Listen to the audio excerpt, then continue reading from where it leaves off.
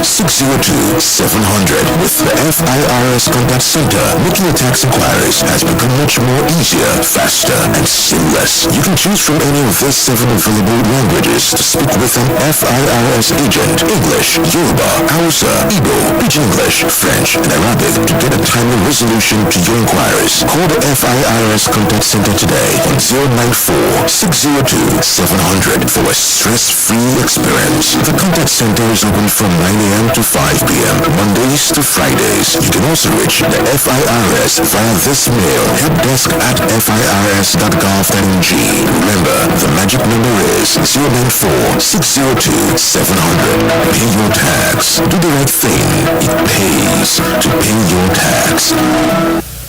The Federal Inland Revenue Service is positioned to serve you better with the FIRS Contact Center. Yes, the magic number is 094-602-700. With the FIRS Contact Center, making your tax inquiries has become much more easier, faster, and seamless. You can choose from any of these 7 available languages to speak with an FIRS agent: English, Yoruba, Hausa, Igbo, Pidgin English, French, and Arabic to get a timely resolution to your inquiries. Call the FIRS Contact Center today on 094-602-700 for a stress-free experience. The Contact Center is open from 9 a.m. to 5 p.m. Mondays to Fridays. You can also reach the FIRS via this mail: helpdesk@firs.gov.ng.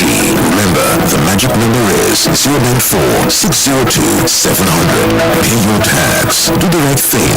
It pays to pay your tax.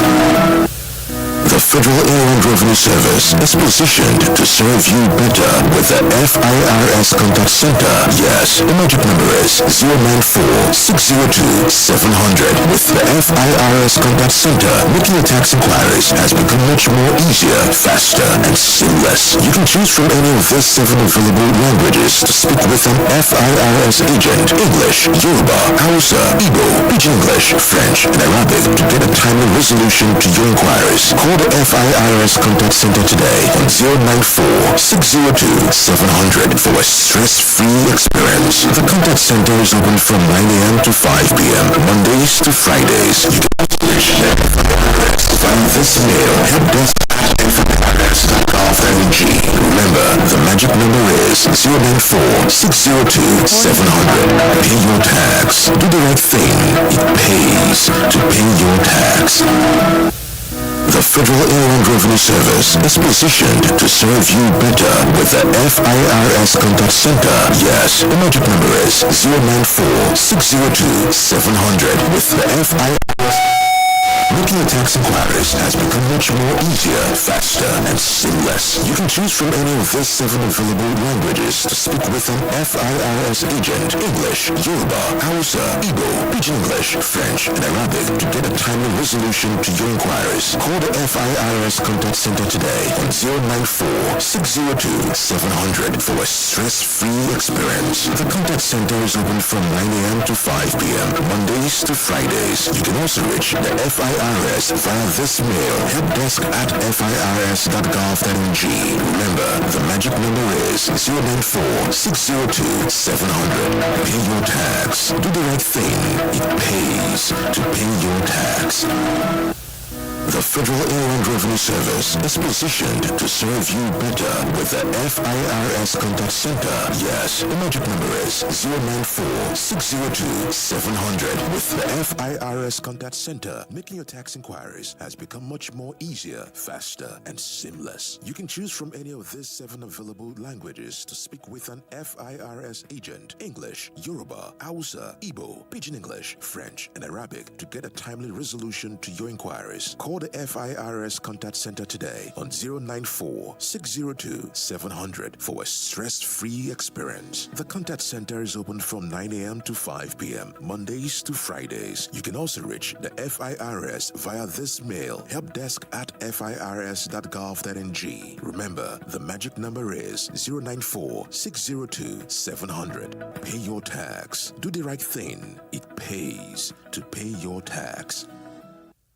The Federal Inland Revenue Service is positioned to serve you better with the FIRS Contact Center. Yes, the magic number is 094-602-700. With the FIRS Contact Center, making your tax inquiries has become much more easier, faster, and seamless. You can choose from any of these 7 available languages to speak with an FIRS agent: English, Yoruba, Hausa, Igbo, Pidgin English, French, and Arabic to get a timely resolution to your inquiries. Call the FIRS Contact Center today on 094-602-700 for a stress-free experience. The Contact Center is open from 9 a.m. to 5 p.m. Mondays to Fridays. You can also reach the FIRS via this mail: helpdesk@firs.gov.ng. Remember, the magic number is 094-602-700. Pay your tax. Do the right thing. It pays to pay your tax. The Federal Inland Revenue Service is positioned to serve you better with the FIRS Contact Center. Yes, the magic number is 094-602-700. With the FIRS Contact Center, making your tax inquiries has become much more easier, faster, and seamless. You can choose from any of these 7 available languages to speak with an FIRS agent: English, Yoruba, Hausa, Igbo, Pidgin English, French, and Arabic to get a timely resolution to your inquiries. Call the FIRS Contact Center today on 094-602.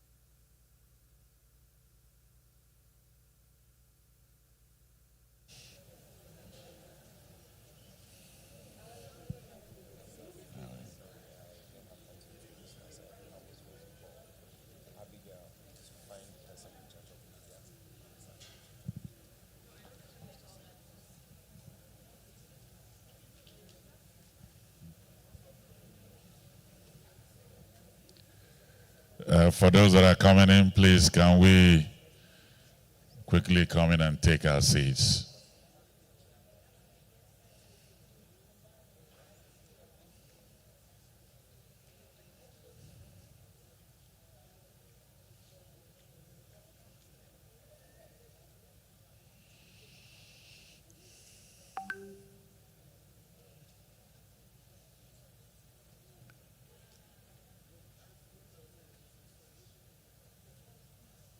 Your Excellencies, our mothers, distinguished ladies and gentlemen, shall we rise now for the national anthem?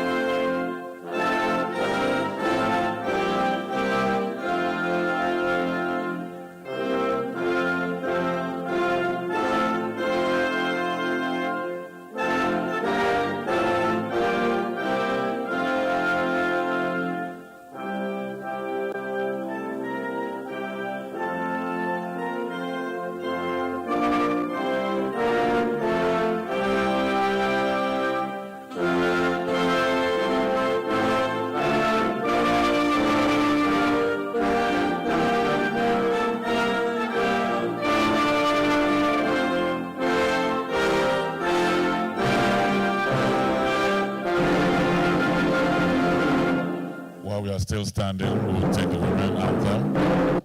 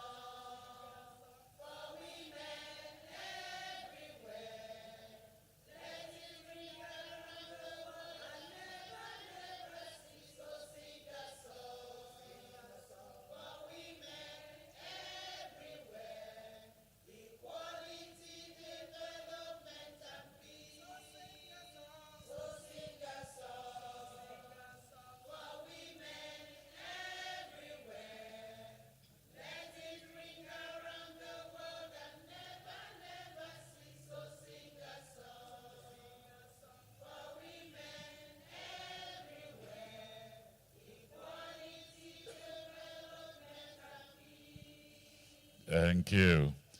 Probably, okay.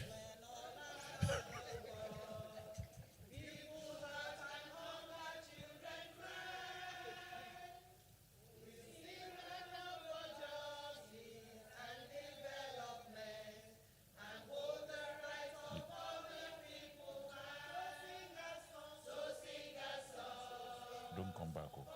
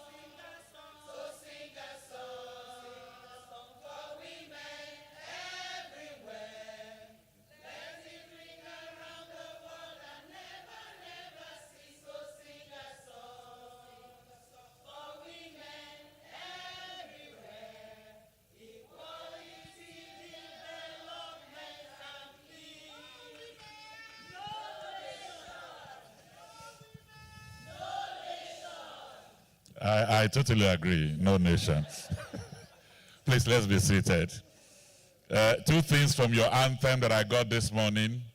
One, the men in the room here and watching at home are ready to give you more than song. They will pray for you. But for the few men that are in the room, we need to form a committee to have a men's anthem. And so, Your Excellencies, I welcome you. Let me welcome here this morning the chairperson of the Nigeria Governors' Wives Forum. She's a woman that is capable of becoming Nigerian president. She has all it takes.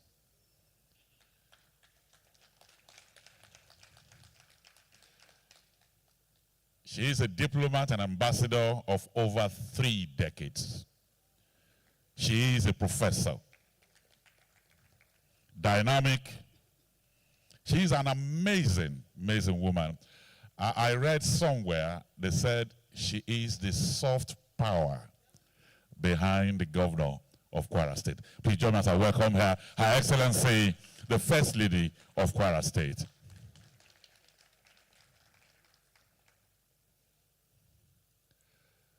I'd like to welcome here,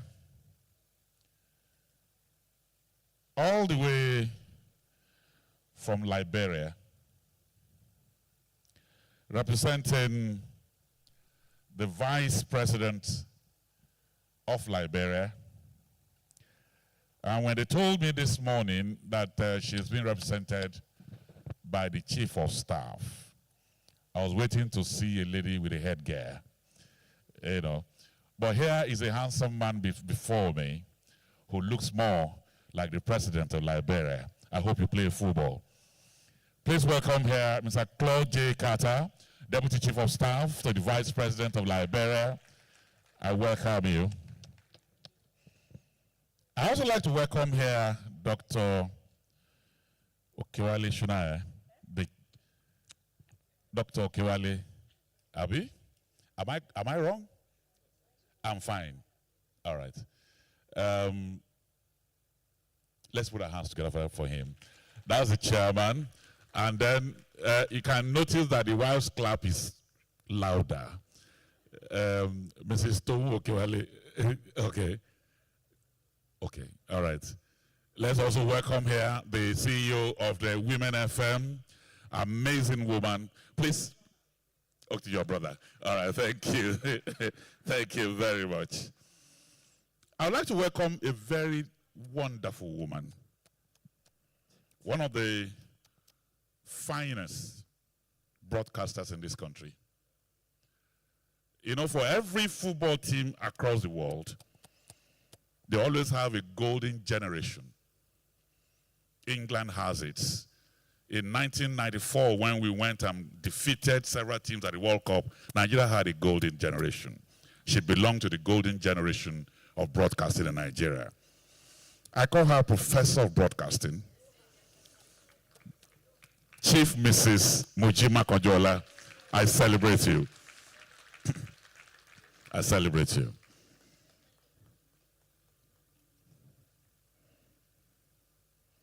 Let me welcome here the First Lady of Osun State, Chief Mrs. Titilola Adebusola Adeleke. And she came in quite unceremoniously, very humbly. Let's give her another round of applause.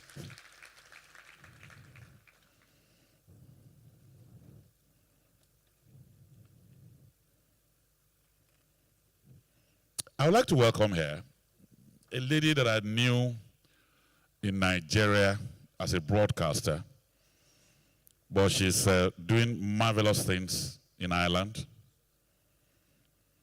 Councillor Yemi Adenuga is here with us. I hope you still romance the microphone now. You don't. Always a broadcaster, I agree with that. You're welcome to Nigeria. And thank you for what you are doing. Thank you. I'd like to welcome all of you that are in the room. I find women that are heads of different women organizations. But the amazing thing about all of you is that without you, there'll be no Nigeria. You are the mothers of the nation. And on behalf of the organizers of this event, I welcome all of you to this event. And so, Your Excellencies, distinguished ladies and gentlemen, our wonderful mothers, and the gentlemen that are here,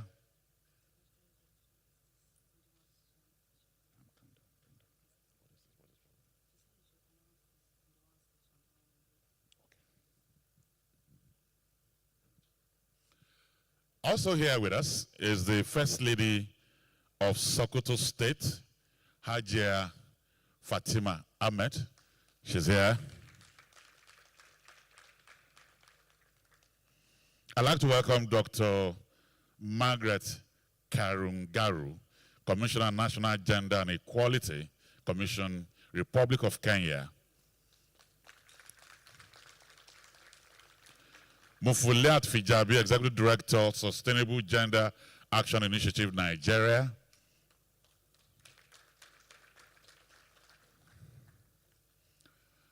And so, Your Excellencies, distinguished ladies and gentlemen, it is with pleasure that I welcome all of you to the 7th Voice of Women Conference and Awards, put together by the unique, very inimitable Women Radio WFM 91.7.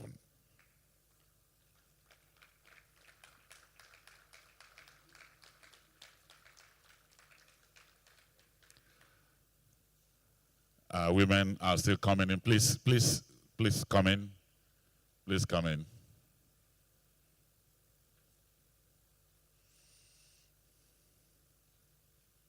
Please come in and take your seats. We welcome all of you. Amazing mothers of the nation, we welcome you.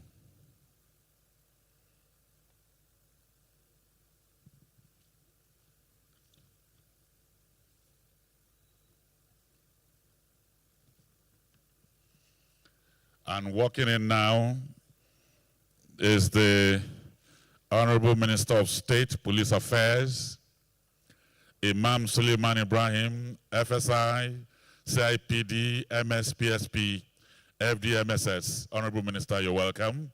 You're welcome.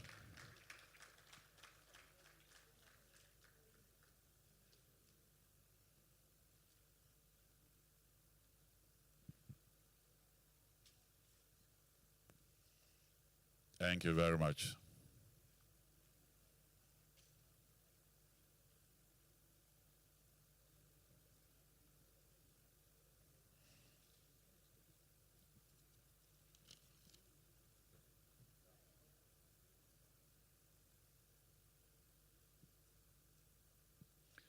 I'd like to also welcome and recognize here Mrs. Kiki Okewale, Executive Director, Women Radio 91.7.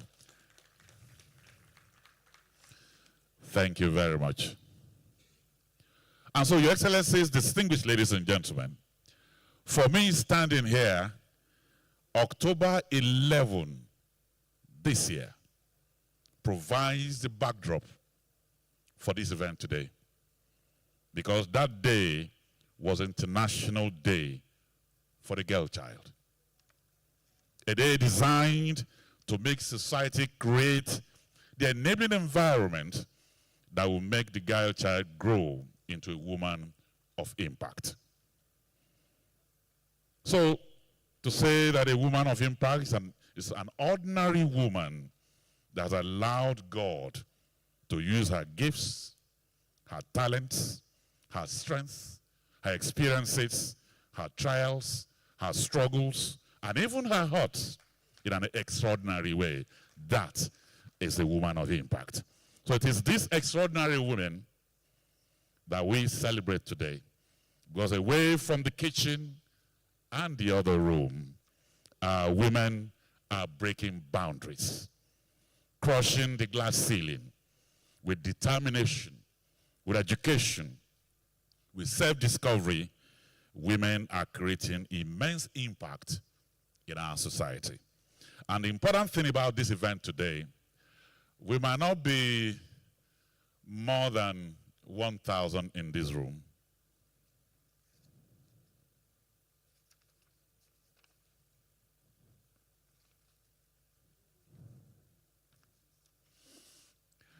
We might not be more than 1,000 in this room, but millions are watching us live on TVC, and we're also live on all the social media networks. So without much ado, I welcome all of you, and we'll be kicking off with the first fireside chat. And this will be involving our lovely lady from Ireland, but to be moderated by the founder of Emerge Women Development Initiative, Mary Ikoko, who will be taking on Our Lady from the island.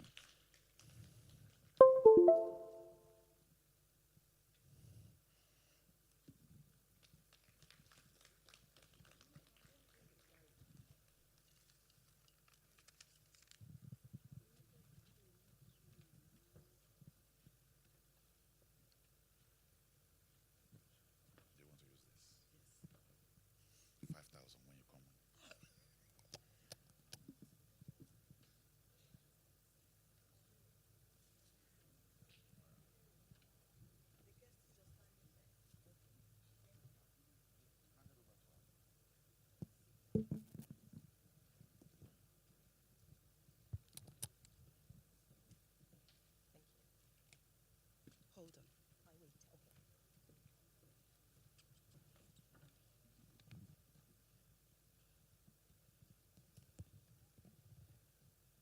Ladies and gentlemen, I would like to stand on an all existing protocol without forgetting Your Excellencies, all the First Ladies in this room, all the honorable members of the House of Representatives, all our ministers, and all the women pushing for progress all around the world and in Nigeria. It is with great pleasure and utmost pride that I stand before you today to introduce this fireside chat. I'm not just going to do this, but there's a wonderful woman making us proud outside Nigeria. And this, sure, is a time for me to introduce someone that has been called so many things, but one that speaks so well for me is that she's often referred to as energy in motion. Yemi Adenuga, a leadership powerhouse of ideas, who wears different caps at various times, builds people through her global mentorship program. Yemi, you have mentored over 22,000 people in 26 years. I think we should be clapping to that. A high-impact global keynote and motivational speaker, people development strategist, business consultant, business owner, D&I consultant, and elected public representative,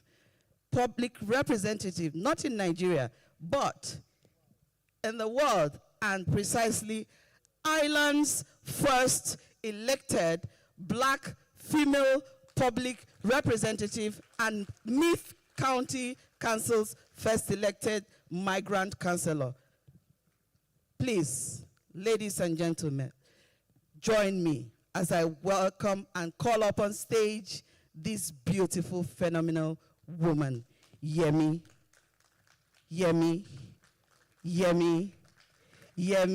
Adenuga.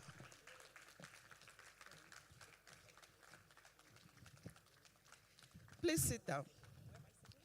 You can sit here, or we can do that. Right in the middle. Okay. Wow. Hi, Yemi. Hi, good morning. Is my mic working? There we are. Good morning. Good morning, everyone. It's so beautiful to have you upstage here. Thank you very much. I don't know what it would have been like, having this conversation with anyone else. Oh my God. I love the way you kept going, yummy, yummy, yummy. Yeah, you know why I needed to stress that? You know, so many Nigerian names are not so easy to pronounce. I know. But God has blessed you in a way that nobody distorts your name. It's so easy. And because he has prepared you for the global stage. Congratulations. Thank you so much. We're going to just dive straight into the reason why we're here this morning.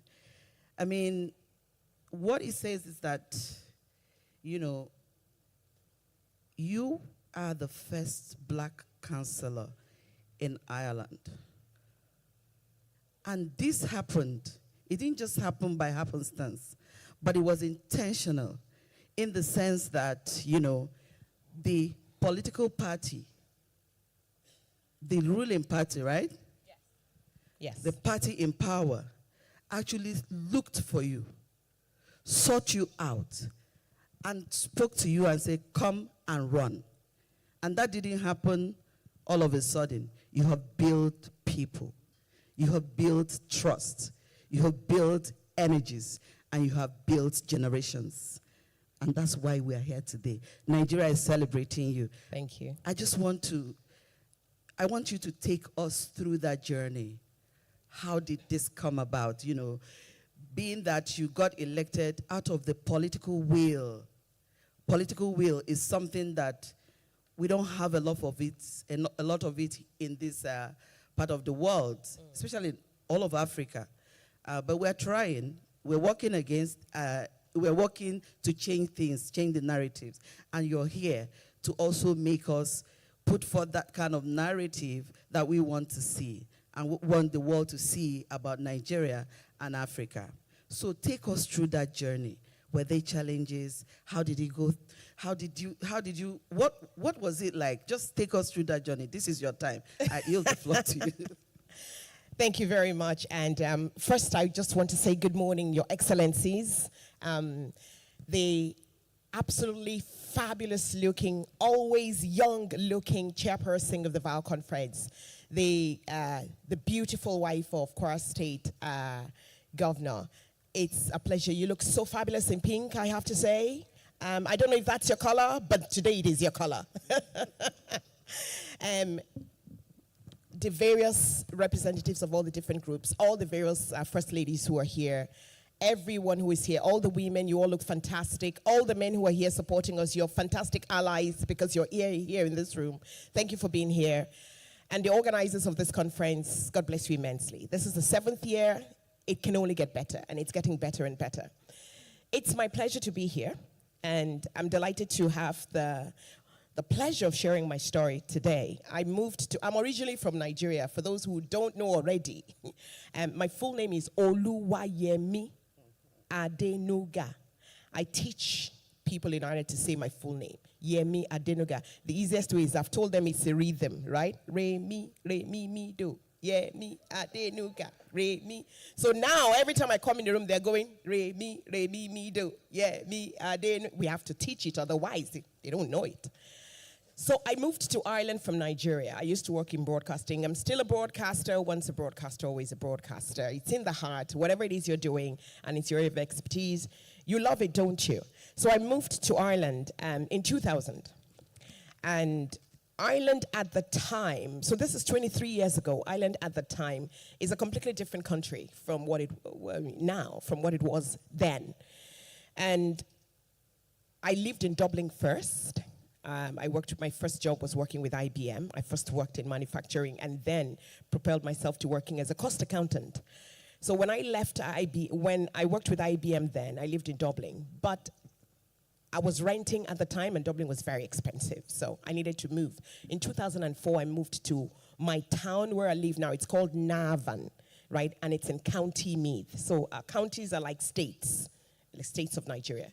So I moved from Dublin to County Meath in 2004. And when I moved to Navan, I just fell in love with that town. And one of the first key things I said to myself was, if this is going to be home, if Ireland is going to be home, no one is going to hand me the key of Ireland being my home. I have to make it home. No one hands you anything, right? You have to, either take it or find your way around it. So I wanted to make it home. So one of the first key things I did was, how do I ensure that people of Navan and County Meath remember, when I'm long gone, remember that there was an Adenuga here. I needed to make Adenuga a part and parcel of the fabric of the town of Navan and the county of Meath. So first thing I said to myself, whilst Adenuga is a Nigerian name, it is going to become an Irish name by force, by fire. They won't know until I hit them that it is now an Irish name. So how did I do that? I plunged in straight away. I started to work with schools. Schools are places where you get young minds, young hearts that you can form, you can mold, you can transform. And I didn't just want to go into the schools. I was thinking of my children and the future of my children. How do I ensure that when my children walk the streets of Navan, that they can proudly say, we are from here, we have a sense of belonging? They were very young, they're all grown now. I have 4 kids, 2 boys and 2 girls. They're 14 and 15, and 23 and 30. My first daughter is married, she's got 3 children, so I'm a grandmother of 3 kids. Thank you. So I wanted them to have that sense of belonging. So I started to go to the schools because my children were in school at the time. Yes. She said grandmother of 3 kids. Please, it is glamma. Glamour, you caught that. Not grandma. Glamma. A grandmother that is still repping and can stand the test of time. Please continue that. Thank you very much. And you're so right. My grandkids call me Glamour. Yeah. So one of the things I did, as I was saying, was I went to the schools and I started to speak to young people about bullying, about antisocial behavior, about having friends from other cultures. It was very intentional, very deliberate, very, very strategic, because I wanted my children to feel comfortable in their schools. And nobody will teach the kids how to be friends with children from other cultures. So I decided I'll take that on board myself. So I would go to the schools. It took me almost the good part of over a year for a school to be open to me. I would go knocking. They were like, sorry, there are ways to do this. How? Tell me how. And I kept asking those questions. I did not give up until the very first school allowed me in. I think the principal at that stage felt, this woman will not go away. I better let her in. And so I went to the school, and the first talk I did in that school opened the door, and this was way back in 2006. And has opened the door for the many talks that I do every single year, all year round different schools across Ireland, where I talk to young people. And I made a decision then that Navan was going to be home. You know the way you are from, where are you from, Mary? I'm from Nigeria. Where are you from in Nigeria? Would you use your mic? Where are you from? You're from Nigeria. Where are you from in Nigeria? Where are you from in Nigeria? Abia State. Where are you from in Abia State? Arochukwu, precisely. Where in Arochukwu? From Asaga Arochukwu, married to Amanago Arochukwu. There you go. So she knows her root, right? She knows exactly where she's from. So if I'm to say that I am now African Irish or Nigerian Irish, and my children say they're Irish, where is their root in Ireland? Where are they from in Ireland? And so I decided I will build them a root. So first, if you ask my children, where are you from? They'll say, I'm Irish. Where are you from in Ireland? I'm from Meath. Where are you from in Meath? I'm from Navan. Where are you from in Navan? I'm from Johnstown. Where are you from in Johnstown? I'm from Dunville. They will tell you their root in Navan because I had to build that trajectory for them. And I worked with women's group. I started a social enterprise called Sheroes, like Heroes, but the female version, to work with women and young people. So Sheroes inspires, impacts, empowers women and young people to be more, and we celebrate them when they dare to be more. And Sheroes today is not just in Ireland. Sheroes is across 6 other countries, inspiring, impacting, making a difference in the lives of young people. And today we have one of the biggest women's group in Ireland. It's the Black Irish Sisters Network, which supports black women all across Ireland within Sheroes. And it's in doing that then, plunging into the community, getting involved, being very visible. I guess that's what the party saw. My party is called Fine Gael, and it's the ruling party in Ireland. That's what the party executives saw and thought, we think this woman can win us an election. And then they came to me in 2018 to ask me to run and represent the party in the local elections in 2019. Wow. Now, this is very interesting. So the key words there, be visible, be making impact. Show up, be there, and make sure you're impacting lives, and they will see you, and they will call you, they will come for you. Absolutely. I think that was what happened in your case. Now we need to bring this down home. So now in this place, you can train, you can be visible, you can, go all over, making impacts. We also have a party like yours in Nigeria. The All Progressives Congress, we have PDP, we have Labour, we have many parties. But one thing that is missing is this kind of agenda where the ideologies of the parties are making the party making a front burner item, right? So to say, we can find this person will bring credibility to our party when we give her the ticket. I want you to, take us through that time of your campaigning, being black, unknown in politics, no political experience, right? No. None, zero. Good.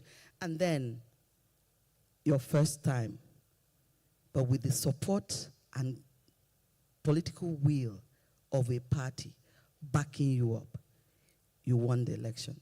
But through that process, how did it go? I know you've worked for this and got it, but through that process, is it possible that everybody just embraced your candidacy? Of course, there will be opposition. What challenges did you face? I need you to talk us through that. Okay, I'll first take a step back to what you said earlier on about parties in Nigeria that are willing to support women. But first of all, we have to recognize as women that nothing, I think I mentioned this, I alluded to this earlier on, but I want to bring it home. No one is going to hand us anything. Let's first be clear about that. Let's be very, very clear, please. Look, we will be told that we're fantastic. We will be told that we are, we're very outspoken, that we have the qualifications, we have the quality, we have the capacity, we have the competence, we have all it takes to be in the forefront. But no one is going to literally come to you and say, here you go, take, this is power. No, you've got to either take it or fight for it. First thing, let's be clear. Second thing is, you've got to be strategic. We have to start to think strategically. And that brings me to the question you're asking. How did I win? So when the party asked me, that was the first fantastic news. But did I say yes immediately? First I said no. Why? Because I'm human. I was scared out of my guts. Like, me, politics. First of all, politics wasn't something I thought I would ever do. Because, we have this mindset about what politics is in Nigeria and how people politic in Nigeria. But second of all, when I thought again, and with the fantastic, and God bless him, my husband, with a fantastic reminder from him that I've always said that if you're not part of the solution, then you are part of the problem. And I've always wanted a bigger platform to do more of what I was already doing. And what bigger platform than politics? So I said yes. Second thing. So if you're a woman and you're in this room and people have been telling you you would make a brilliant politician, they're saying it because of what they see. Don't even doubt it. They see something. Yeah, I think I get that. You may not see it, but people see it. So start thinking about what you've been hearing. Were there challenges? Yes. Or there were not? There were challenges. So can you just share? Absolutely. So then when I said yes and we got to the doors, first thing, I had 4 strikes against me. First, I'm a woman. So even going into politics as a woman is a challenge. Second, I was a black woman. Right? So I wasn't just a woman, I was a black woman, a woman of color standing at the doors wanting to run in Irish politics. And third, I was a black woman with an accent. Do I sound anything like Irish person? So here I was, a black woman with an accent. And the fourth and biggest strike was, I was a black woman with an accent who has a big mouth and knows how to use it. So I wanted to stand in front of people and say, here I am trying to run. So part of the challenge was there was a lot of discrimination. There was a lot of racism.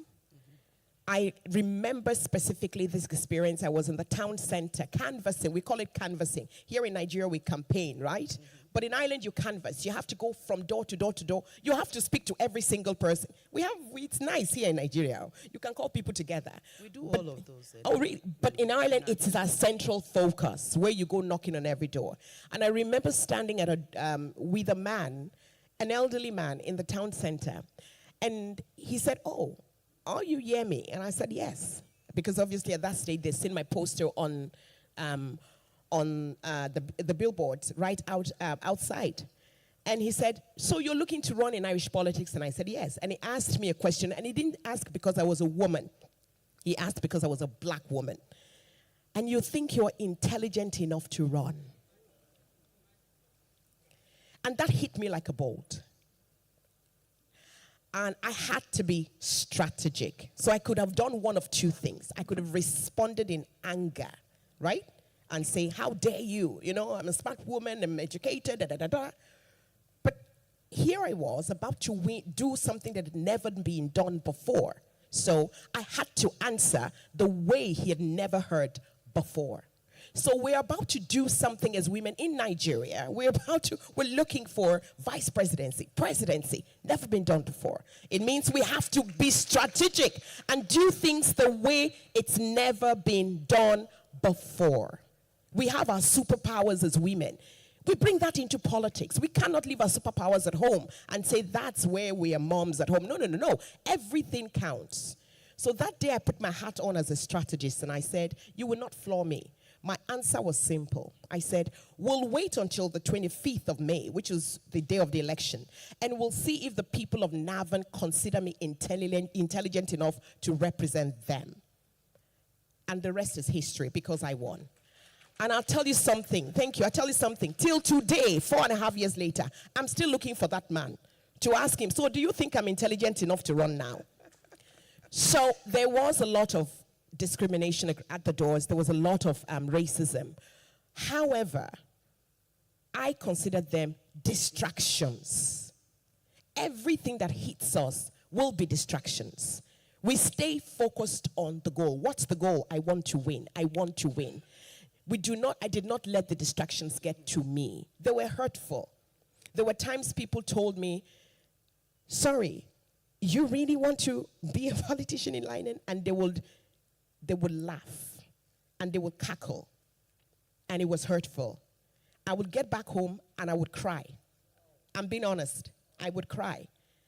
And my husband, another thing that is important that really helped me through, we need the support systems within ourselves, people who will hold our hands when we're down and out, when we're weak. And that's why it's important for us as women to have that solid base amongst ourselves. Very key. It is not the times to start thinking, who is she? Who does she think she is? Because we've been doing that for years already. And if we want something new, we've got to do something new. If one wins, we all win. Yeah. So I had that, thank you. I had that support at home. And that was fantastic, and it helped me through all of those difficult times, the challenges. Wow, thank you very much. Can I quickly just finish on one? If my community. Are finishing, I think when you let that be your wrapping up, your last I would wrap word, up, yes. And I know, because I can speak like for Ireland and Africa combined. So please, as you just make this opportunity the time to say your final words, if there Absolutely. are any advice you have for any woman in the room here. Absolutely. Who you have inspired that will also want to run in the next election, 2027, or just the coming local government elections across the state, country. Maybe use this opportunity to also throw that in. Absolutely. Thank you very much. And what I really wanted to add there was 2 minutes. 2 minutes. Okay, I'll make it 1.5. I was shocked by my community, the black community. I expected an automatic support. It did not happen. So please, can I just be very clear? Let's not be delusional that women will automatically vote for women. Am I speaking to somebody in this room? So in essence, we've got to do the work that will ensure that women vote for women. What organizations are there that are preparing? So we're looking for either vice presidency or presidency in the next election, right? Or we want people to run in the local government elections, or we want women to become governors. How are we preparing? The how is key. What does a woman leader look like? We have to be very clear about that. What does she sound like? We have to describe the woman we want to put forward. And by the way, there are loads of women out there already who are very capable candidates. We have to suss them out, position them. Positioning, this is the key. This is the actual key word for this conference. We have to position them. How? Make them very visible. We cannot wait until a year to the election and start begging and clamoring for positioning again. No, no, no. We start the work now. Bring them to the places of power, right? And we have to go to the grassroots and start teaching our women to register and to vote. It's not enough to also teach them to register to vote. We have to meet their pain points so that when that time comes, even if anyone is handing them a bag of gari or a bag of rice, they will take it, but I'll vote for a woman because we've done the work. Very key. Absolutely. Now, this is very, very interesting, Yemi. Thank you so very much. But you know what? I think that there have been a lot of juices from this short conversation. I can see that what we need to do, I mean, everyone in this room have come to the realization that it is very important that people show up. You must be making impact in your little corner, wherever you are, in your own personal areas of endeavor. You must make sure that you are pulling people up, you are building people, and that the world is watching as you do all of those. Then you're providing services to humanity. You're lifting people out of poverty if you can, and you are changing lives, hands, and minds. And these were the things that you did, built people, in fact, impacted in over 24, was it 20? It's growing. It's over 22,000. Over 22,000 human beings. 22,000 impacts within 26 years. I think that is so beautiful to hear, and she deserves a round of applause for that. And then the other thing is that, thank you, the other thing is that when that ticket, that call to duty comes to you, that you must aspire. You must say yes. It was like when the news came to Mary, my namesake, the mother of our Savior, you are with a baby. She believed it. She accepted it as it pleases you, know. So that's the attitude we must have as well in terms of accepting, aspiring. Say, I'm believing that can do spirit, I can do it. She's never been a politician. You may not have the answer. You may Google not have it the later. Answer. Then just go for it. That's the point, that one of the juice she has dropped here is a fantastic nugget. And I think that that is one problem that women of Nigeria also have, because the men in political parties will ask, where are the women? But the women are everywhere, all around, waiting to run. But the time of where are the women should no longer happen, because we are so many. In this room, you will find governors, senators, House of Reps members, local government chairmen. We are all here, and we are Nigerian women. They're all over the place. And then I think the other point you made was about, the issue of distractions. They will throw stones at you. The mud, they want you to get in the mud. Don't go there. You can never beat an idiot to his game. Absolutely. And then the other thing is that you will be called a prostitute. Even if you've never looked at any man before, even if you're a virgin, you'll be called a prostitute, things like that. But when those come, please, keep moving. Keep moving. They go. Focus on the focus. Focus on the end game. Your focus, which is winning your election. So those things will come, and that's part of the things that came out of this conversation. And I think the other thing is that there are issues that will be brought up against you. They may not necessarily be true. Your race will be an issue. Your tribe will be a factor. If you're from Abia like myself and you're married to a Kitty man, you will have issue of she's not our daughter. Absolutely. So all of those issues will come up. But when they come, focus on your focus. Because the thing is that those who even give you support will be giving you support because they find the confidence that you wield. They will take from it, and it will make them bold enough to give you that vote. And on that note, I think I've captured most of, if not all, most of the nuggets that you dropped in this session.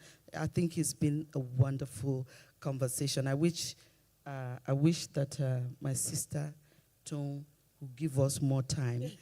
But I love this audience. They listen with a so much rapt attention, clap when they need to clap, and and I think they got everything that you dropped here. It's been amazing. A fantastic Thank you very much. session. It's been an honor and a pleasure. And I just want to say, look, if I'm possible in a country that is not originally mine, if I'm very possible, you are super possible because you are in the home front and you can do it. Thank you. Now, I think we can clap to that, but that brings us to the end.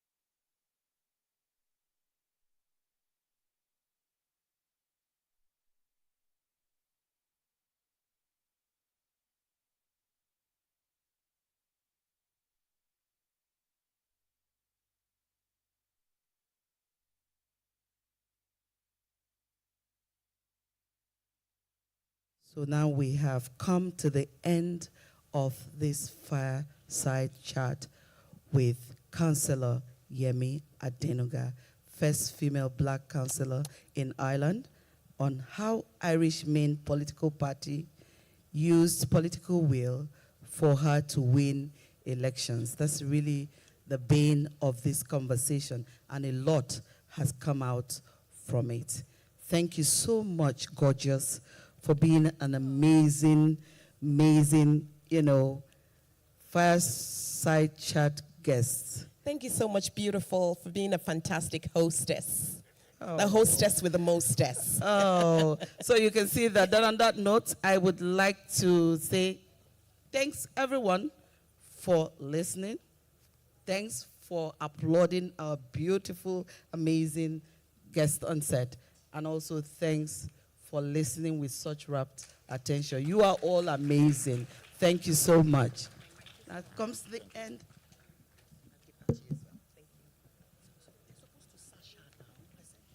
Okay, we please, Councillor, please come back. Come back, please. Don't worry, you can step down. So the Hajja with Sasha now. Thank you. Yeah, thank you.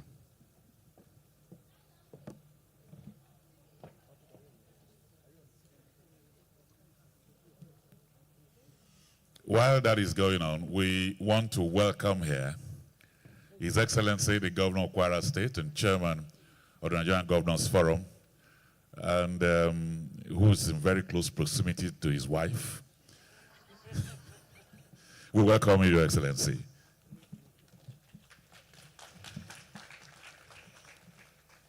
Your Excellency, sir. Yeah, me. Can we take it again? Yeah, me, Adenuga. Good morning, everyone, Your Excellency, and all distinguished guests. We've heard your story. We're glad it's inspiring. We've tried some of the things you've done. We'll continue trying. One of the things that we have been asking for is a legal framework in Nigeria that will ensure women are assured and guaranteed a place in governance, quality representation, and quantitative representation.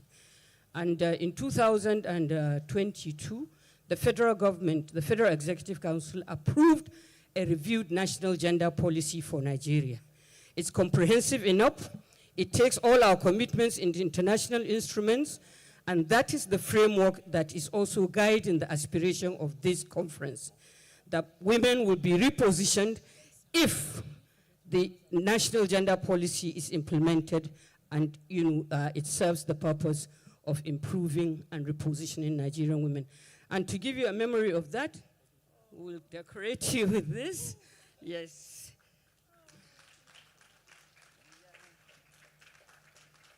For us, the national gender policy means equity and justice for all. Thank you. Wow, thank you. Thank you so much. Thank you so much, ma'am. I am indeed honored.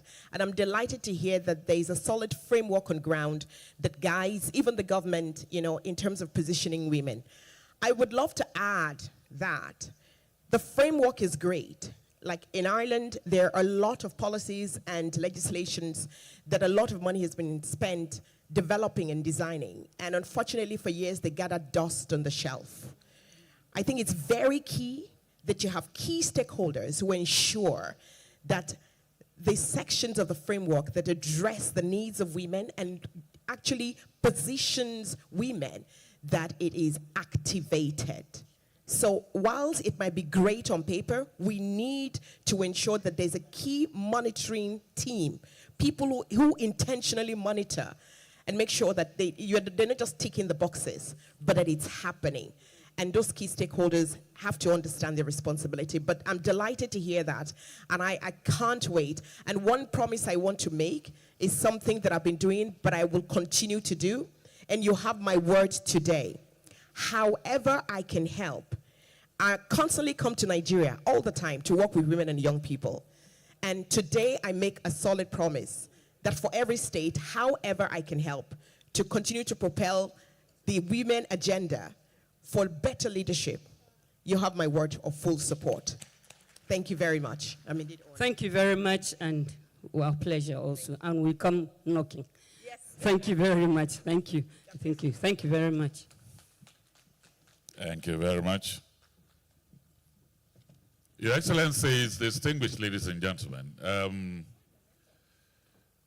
the woman that is from the island that we all love and appreciate, but as a man, the reason why Mrs. Yemi Adenuga, the reason why I appreciate you, the way you celebrated your husband when he was 60. It trended almost globally because the husband is also a major player in Nollywood. So let's appreciate her one more time. Thank you very much.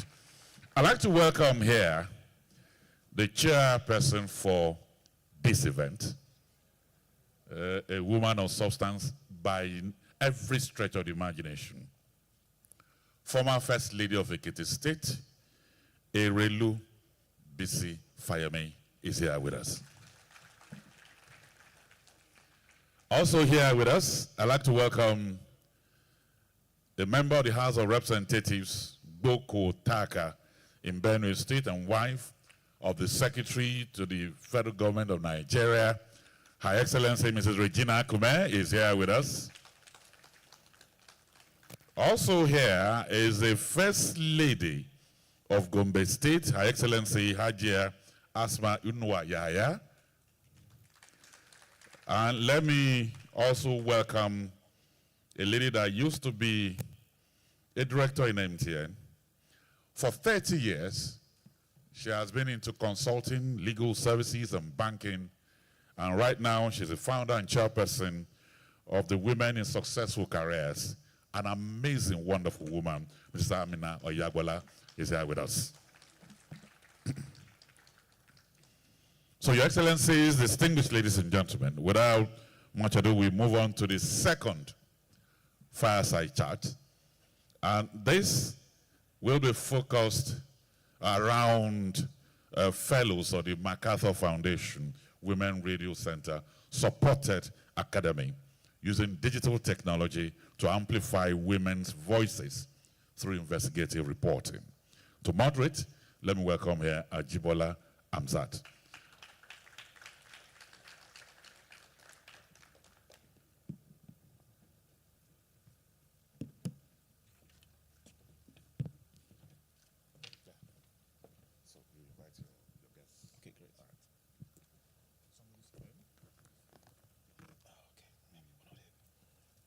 Thank you very much, Mr. Young. Good morning, everyone. My name is Ajibola Hamzat, and I'm the African editor for Center for Collaborative Investigative Journalism. And thank you very much for coming this morning. I want to believe that we're all here this morning because there is something about Nigeria that is driving all of us. And we won't be here if we are not so committed to that ideal of the great Nigerian. So thank you very much. And I also want to thank the Women Radio for bringing all of us here to be part of this event this morning.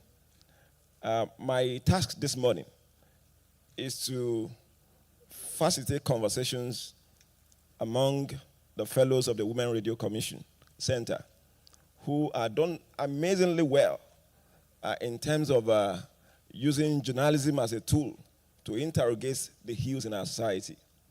And I have a couple of them here. About 9 of them are on the fellowship, but I think 4 of them are going to be speaking with us today. Let me start by calling them first. Please, while your conversation is going on, I will be disrupting you 15 minutes into it so that His Excellency the Governor can speak to us. He has just 30 minutes to stay here. And Mr. Yon, be very sure that we're also going to try to keep to time. So, Grace Obike, please, can you quickly come to the podium, please, if you're around? Yeah, a round of applause for Grace. Angela Nkwo Apollo, please, quickly come to the stage.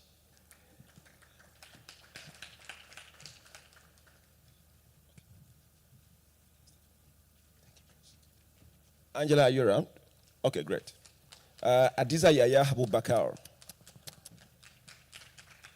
Adiza Yahya Abubakar. And Blessing Oladunjoy.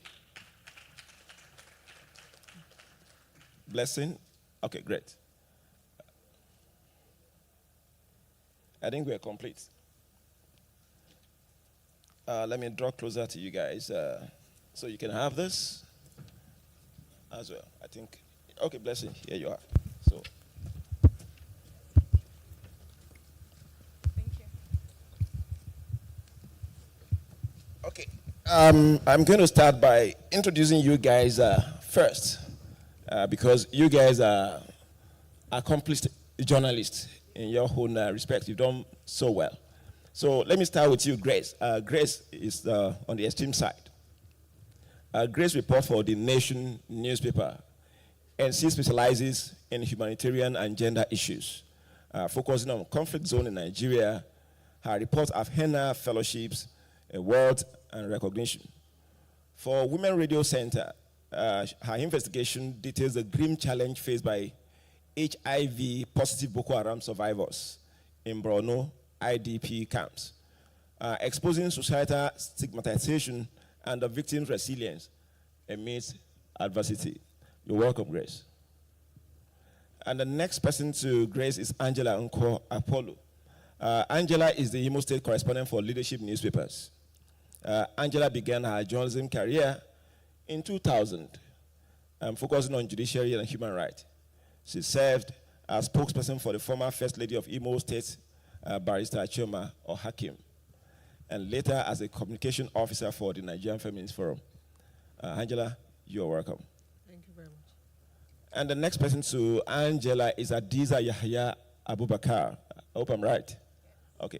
Hadiza is a broadcast journalist currently working with a BUK radio TV station, and she's a pioneer fellow at the Women Radio Center for Investigative Journalism. Our investigation sets light on the disturbing trend of forced abortion among married women in Kano State, where husbands secretly help terminate their wives' pregnancies, presenting them with a difficult choice between children or marriage. The societal stigma silences women, making it necessary for Hadiza to expose this deceitful practice and give a voice to the voiceless women of Kano. Hadiza, you're welcome to this panel. Thank you, sir. And the last but not the least person is Blessing Oladunjoye, a journalist with 8 years of experience working at BON News Service. Blessing specializes on reporting about women, children, and persons with disabilities. She won the 2023 Female Reporters Leadership Program as a Pioneer Fellow at the Women Radio Center. Her reporting project exposed the neglected state of Arepo community in Ogun State and the southwest Nigeria, shedding light on educational challenges faced by children and their mothers who are broken by the failure of the government to make education easily accessible to their children. Blessing, you're welcome. It's a pleasure to be here. Yeah, thank you very much, guys, for being here. I'm going to start with you, Grace. I mean, you and I have worked together on a number of projects before in the past as an investigative reporter. And these particular stories that you went to go and do in Borno State, Maiduguri in particular, I'd like to know, what exactly was the motivation for you to choose to do that story? And why did you have to do it at the time that you did it? Please, before you start, I'm going to say that everyone has 3 minutes because our time counts very fast, and we don't want to eat into the other session. So you got 3 minutes. Your time starts now. Good morning, everyone.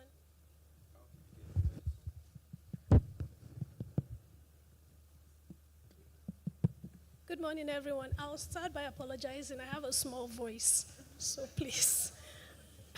So I did not actually start up with the intention of investigating women suffering from HIV and everything. I started with, I have a contact in Maiduguri, and he called to inform me that in the camps, maybe if you're married and then you get divorced or something, your husband kicks you out of the house, and then most of maybe the items that are brought to, maybe because there are ways that things are distributed by NEMA and SEMA in those states. It's distributed through households. And if you're part of a household and you're no longer part of that household, you miss out on anything that is coming to you. And it was in the process of investigating that I realized that not only are women being discriminated against because maybe they are now divorced or something like that, there's another form of discrimination, again, like double discrimination for people that are suffering from HIV and AIDS. And that was really painful because I realized that not only were these women being discriminated against, they were literally thrown out of the camps. And these were women with little children. They were thrown out of the camps. Their kids were not even allowed to come where, maybe like common places, or allowed to even touch other kids not because the other people in the camps were actually being wicked, it's just the fear that they have for HIV and AIDS. Maybe it's due to lack of ignorance, lack of education, and the rest. And they always drove the people away. And if those ones that were not driven out of the camp were extremely ostracized, or those ones that were lucky enough not to be ostracized was because they were living in fear. Some of them changed their identity. I mean, I have the story of one of the women. She is Shua Arab. She left her camp to another camp. Now she calls herself Hausa. She changed her names and everything. So it was in the process that I realized that this was something good to investigate, and I went about it. I went to Maiduguri. I met with the women. I don't know, should I talk about meeting with them? And yeah, I know you had a lot of challenges in getting sources, and we discussed about that before you do. But we're going to talk about the challenges later on. Maybe we should come to Angela first to also talk about the background to our stories, and of course the motivation for you to do that investigative piece. Thank you very much. Good morning, everyone. So for me, back in Imo State, first of all, you know the average woman is industrious. She wants to support her family. So I noticed there was a dwindling number of women hawkers. Say probably there is this local thing we eat. We'll call it abacha. I don't know how to describe it. It's cassava flakes. So I noticed... Local salad. Yes, local salad, or the one they call African salad. So I noticed, ideally, say some 3 years ago, every 5 minutes, you will see like 5 of them pass. And then suddenly I noticed it would take like almost 30 minutes before you see one. So I started asking. And the women told me that because of the repeated cycle of sit at home, it had crept into their businesses. So they no longer had capital, and they had also abused the grace of buying on to pay on a later date, because you could actually prepare to sell tomorrow, and then you get home today, you hear that tomorrow you are not supposed to come out. So a whole lot of them live in the hinterlands, and they need to come to Owerri, which is a capital, to sell. And so before you knew it, then I started making an inventory of shops, also in local markets. And a lot of shops were getting closed. She would open today, and then her shop is like almost empty. And so that for me. And then the number of women that had taken loans, especially from these local loan providers, they could no longer meet up. That for me was the trigger to say, let's look at the effect of the cycle, but from strictly a gender perspective. That for me was what inspired that report. Yeah, a very good one, because the crisis in the southeast Nigeria affected quite a number of stories, and we have not even done the calculations of how much many women especially have lost during those cycles. So we're going to talk about the challenge you face in accessing the women and other people that you spoke to in your stories. Let me come to Hadiza. Hadiza, you were talking about something in Kano. Do you want to share with the public? Yeah, of course, I want to. It's really a pleasure to be here. Good morning, everyone. All right, so what made me go for this story is because of the rate of divorces in Kano State. Like, it's so obvious that you go for a wedding ceremony, and before you know what is happening, within that year, you see them back home. And it has even gotten to the extent that when you go for that wedding, I'm a person who attends wedding very much. So when you go for a wedding ceremony, you hear people saying, stop dancing too much. Maybe you should even be back before next year. So they see it as a norm now, being married and getting divorced. So I now took it upon myself to find out what is really the reason, because just my street alone, I think we have more than 10 divorces in my street where I live now. So it's so obvious. I don't have the numbers right, but I know it's obvious that it's getting higher and higher by the day. Then I spoke to one counselor that usually comes to my workplace. When I spoke to her, she gave me a number of reasons, and other people too. Other people, they gave me a number of reasons of not being compatible, different reasons, yeah, genotype, different obvious reasons. But what struck out was that husbands are forcing their wives to terminate their pregnancies without prior agreement. So I now took it upon myself to go for that story, because I don't see it as something right, since not agreeing to not have a child is a different thing. It's something. But then forcing your wife to abort that pregnancy, forcing her, giving her pills whatsoever, it's another thing entirely. I see it as illegal. So I took it upon myself. Now asked the counselor if she has someone who I can talk to. She initially refused and said there is confidentiality between she and her and people that come to her. But I kind of insisted that she join me with them. Then she got me a link, a WhatsApp group link, which I joined. I joined the WhatsApp group link, and I saw all of them, everyone bringing their stories. The WhatsApp group link is just for women. They talk about their stories. We have different things. But since I know I'm there for a reason, I had to set an agenda for this particular story. So I posed to be someone who is married, and I'm facing this kind of problem. My husband is forcing me, and he said I should choose. So I need a solution, please. I need help. Before you know what is happening, after some time, then no one responded. Then I saw countless messages after some time. Some were advising me, and some were saying they have similar problems, and some were saying they know someone that has similar problems. So that was what made me confirm that this is really going on. I now took it upon myself to call them. I picked more than 10 phone numbers. I called all of them one after the other. In fact, all of them, not most of them, all of them refused to talk to me, because I explained, I was clear to them that I want to do a report on it. I need to say this story out. So they all refused, that they don't want to be in the media. They don't want to. Then I said, fine. I was already even giving up, actually. Then one lady called me, and she said she wants to talk to me. I was happy. Then she talked to me. She gave me her description. I went to her place after some time. In the process of going to her, so she explained to me how the husband forced her to get married. She got married to a man that is old enough to be her father, first of all. So he never told her he was married. He said his wife has died. He said his wife has died and he's not married. He was going to take her to Abuja. All those flowers and vanilla stories, he gave her all those stories. Okay. Then she agreed. Okay. Okay, my time is running out. Okay, to just cut the story short. Your 3 minutes is gone. I'm sorry about that. But we're going to come back to you, Adiza. So let me quickly talk to Blessing, because you guys have been talking about the challenges women face in different communities in Nigeria.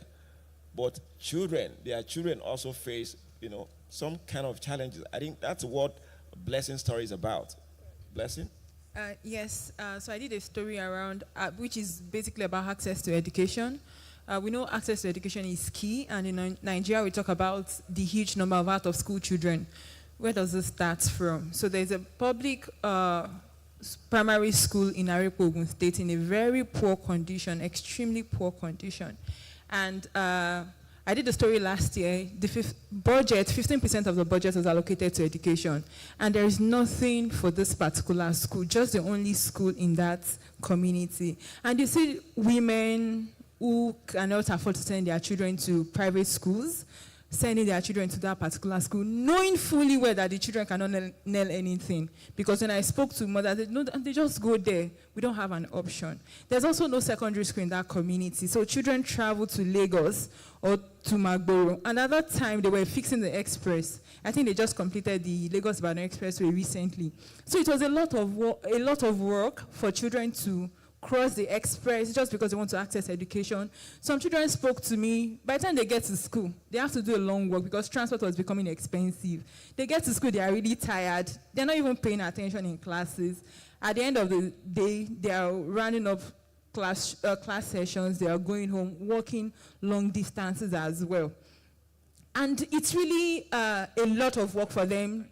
Mothers also find it difficult to also sponsor or pay for this transportation cost to send their children to school. So if we are then talking about how children are out of school in Nigeria, we should also look at what level is it starting, and that's why I did that story. And the idea came from the room when we were having the conversation during the fellowship, because we had a 1-week training at that time. And I felt it was important to talk about this, because for other people there are alternatives. For these women, that was just the only public primary school in that community, no secondary school. And you're saying there won't be increase in number of out-of-school children. So what does the future hold for those poor people? Thank you very much, Blessing. Thank you, the three of you, for your explanations of how you went about doing this story. And of course, for everyone here, I mean, many of us probably went to school when the leaders were leaders. When schools, you didn't have to struggle to get, because education was free. But this time around, the situation is different. And when we look into the mirror, whom do we see? The Nigerian political leaders. So I'm very happy that some of them are with us today. But we're going to round off in the next couple of minutes. I'm just told that we have just 10 minutes, less than that already. So I'll give 2 minutes to each of you. Let me start with you, Grace. Talk to us about the challenge that you faced when you were doing your story, and which agency of the government do you think we should hold responsible for the wrongdoings or for the misconduct that you find on the field? 2 minutes. Okay. So before I left Abuja, I had contacted 3 women living with the virus, and they promised me that they were going to speak with me. And I went with the intention, feeling, I don't have any problem, I'm just going to meet with these women and everything. So when I got there, the first woman that I had all my hopes on decided she could not see me. First she started with, I'm not feeling fine, I can't meet you and everything. And then I paused her interview, and I met with two others. But the conditions for meeting these women were going to be the fact that first, I cannot go to their accommodation. I cannot go close to where they stay because they've moved to a new place after they were ejected from the place they were staying. And they did not want people around the environment to know that they were suffering from the virus. So we had to go meet in another place, in a hidden place. And it was so pathetic because not only were these women hiding, the fact that maybe when we are discussing and then someone comes in, they were like sitting like this, and then someone comes in, you see them go down like this. They cannot talk anymore because they are scared of someone hearing our conversation, and maybe when they are leaving, they'll be like, this is the person suffering from HIV. It was really that horrible. They had to, even when I was trying to take their pictures, of course, we already taught to ensure that we protected our sources and everything. So I already went with a new face mask, and I knew, of course, that they were wearing hijab and everything. So they were going to use their hijab to cover most of their faces, and then the face. I was really bent on ensuring that I protected them because the women were visibly scared. They just did not want anybody to know about them. And then the third one, after pushing and postponing, I had to come back to Abuja, and she would still not speak with me. She kept saying, I'm not feeling fine, I can't talk, I'm sorry, I can't talk. Eventually, we ended up conversing over the phone and everything. But what I realized at the end of the day, in my story, you realize that the village head was so bold to tell me that as long as he's concerned, men don't suffer.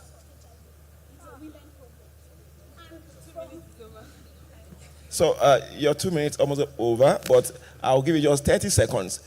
Which agency of the government should we hold accountable? Because that's a very important part. Quickly. Yeah. I think first it should be the Ministry of Education, federal level and states, then NACA. But most of all, as long as I'm concerned, it should be NOA, because NOA is responsible for educating Nigerians on things. Most of these people, it's not as if they want to be wicked or they like being wicked. They are just not aware of things. So they need to be educated. They need to be informed. And then hospitals as well, because once the investigation I realized is that the hospitals just came to the camp and they were like, I want to screen your people. You didn't even try to educate them first on what HIV was. You just screened, and then later on they had, these are the people with the virus. Great. So we need to educate more. The Ministry of Education, the NOA, and of course the hospital management. Thank you very much, Grace. Angela. Okay, so in my own report, it deals with the effects of the sit-at-home cycle on women and girls. It's slightly a bit sensitive topic, but to address it, first of all, as it is now, there are some communities that are totally deserted. Absolutely nobody is there. In the Southeast. It's been taken over by insurgents, as it were. Some of the challenges I experienced was denial. Nobody, because the spate of violence had taken a new turn. It's now we hear about beheading of people. It happened in my home state, if you remember, where a serving local government chairman was kidnapped and beheaded, and the visuals all over the social media. And so because it took a violent twist, nobody wanted to talk. But the beauty of it is that because I'm in the print, I don't need to show your face. And so we had an arrangement that I had to change identities entirely. Because of those places, we had to pay for them to come to where I was. Because they said the moment I come in, everybody would know that I was strange. So I had to remove that. Who should we hold accountable for the wrongdoings that you found? Mr. Tony, that's a very strong one. Truth be told, the source of the problem, that person needs to be released. There's no two ways about it. I don't know how they're going to do it, but to address that issue, the government needs to release Nnamdi Kanu. That's one. Not that I'm their supporter. As the federal government of Nigeria? Yes, the federal government of Nigeria. Okay. Number two, there needs to be what I call visible policing. In the process, a lot of police stations have been destroyed. So people don't even have that confidence to go about their normal businesses. So those places need to be rebuilt. And then you need to bring in more personnel to provide what I call confidence in the populace. Thank you very much. I hope the agency or the representative of the federal government are here listening to Angela's recommendation.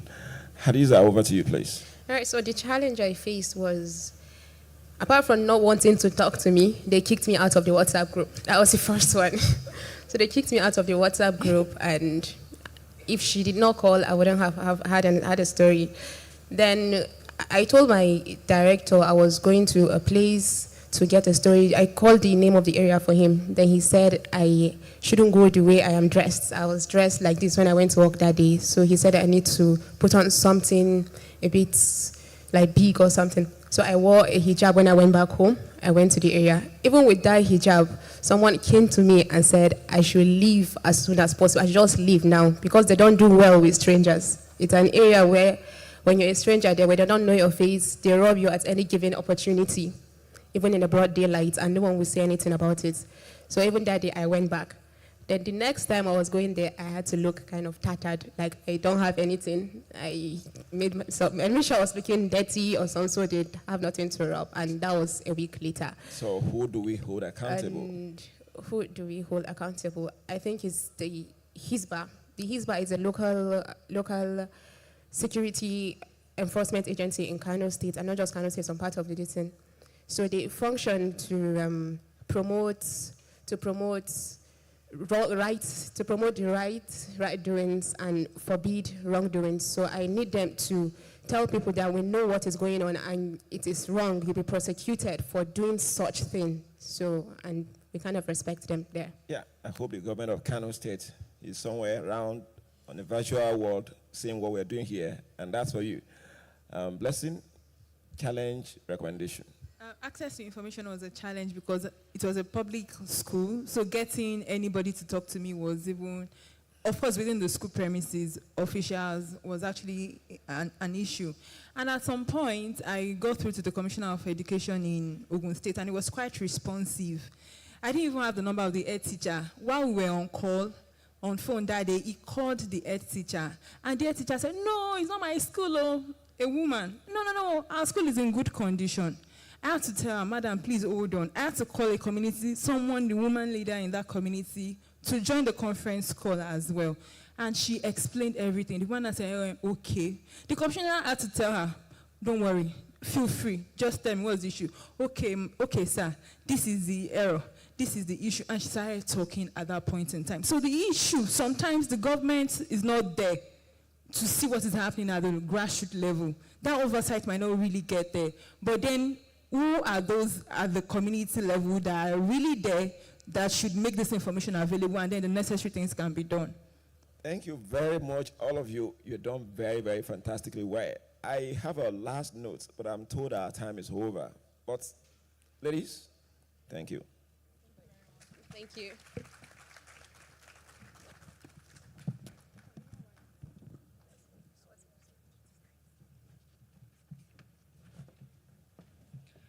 Let's appreciate them and put our hands together for the amazing panel. Thank you very much. Thank you. While the panel was on, a lot more of our first ladies walked in. I'd like to welcome Her Excellency Hajia Umar Namadi, First Lady at Jigawa State.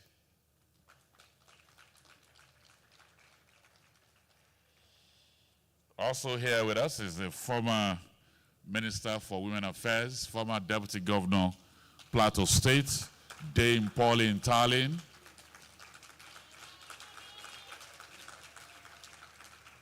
And just walking in now is the Honorable Minister of State for Labor, a woman who was a high-ranking lawmaker in the House of Representatives, Honorable Nkiruka Onyojocha.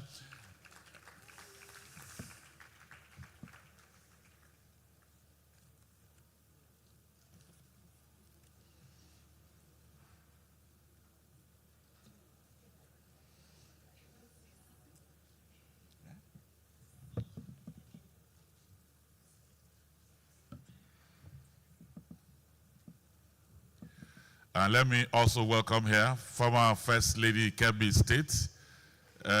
Let me say now First Lady Budget and Economic Planning. Her Excellency, I welcome you. And it is a good thing to have you here to help them with budgeting and planning. I welcome you. And so, Your Excellencies, distinguished ladies and gentlemen, now we are done with the fire chat, two stimulating conversation that was going on. We thank you for that. Now we are moving into the program proper. First, we'll appeal to Dr. Babatunde Okewale to make his welcome address absolutely very short. And our chairperson, please, we might need to hold you down to take the governor so that he can leave. Let me also inform the women that as I speak with you, 36 state governors of Nigeria are here for a governors forum program. You know what this man did, the governor of Kwara State and the chairman of Governors Forum? He sneaked out from the back door to be with women.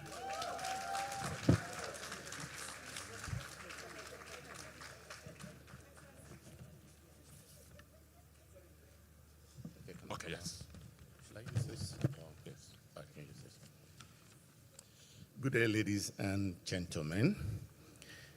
On behalf of St. Ives Communications, the owners of Women Radio 91.7 and the organizers of VOW 2023 conference, I would like to extend my heartfelt welcome to all of you for attending this year's conference.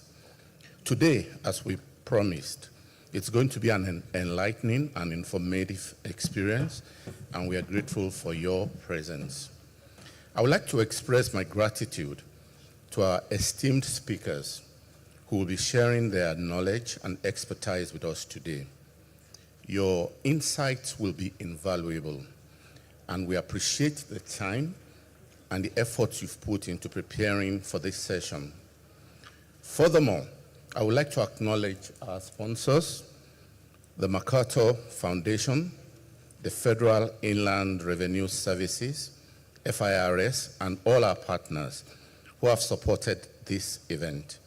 Your contributions have made it possible for us to host this session and to provide a platform for learning and for growth for women. I would like to thank the volunteers and the staff of VOW 2023 who worked tirelessly behind the scene to ensure that everything runs smoothly. Your hard work and dedication are greatly appreciated.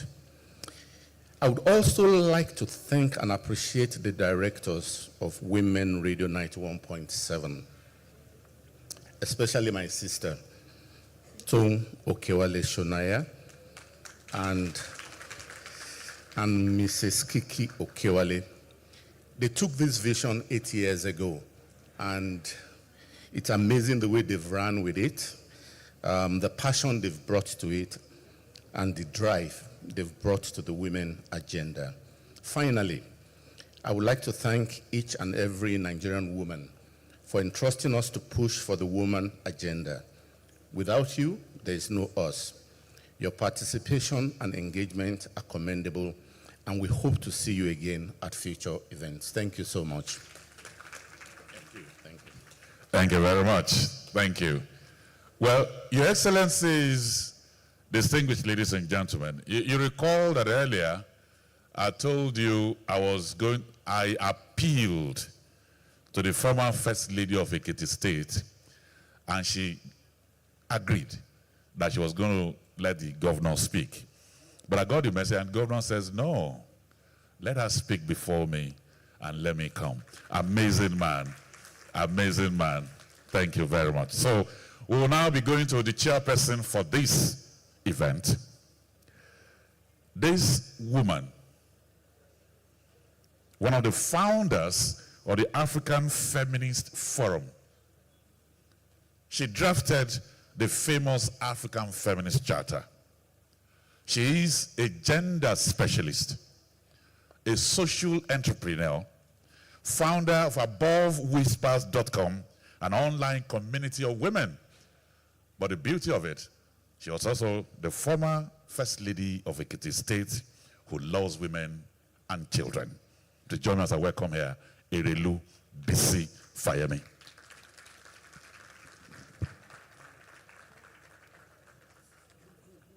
Yes.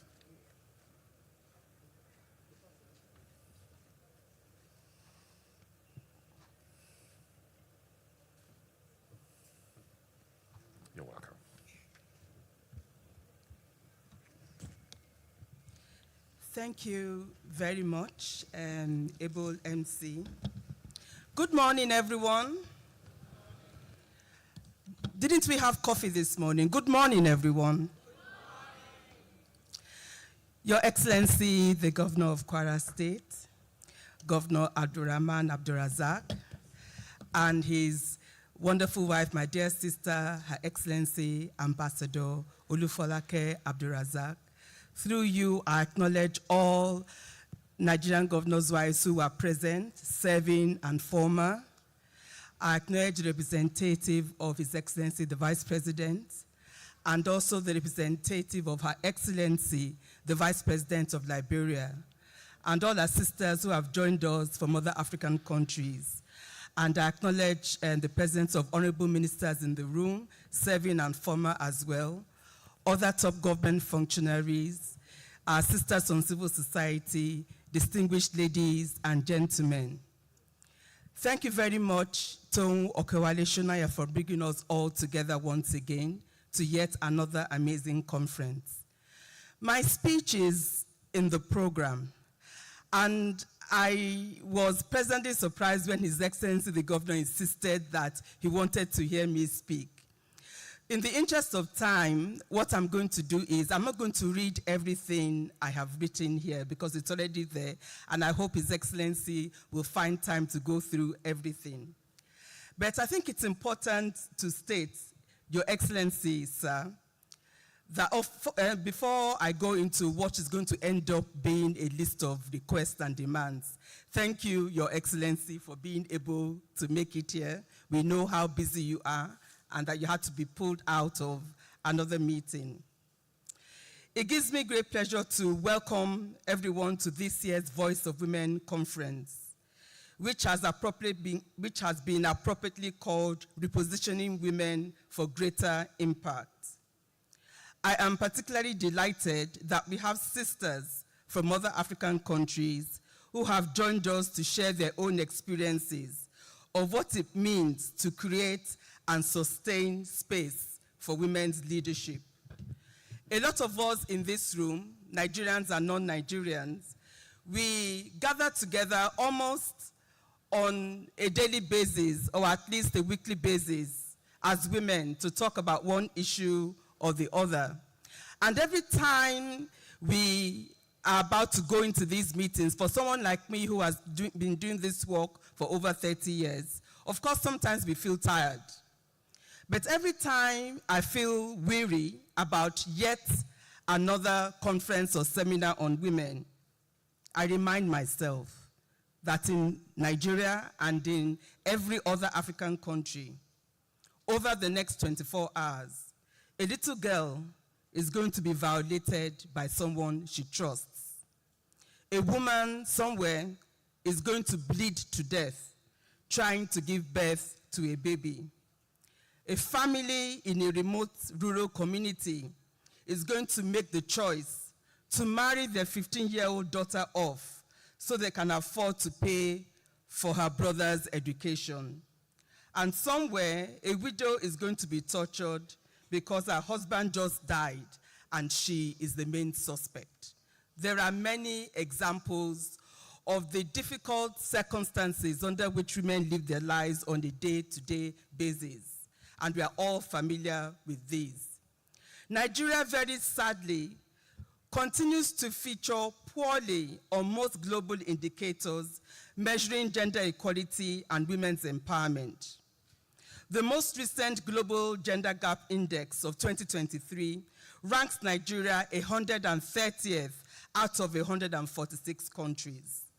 The rest of the data is in my speech. Your Excellency, sirs and distinguished ladies and gentlemen, I think in summary, it is safe to say that we are not doing very well as a country when it comes to the issue of gender equality and women's empowerment.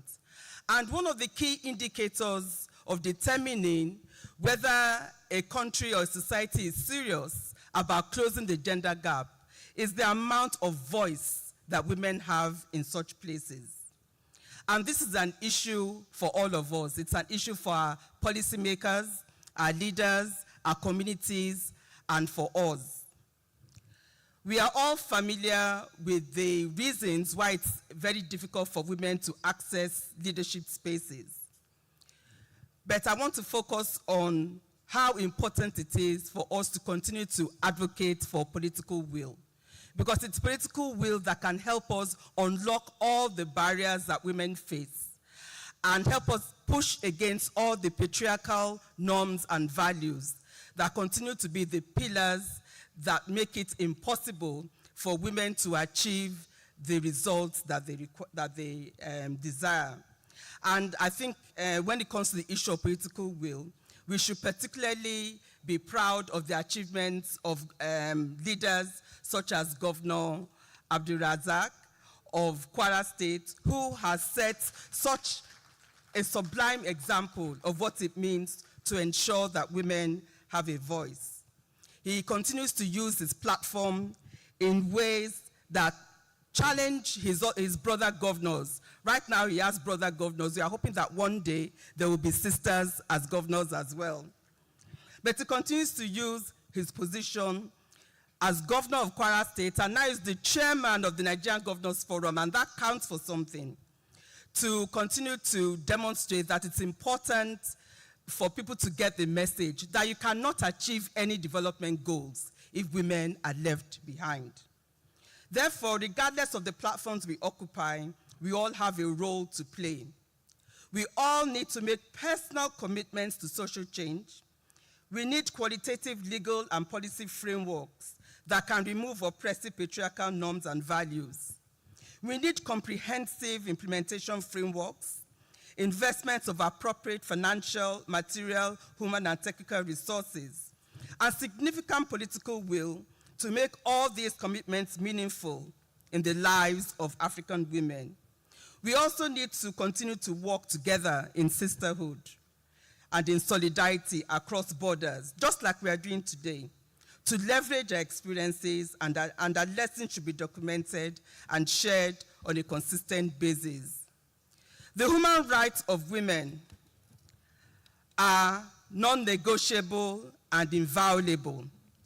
Every girl who is denied an education, every woman who is raped, tortured, or killed, every woman who is denied a seat at the table, every woman who is vilified and humiliated in public and private takes us further away from the development, peace, and sanity we deserve as a nation and as a continent. We will not achieve any of our development goals if women are left behind. Our demands for the quantitative and qualitative representation of women at all levels will continue. We need to position women in leadership who are competent, capable, passionate, and knowledgeable enough to drive agendas for change. Our countries deserve better. Women deserve better. We will all be better off if we make this possible. Thank you for your kind attention, and I enjoin all of us to enjoy this conference. Thank you. I think I deserve more than that.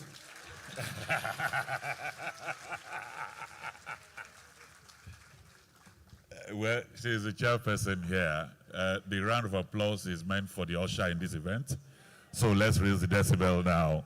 Let's put our hands together for our ladies and gentlemen.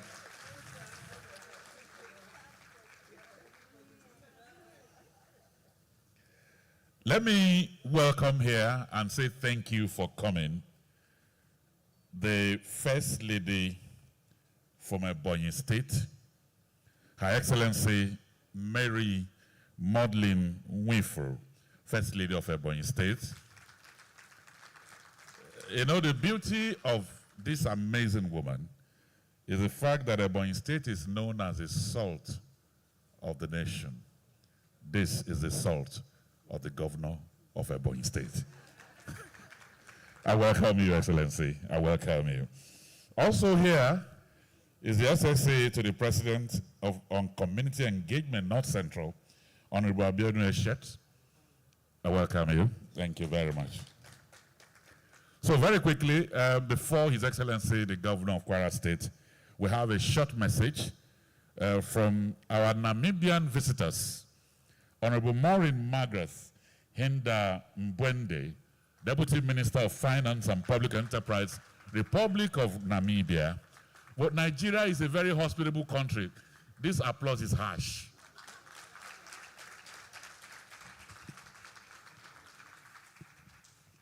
Welcome to Nigeria. We are very nice people here. I welcome you.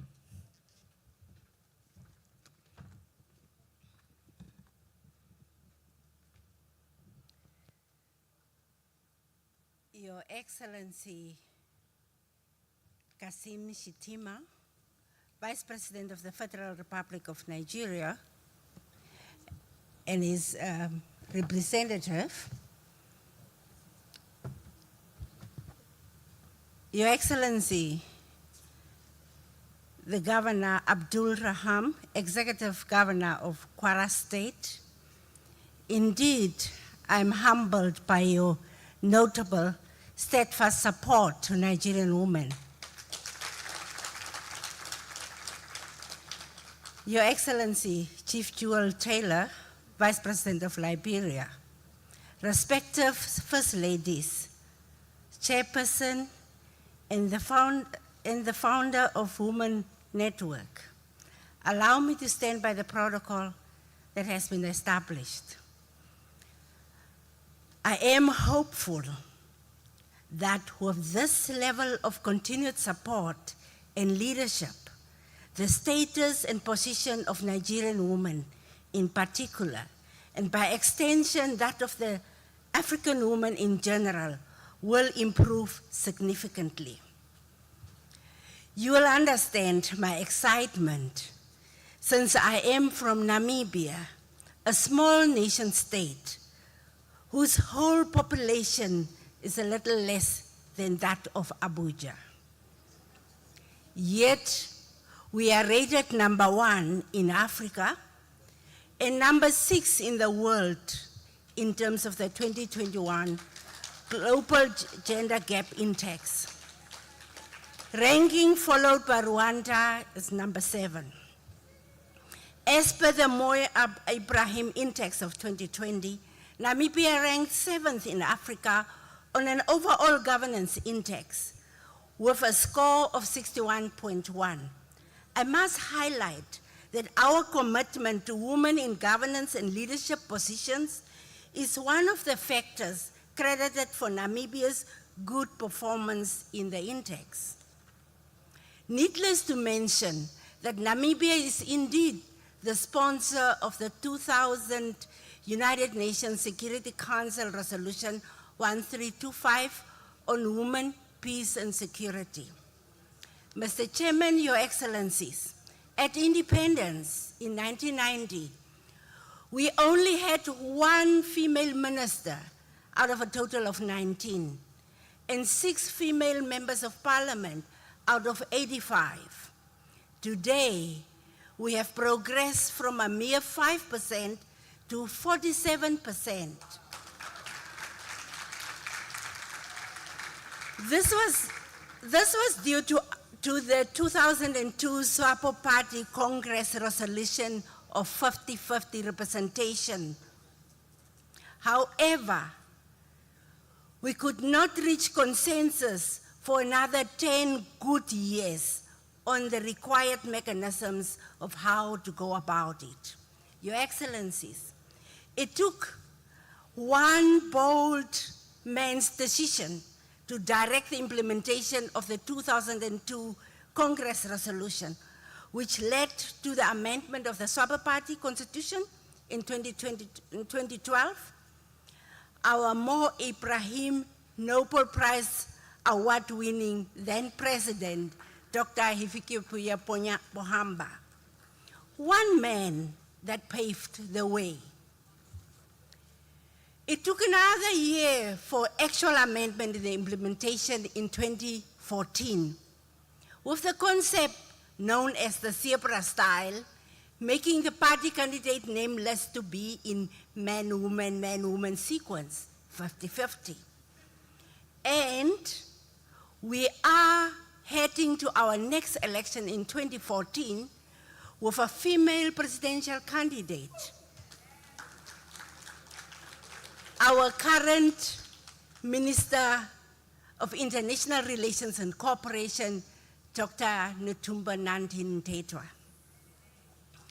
We cannot claim credit without acknowledging the guiding instruments, the 1995 Beijing Declaration and Platform of Action, endorsed unilaterally without voting by the 15th General Assembly of the United Nations. The 1997 Convention on the Elimination of All Forms of Discrimination against Women and its protocols, as well as the SADC Protocol on Gender and Development, which we ratified in 2008, with a 5-year deadline for implementation, meaning the instruments are available. Your Excellencies, let me reaffirm at this point our enduring appreciation to the Federal Republic of Nigeria for its solid support to the people of Namibia during our long and difficult struggle for national independence. The leaders and people of this great country supported SWAPO, Namibia's liberation movement, in different ways, including education. We are indeed a product of international solidarity and Pan-Africanism. Our shared history of friendship and solidarity during the days of struggle continue to provide the strong foundation for the deeper relations between our peoples and governments we enjoy today. Please allow me to express our recognition to Nigeria as a frontline state, notably the largest economy on the continent. We want to pay tribute to women of Nigeria who have provided many female captains of industries. With Nigerian women within Nigeria and outside Nigeria, women such as Amina Mohammed, Deputy Secretary General of the United Nations, Nkosi Okonjo-Iweala, Director General of the World Trade Organization, including women in here, continue to be the role models, providing aspiration to African women throughout Africa and the rest of the world. Nigerian women have continued to register monumental progress in many areas, such as business leadership, nationally and internationally, music, arts and culture, and many other endeavors. But politics, girl child protection, and culture needs attention. We can hold hands on the subject of gender representation and parity. We need more women on the main table in Nigeria for the greater good of Africa. Your Excellencies, ladies and gentlemen, what gives me as a Pan-Africanist hope is what we have in common: the West Coast, Atlantic Ocean, and the potential the blue economy holds. It is the very West Coast with the transatlantic slave trade and the continued brain drain which developed the United States of America, amongst others, to what it is today. It is incumbent upon us, the West Coast, to take the lead in taking Africa to where it belongs. Intra-Africa trade offers us the opportunity, and we are looking up to Nigeria to pave the way. However, it has to start with more women on the main table. Women are producers, they are multipliers, they are partners, and they are the missing link to take Africa to its full glory. Your Excellencies, Nigeria is the biggest economy with enormous potential that cannot lag behind, as it keeps the whole of Africa behind, and it can take one man to direct. I thank you.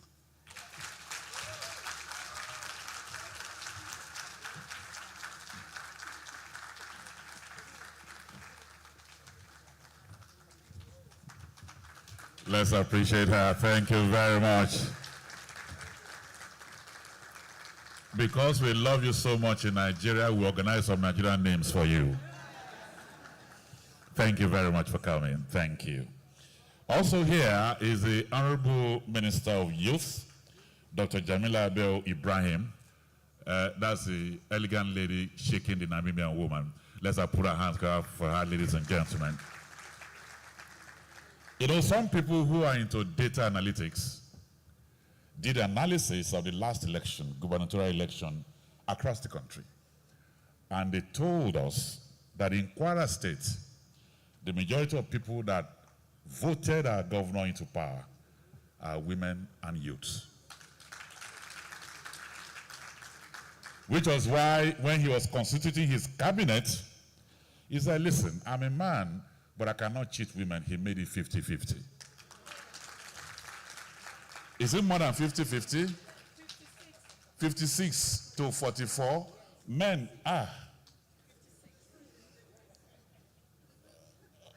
okay, balance this thing now. It's high. That's what I'm saying. 9-9. Yes, it's 9-9. 9 women, 9 men. I was wondering. Let's put our hands together for the governor. But one of your daughters is here. I just want to say one or two things to you before you come on. She is the Honorable Minister for Youth, and let her stride here. She said without you that you are the father that she loves. Please welcome here Dr. Jamila Ibrahim. They say leadership is about making people. When you look back and some people can say, without this man, I would not be here, then you are not yet a leader. Thank you very much. I welcome you. I welcome you. 2 minutes. Okay. Good morning, everyone. Please allow me to stand on the existing protocol because I have less than 2 minutes, and I promise I would make judicious use of. But I must acknowledge one person in this room. Like the moderator said, the salt of the governor of Kwara State, Her Excellency, Ambassador Dr. Olufolake Abdulrazak. I want to thank her first for giving stability at the home front to my principal, my political leader. I believe it would take some getting used to the transition from Kwara to the federal, because I'm used to calling him my principal. He's now my political leader and father in politics. His Excellency, Governor Abdurrahman Abdulrazak. The lifetime award that will be conferred to him today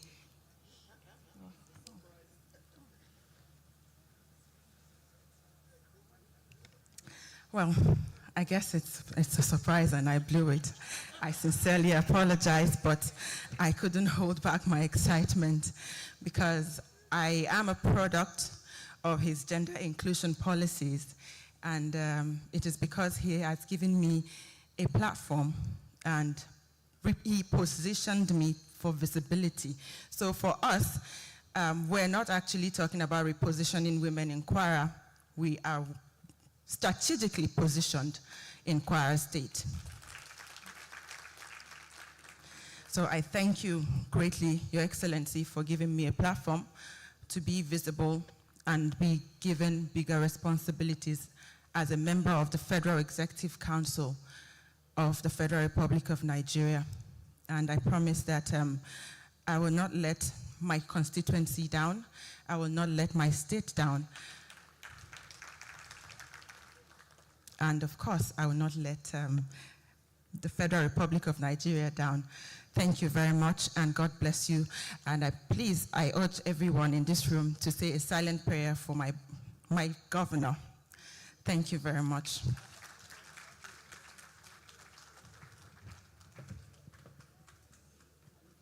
Well, I'll make sure my prayer is loud, not very silent. Well, Your Excellency, also walking in here is my sister. She will have been in the chambers of the Senate if things had worked out well. But we are moving. Yeah, like MTN will say, we move. You know, one of the finest masters of ceremony in this country a broadcaster, a PR person, a developmental media person, but now in charge of women affairs in the FCT, Mrs. Dayo Lani Benjamins.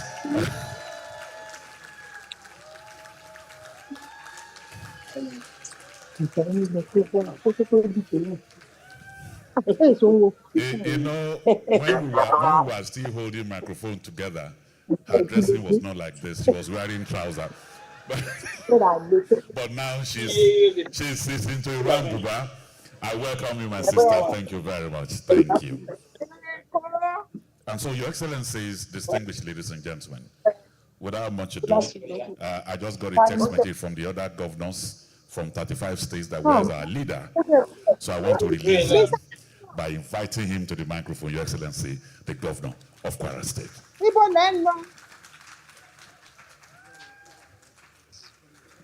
Ẹsẹ̀ ń dùn mí ni mi ò ṣe wá pàdé yín o. Mo ti bá wúlébì yẹn sọ̀rọ̀. Èkó pẹ̀lẹ́, it is well ẹ lè kú Ọlọ́run. Ẹ jọ̀ọ́. Mo fọ. Madam Lola, can you mute your mic, please? We can hear your entire conversation, Madam Lola. Thank you. Here present, Honorable Ministers of the Federal Republic, the chairperson of this event, Erlu Fayemi. I just stand on existing protocol, distinguished ladies and gentlemen, and gentlemen of the press. I wonder why it's always gentlemen of the press. Well, I bring you felicitations from the people of Kwara State.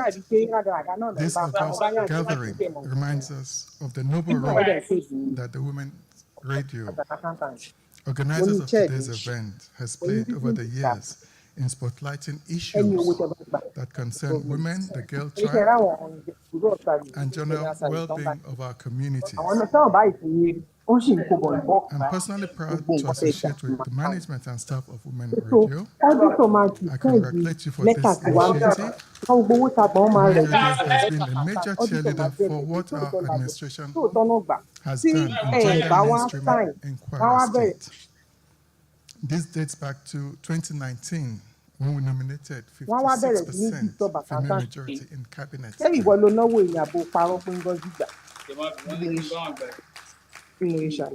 have gone beyond just appointing women as a matter of choice. We have enacted legislation to compel any government in our state to have at least 35% gender representation in all government appointments, including at levels of permanent secretaries of boards and parastatals.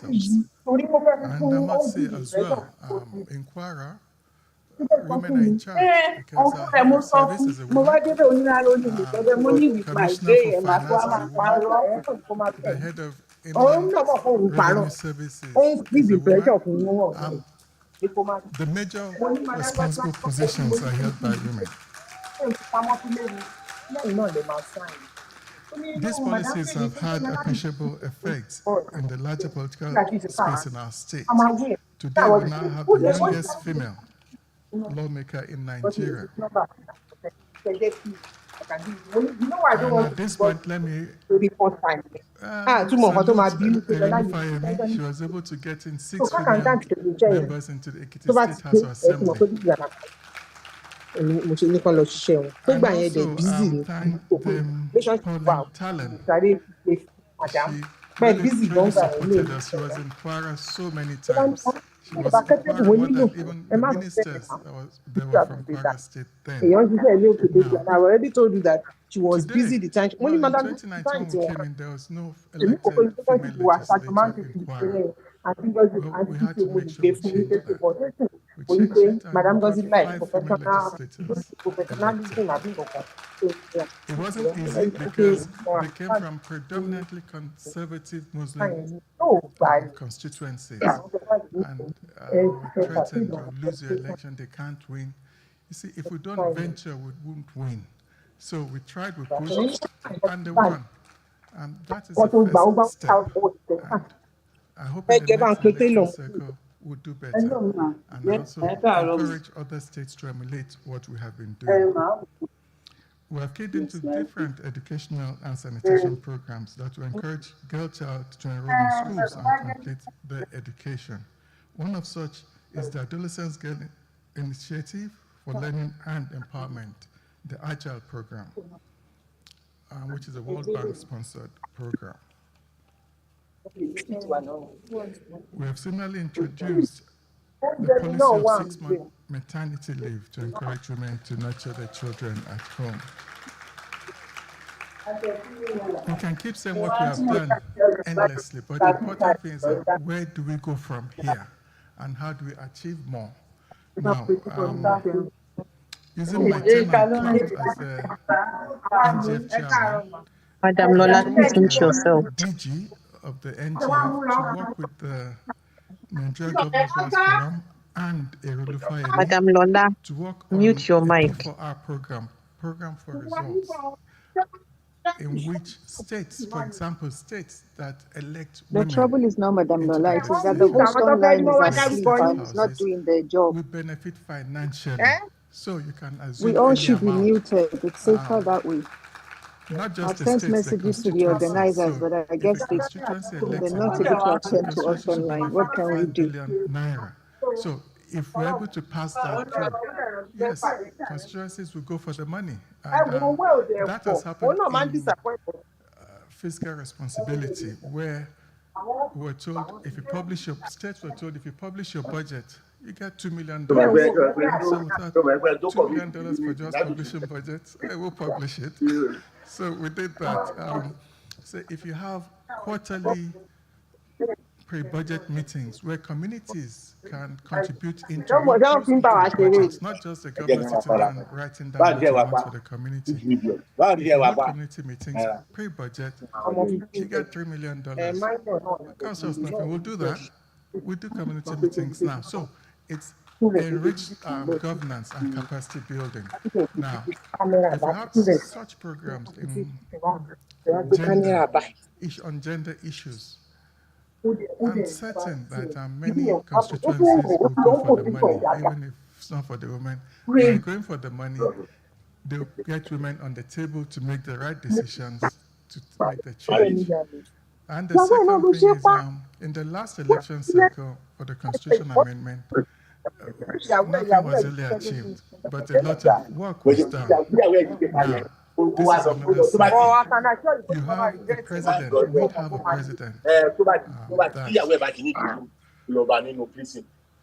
is gender sensitive, President Olame Tinubu.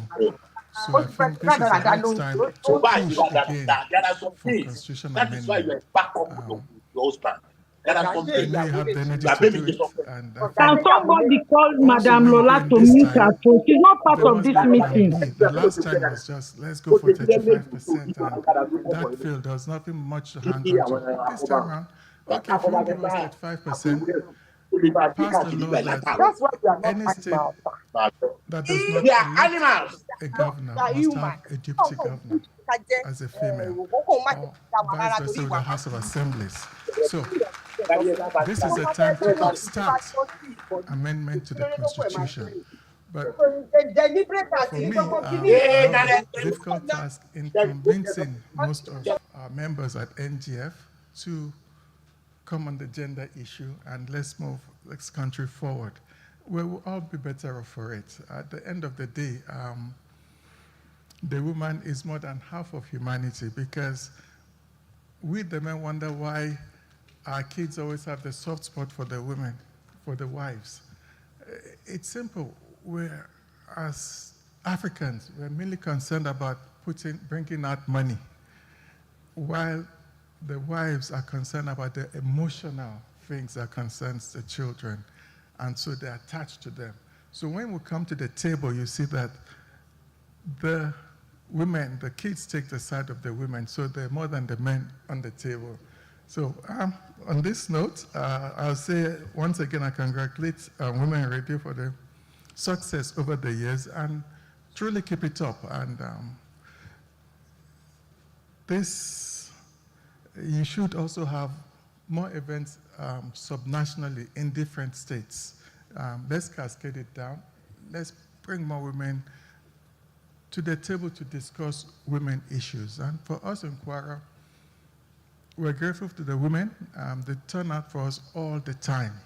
And our events, our elections, we can go to sleep and knowing that we're going to win our elections because we take care of our women. Not just take care of them, they take care of us, and we make them responsible, give them responsible positions. Minister Bio was in charge of SDG in the state. She forgot to mention that SDG, and she covered so many interministerial issues. So she did well, and she was practically headhunted into the position she's holding today. So thank you very much once again. I appreciate you all. Your Excellency, please remain, please remain, please remain, yes. Now, do you wonder why women love this man? I'll tell you. All the while he was speaking was soft-spoken. So you know this kind of man will not shout at you. That's why. Let's put our hands together for him. But to honor this man, I'd like to welcome here a daughter of the soil, Nigeria's one of Nigeria's finest broadcasters, Moji Makanjola. Wow, what a moment for me. I'm a proud Kwaran. Yeah. And the mother of His Excellency was one of my mother's best friends. And so we call her Mama. How is Mama? That's fine. Yes. Okay, let's move to the center, I'm told.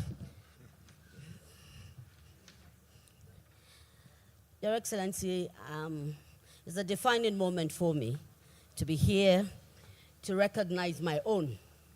Thank you. May Allah continue to guide you, and you will finish well, inshallah. I'd like to move on quickly. I'd like to invite the chairperson of today, one of my favorite persons. Erelu, please come over.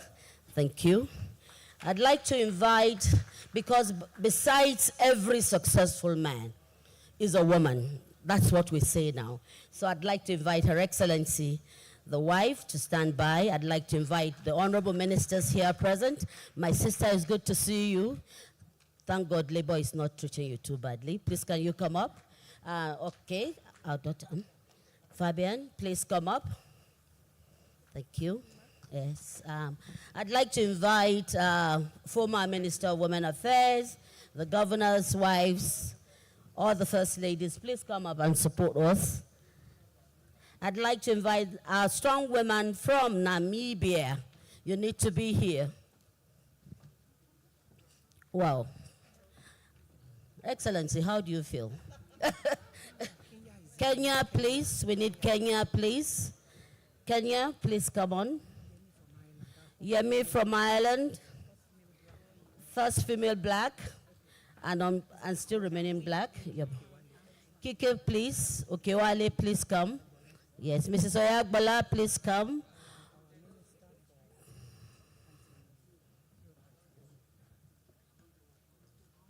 Would like to have also, yes, the first female secretary for the first seat of mandate for women.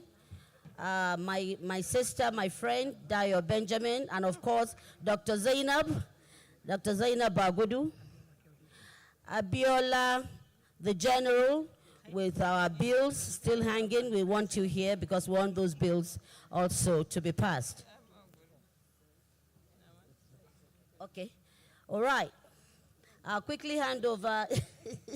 We can actually call all the women here, and everyone is represented. So I'd just like to hand over the microphone to Erelu. It's already filled, we can. Okay. Right. Yeah. Thank you very much, Auntie Moji. This Lifetime Achievement Award, which was meant to be a surprise, but it's okay, is hereby being presented to His Excellency Governor Abdurrahman Abdurrazak, the Executive Governor of Kwara State, for contributing in a profound way to gender empowerment during your lifetime. Many of our leaders have come up with a lot of rhetoric and they tell us what we want to hear over and over. You are the first governor in Nigeria to put your money where your mouth is.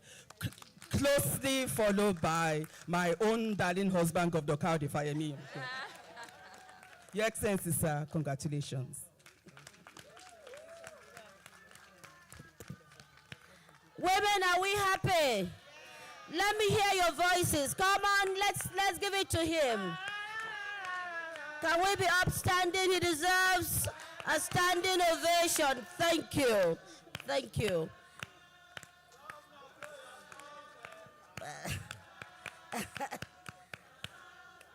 Congratulations. Thank you. Thank you. Thank you. Okay. Would you want to say something, Your Excellency? Yeah, he's overwhelmed. Well, on behalf of all of us, thank you. God bless you. Thank you. Thank you. Thank you.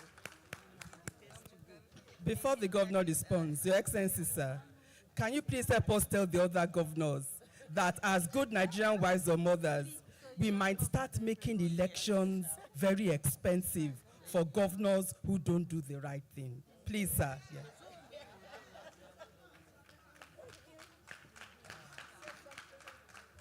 I'd say I'm overwhelmed. Thank you very much indeed. Thank you. And this encourages us to do more. Thank you.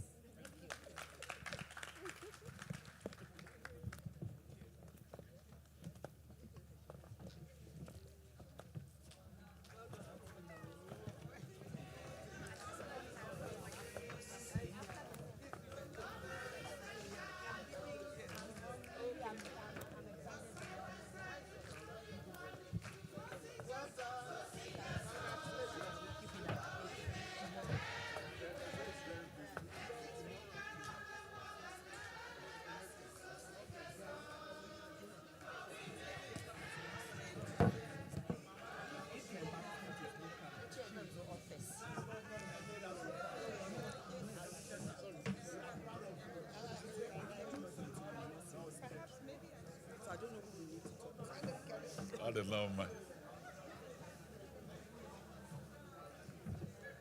Thank you, Your Excellency. We appreciate you.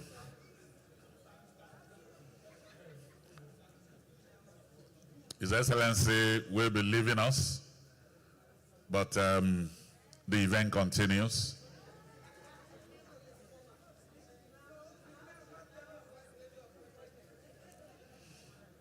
The event continues. So let's be on our seats. Let's just settle down, please. Let's settle down. Our brother from Liberia is about to deliver the keynote address. Let's settle down, please.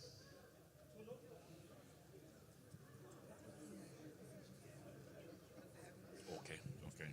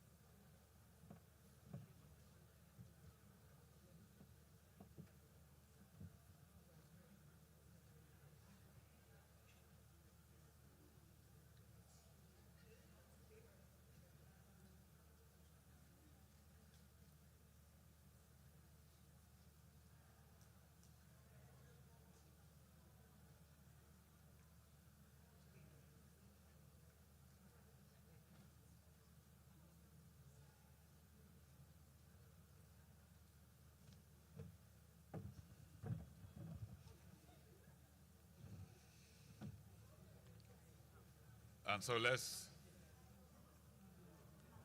Let's settle down, please. Thank you very much. Thank you.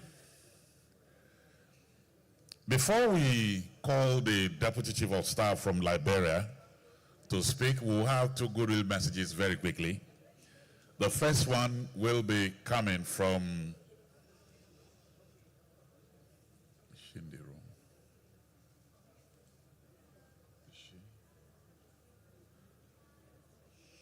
the Honorable Minister of State,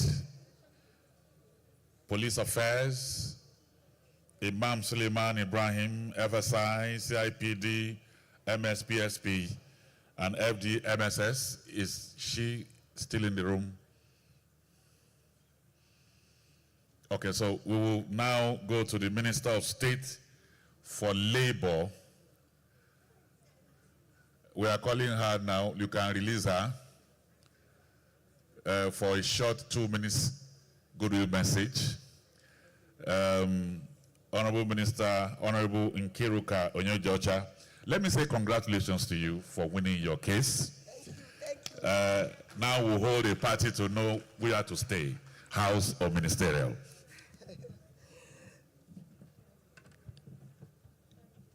Is it morning or afternoon now? Good day, everybody. Good day, everybody. Please let me rest on its existing protocol that has been laid. And I have to congratulate my sister and the husband for the award they got this day. It is an award well deserved. I hope the world is watching. Thank you, Women Radio, for all your achievements, for spotting out the great people in our society, especially the Kwara governor and the wife. They've made us proud. I wish this can be replicated across 36 states. Well, I do not have up to 2 minutes. I have just 1 minute. And that is to say, we have a Bible, a dictionary that Nigerians have unveiled this day by Women Radio. And that is the Kwara example.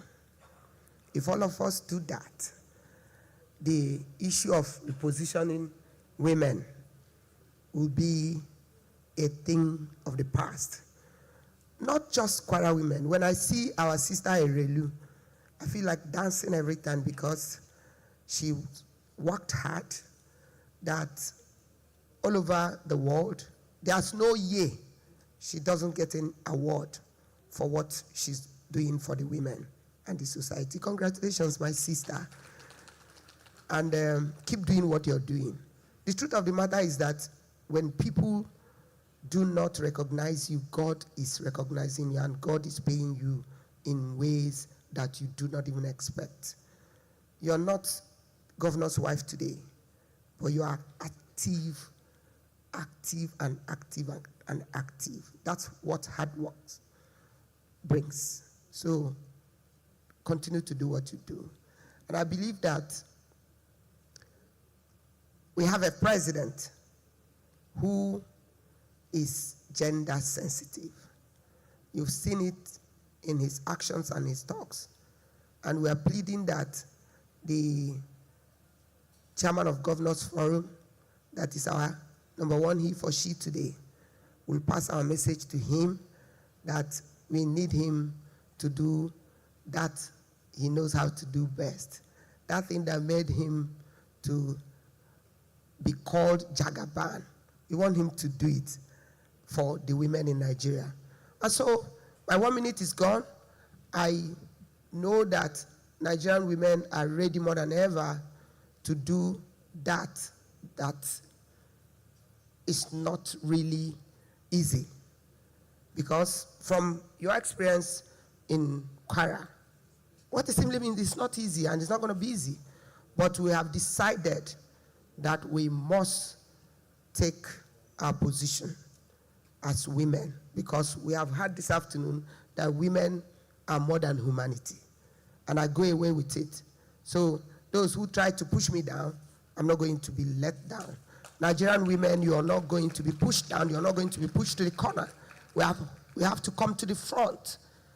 Our place is in the front because we are modern humanity. Is it not what the governor said now? So go away with it. Don't let anybody stand you down. Don't let anybody put their knees on your neck. Nobody should do that. You can't cow us. You can't intimidate us. Nigerian women, we are ready, and God is our strength, and He will continue to strengthen us. We have come to learn that we need to push forward. And Women Radio, congratulations for giving us this time to learn how to push forward. And I thank my sister from Ebonyi. She just whispered to me that this is time to push forward, that she wants to do exactly what the Kwara governor did. Congratulations for telling me that. I hold you responsible come 2027. And in appointive positions, I know that there are many appointments that's still on your desk. Please do the needful. Thank you, and God bless all of you.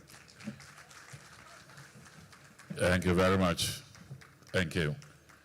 Your Excellencies, distinguished ladies and gentlemen, from Abuja, Nigeria, we are going to Monrovia, Liberia. The country is governed by one of the finest footballers in the world, the only African that has won the Ballon d'Or. And one of the main characteristics of football teams is teamwork. And that's one thing that the Liberian government has. Representing Her Excellency, the Chief Joel Taylor, Vice President of Liberia, is the Deputy Chief of Staff, Office of the Vice President, Republic of Liberia, Claude J. Carter, who will be delivering the keynote address. I welcome you.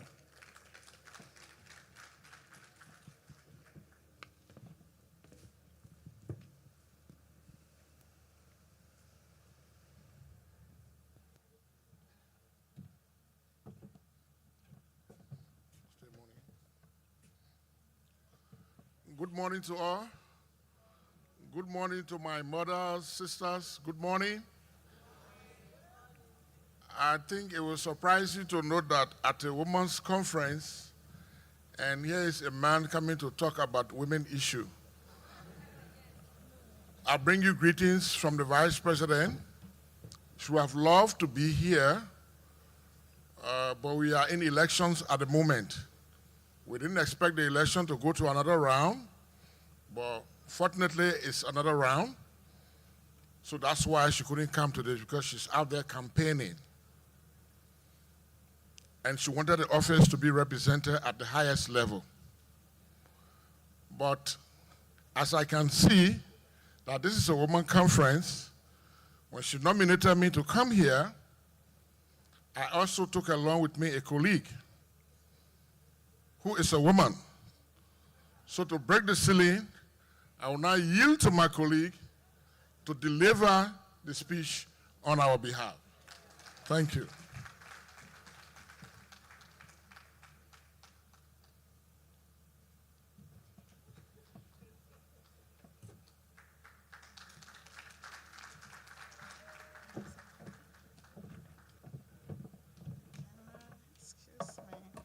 Good morning, mommies and my sisters and daddy.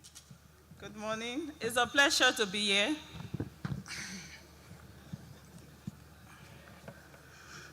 Greetings, Excellencies. His Excellency Kassim Shettima, Vice President of Nigeria. His Excellency Governor Abdul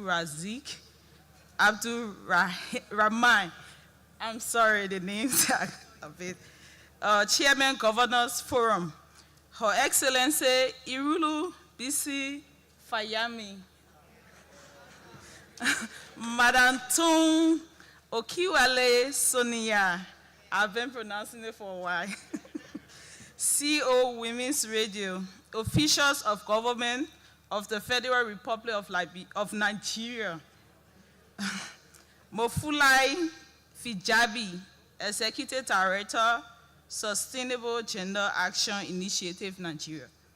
Professor Olu Fulake Abdul Razik, Chair, Nigeria Governor's Wife Forum, First Lady of Ogun, Iboyin, Imo, and Kebbi States. Sorry. Honorable Maureen Ombudi, Deputy Finance Minister of Namibia. Dr. Margaret Karinkuru, Commissioner, National Gender and Equity, Kenya. Neri Kazi Yari, Deputy CEO, Rwanda Development Board. And please allow me, Yemi, Yemi. Can I sing the song? Yemi, Yemi. Adenuga, I got that right. First female Black Counselor, Ireland. Special honor guest, fellow participants, member of the Fourth Estate, distinguished ladies and gentlemen. I bring you warm greetings from Her Excellency, Chief Dr. Jewel Howard Taylor, Vice President of the Republic of Liberia, who have privileged the opportunity to be with you all today, but could not do so due to the crucial nature of the runoff of Liberia's presidential election in the next few weeks. Madam Vice President expresses profound gratitude to the organizers of the 7th Voice of Women Conference and Award for selecting her as keynote speaker at this unique conference. She has therefore asked me to proceed on her behalf and convey her thoughts as captured in this speech.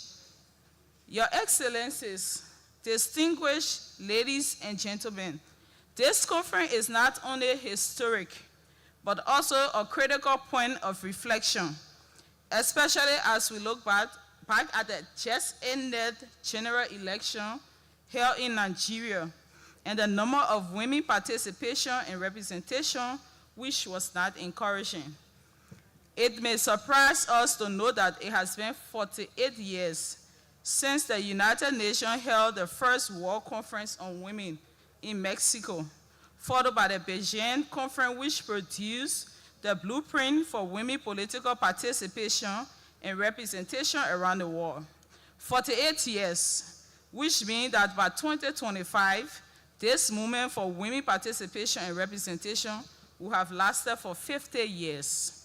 Unfortunately, after 48 years, the international average for women participation and representation in positions of leadership and influence is a bare 10%. As per Pew Research Center current statistics, this number remains shocking as women represent 50% of the population of the world. It is for this very reason that I am of the belief that this conference is timely. As statistics show that the collective number of women in governance, leadership, and authority around the world remains low in comparison to the high level of world attention, engagements, and conversations taking place in every sphere of life and at every table of influence. As we begin our deliberation, please keep in mind that there is much to be done.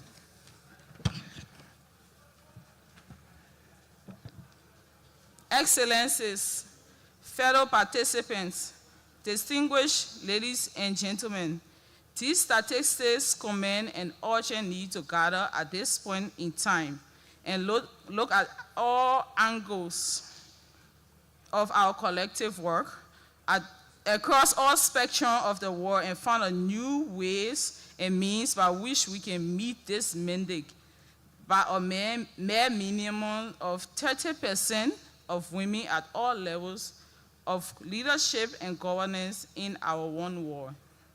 I therefore applaud Her Excellency Irulu Bisi Fayami and Tun Okiwale Sonia, and the rest of the members of this important conference for being foresighted to call for such an assessment to be done, and calling our attention to stop, look at how far we have truly come, renew our commitment to this just struggle, and forge a way forward, which we hope shall ensure the dream of participation and representation of women. Excellency, fellow participants, distinguished ladies and gentlemen, why are the numbers of women in leadership across the nation of the world so very low, though women make up nearly 50% of the population in most nations? And how can we as women work together to remedy this situation, change dynamics, and create a better narrative? These two queries are critical for these discussions, out of which I hope a collective strategy can be initiated to infatuate a radical change. For if in almost 50 years we are at a bare 10%, how can women reach the minimum threshold of 30% in 2 years? Excellencies, fellow participants, distinguished ladies and gentlemen, I have been requested to speak on the topic women, political participation and representation in Nigeria, a discourse which has engulfed many Nigerian women, both private and political engagements.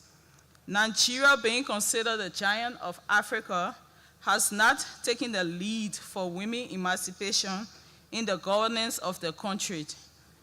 This comes as a surprise considering the high level of educated and driven women in Nigeria.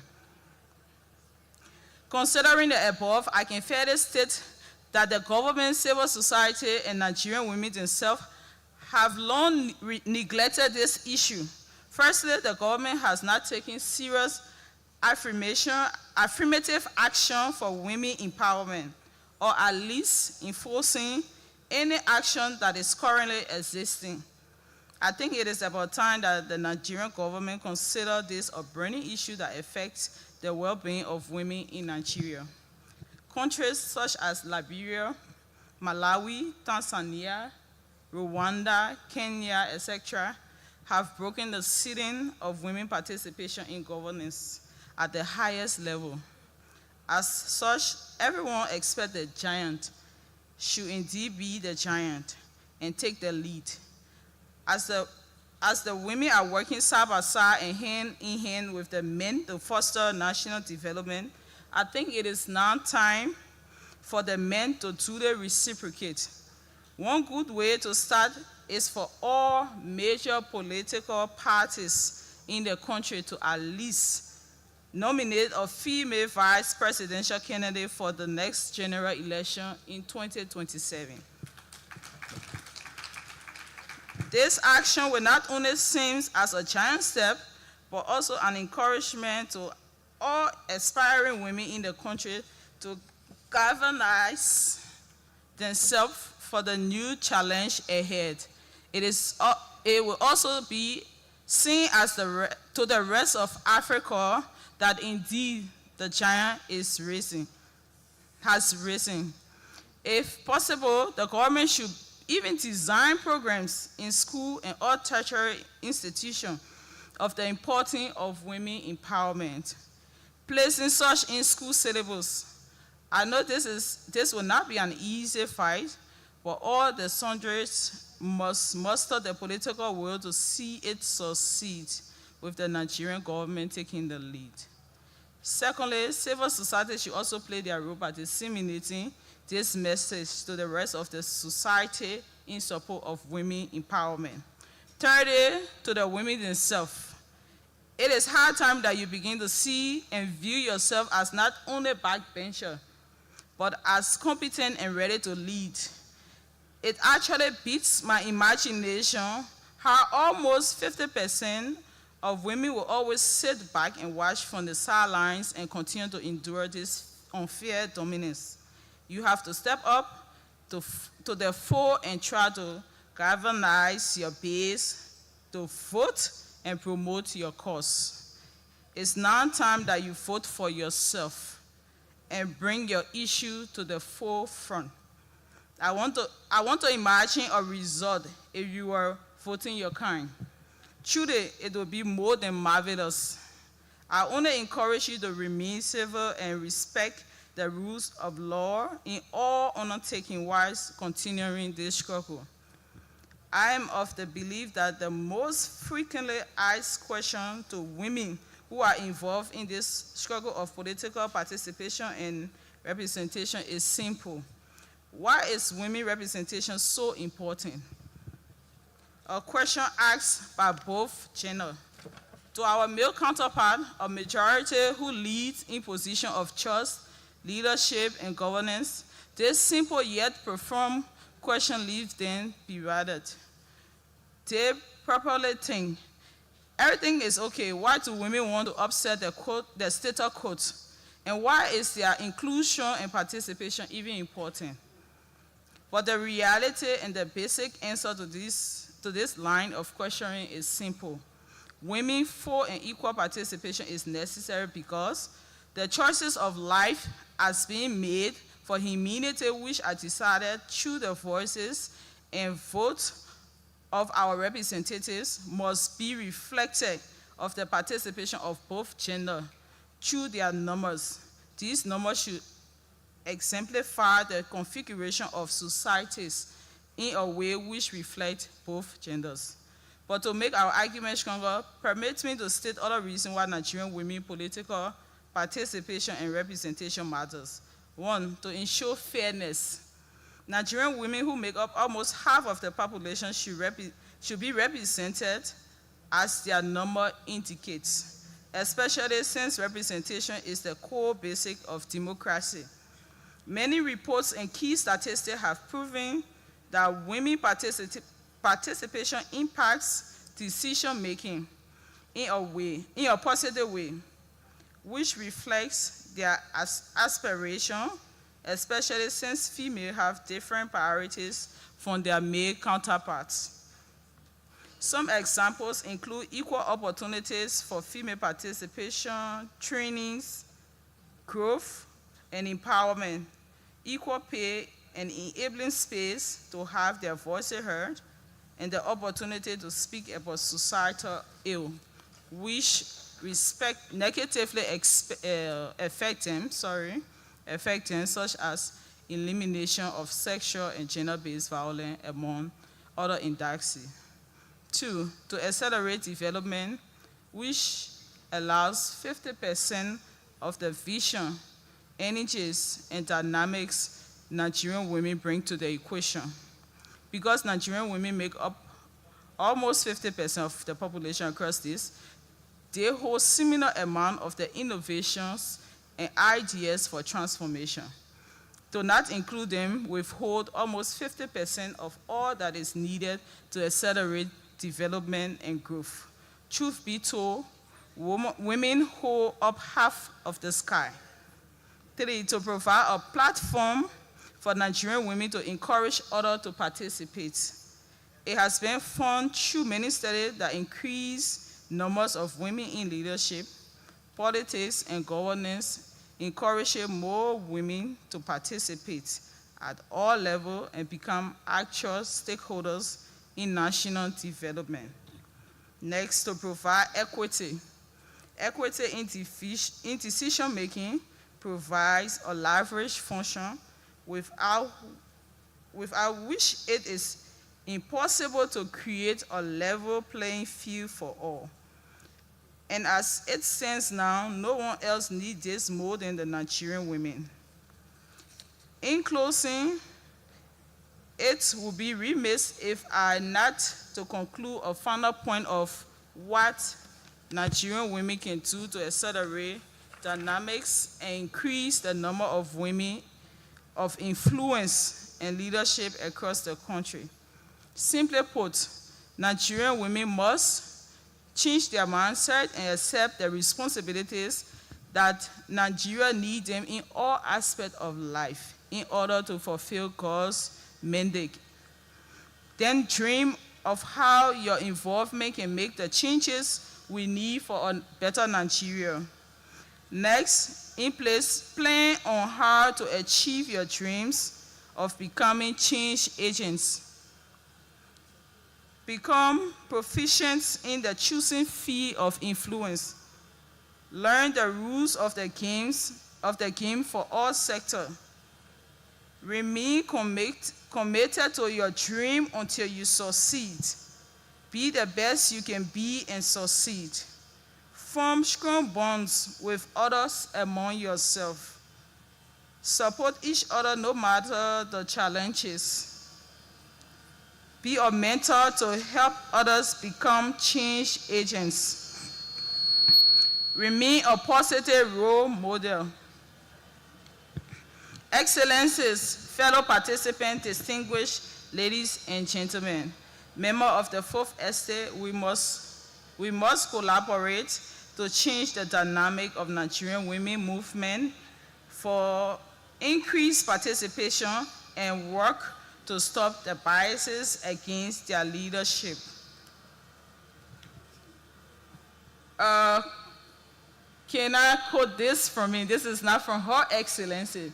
After listening to His Excellency Governor Abdul Razak, so I was thinking, can we, all of Nigeria, be like the state of Kwara?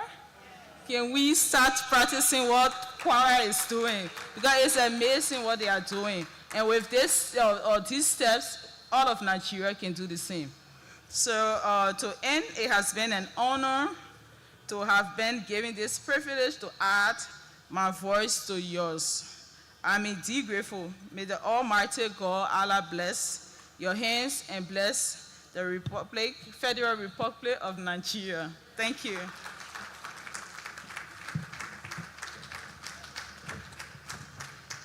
If the applause is meant for the Vice President of Liberia, it should be bigger than that. Thank you very much. Thank you. And so, Your Excellencies, distinguished ladies and gentlemen, our special guest of honor was supposed to be the Vice President of the Federal Republic of Nigeria.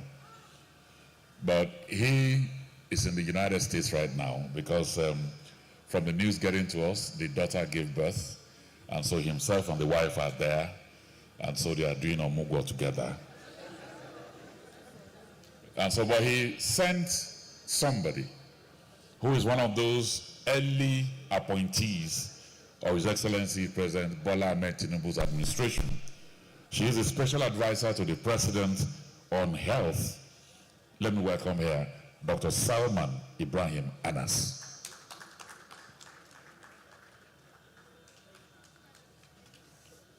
We welcome you. That has been over 7 years.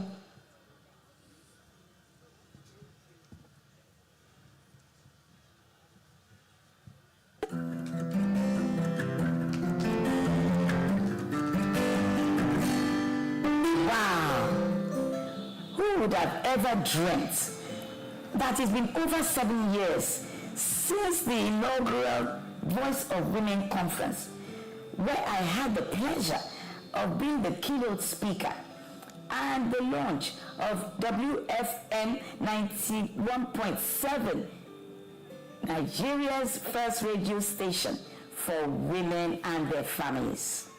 In retrospect, we can now see that the conference has gained momentum in its vision to promote gender balance through trainings and women empowerment, thereby contributing to the development of our nation. I am particularly excited to note that this year's conference is focused on repositioning women to address the gender imbalance in governance and leadership. Having said that, we can say with Nigerian pride that Mrs. Towo Kewale Shonai and her team have really moved the status of Nigerian women to a new level through trainings and provision of a platform for them to showcase their achievements in different aspects of life. Though I would have loved to be with you, but we are also hosting an event today. We are proud of you and all that you've been able to achieve, and I wish you all the very best in the future. I wish you a wonderful conference and happy deliberations. God bless you. Maybe that video will put it in perspective. The lady we've just seen is probably the richest African woman on earth. And she also applies humility to that wealth. She's the chairman of Rose of Sharon, Farm Oil, many other companies. But beyond that, I remember I did an event sometime in Lagos, and she told the audience, with all the billions of dollars, I make sure I cook my husband's meal personally. That's Apostle Forarunso Alakija. Ladies and gentlemen, now I hand over to the representative or the vice president. Thank you very much. So as you rightly mentioned, I'm representing His Excellency, the Vice President of the Federal Republic of Nigeria, who has actually delegated his wife to represent him. So the wife father delegated me to represent her. And as he has said, you can see the Vice President is a gender-sensitive and responsive individual. He's there to support the wife and also to support the daughter. So thank you so much, and I'm very glad to be here with you. Your Excellency, the wife of the governor of Kwara State, who is also the chair of the Forum of the Governor's Wives of Nigeria. Your Excellency, the representative of the Vice President of Liberia. We're so proud of Liberia. The woman is the Vice President. You're welcome, sir. We also have our mother here, Her Excellency, Dame Pauline, who has done so much for women and girls in Nigeria. I'm always proud to call her my mother. You're welcome. All your excellencies that are here this morning with us, the convener, Her Excellency, who has done so much, Mrs. Fayemi, who is also very passionate about issues of gender that relates to women. Through her Excellency, I've worked with her, and I've seen the passion she exhibited, especially to sexually abused girls in Nigeria. You're welcome, ma. And I want to welcome each and every one of you to this very important gathering today. And as I stand here, I'm representing Her Excellency, the wife of the Vice President, Hajiya Nana Shetima, at this pivotal moment, as we gather for Voice of Women 2023, for Greater Impact Conference, which is happening at the moment. Our mission here is to chart a course towards repositioning Nigerian women in governance and leadership, paving the way for a greater future as we approach 2027. This conference indeed is very timely, as it is happening just after Nigeria has ushered in a new administration under the leadership of President Bola Ahmed Tinubu, who is also a gender-sensitive and responsive president. And we have seen, for the first time, we have a first lady in Nigeria who is not just a wife, a mother, but a worker. She was in the National Assembly for 12 years.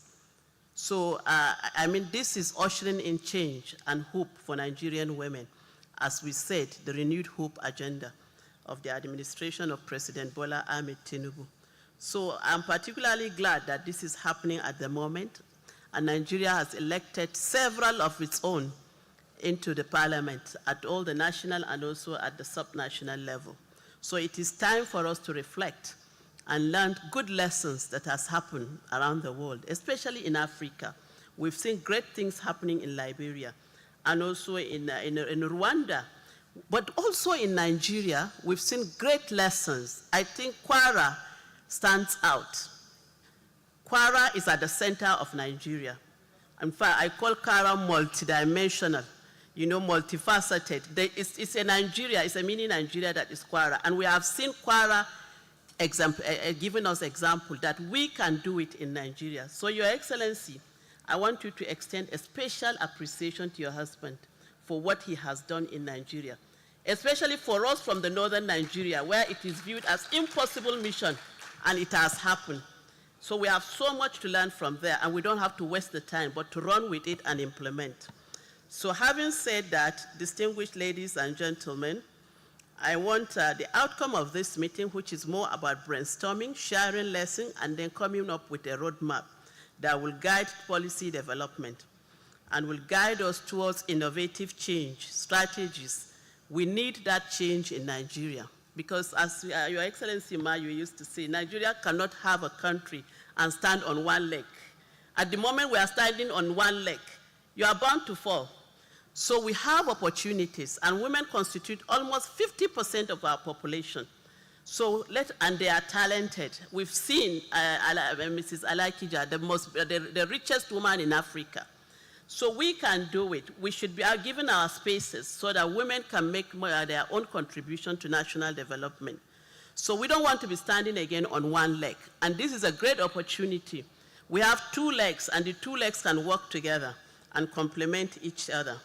A change is desirable for overall development of the country, where women will be given critical spaces to contribute significantly to national development, to the overall sectors of development. Where we have women, you will definitely see the changes happening. They must be on the table where decisions are taken. They must be on the table where implementation plans are being rolled out. When you change the life of a woman, you change the whole community. Because the first thing she thinks of is about her own children. How do I have children better than myself? My aspiration is to see, and this is aspiration as each and every woman of a mother, to see that her children are far better than her in everything, in all aspects of her accomplishment. So it's a contribution to a total community. It's an overhaul of a community, and this is a genuine one. So we are not competing. It's not a space for competition, but it's a space for complementation. You know, synergy, building structures, putting energies together to get the best out of all those forces. So it is not just a conference that we say this, but it is an action. It is a call for commitment. It is a call for action that will give opportunity to empower our women and girls. And I'm glad to mention, today we have a president in Nigeria that is very concerned about the issues of women. Coming from the health sector, yesterday we launched the vaccines, the vaccine to prevent women and girls from cervical cancer. Because it's only women and girls that have cervical cancer anyway, and it is the #1 cause of death due to cancers, even in Africa, not only in Nigeria. So we are glad, and this is coming at the beginning of this administration, where the wife of the president, as a distinguished Senator Oluremi, launched the vaccine yesterday to cover children between 9 to 15 years of age. And we intend to cover 90% of the total population. These are part of steps taken to ensure empowerment of women, to ensure that girls have access to good health so that they can have access to good education. Without education, we are nowhere. I'm only standing here because my parents made the right decision at the right time to send me to school. I wouldn't have been here. Maybe I would have been in a village now selling firewood or doing whatever things that are happening. You know, so we cannot make mistakes. For us that our parents have taken the right decision at the right time, please, let's lift all our sisters, let's lift all our daughters out of that so that they will have equal opportunities even better than opportunities that we have had. And that is the only time that we can be proud of a nation to say that Nigeria is on track and all our neighboring countries are on track to development. So our distinguished ladies, your excellencies that are here, as we embark on this journey, let us remember that the success of every nation is intrinsically tied to the contributions of women. We have seen remarkable strides, but we also recognize that the work that remains are enormous. It cannot be done by few, and it cannot be done by population standing on one leg. We have to walk the talk together to achieve it. It requires, together, we can create a more inclusive and equitable society where the voice of every woman is not just heard, but respected and embraced, just as when we're raising our kids. When they hear the voice of the mother, is respect. And that's why they cling to the mother. And they cling to the mother forever. Even after you send them into their homes, they still want to cling back to the mother. So please, let the voices of women be a voice of respect and a voice with dignity. We have great lessons within Africa, as I said earlier. We don't have to reinvent the wheel. Kwara is a case study. It's a learning place for us to learn, and we can quickly jumpstart and start implementation. In the coming days, let us engage in a thoughtful dialogue, share our insights, and collaborate on solutions that will shape the future of Nigeria. This conference is the catalyst, and a policy document that emerges from it will be our guiding light. I encourage each and everyone to actively participate, get engaged, and let's have a transparent discussions and address all the bottlenecks and the barriers and come up with solutions on way forward. For it is through this dedication and commitment that we build foundations of a stronger and more prosperous Nigeria, where the potential of every woman is realized and where the road to 2027 is paved with equity, empowerment, and enduring change.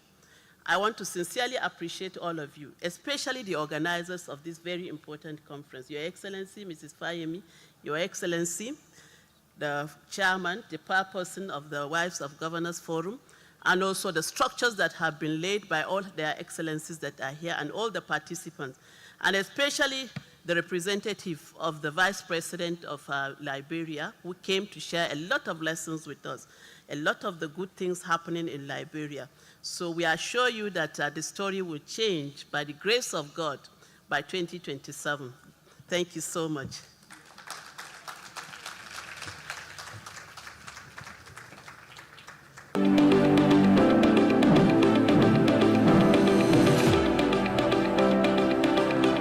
It is an offense punishable by a fine of 10 million naira and or imprisonment for any agency of the federal government other than FIRS to demand for books or returns for the purposes of tax. It is also an offense to carry out the function of assessment, collection or enforcement of tax, or pay any portion of tax revenue to any person or into any account other than the relevant accounts designated by the Constitution or relevant laws of the National Assembly.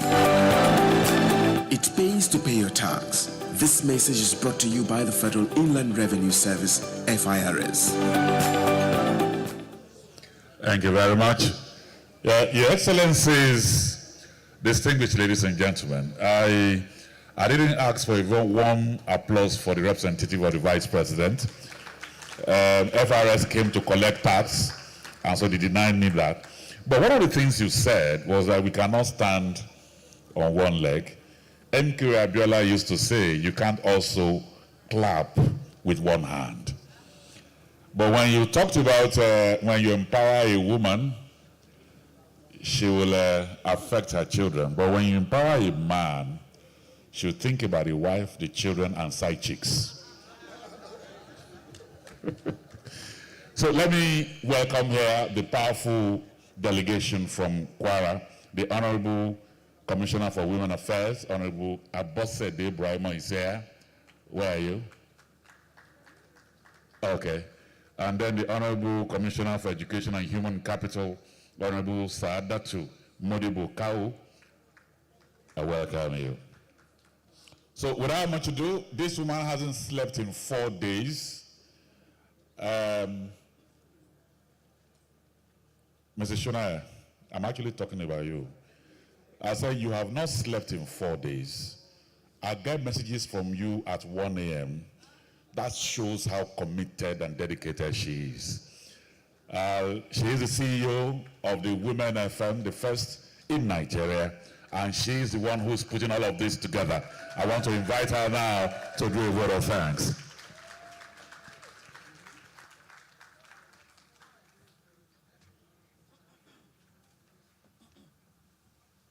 Good afternoon, everybody. So I'm not going to do a vote of thanks. I just want to appeal to all our speakers. I know time is not on our side. I want to beg, please wait till the end of the program. The First Ladies of Nigeria have a lot to share with us. to show us how they are repositioning women in their different states. Our sisters from Namibia, from Kenya, from Liberia, from Ireland, they have a lot to share with us so that in 2027, the major political parties can feature a woman as the vice president. Please, I just want to beg you all, do not leave yet.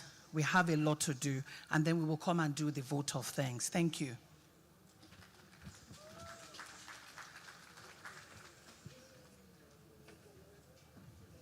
Thank you very much. So we'll move into the First Lady Forum. But this is how we'll run it.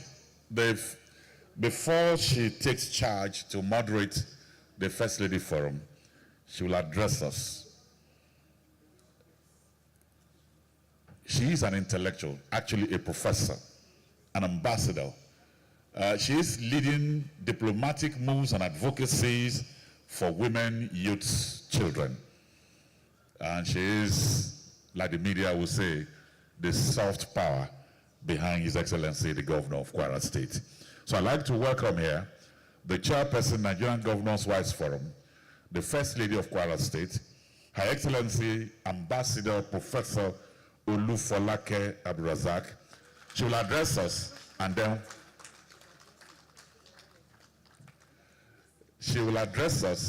and then we'll now move on with the panel.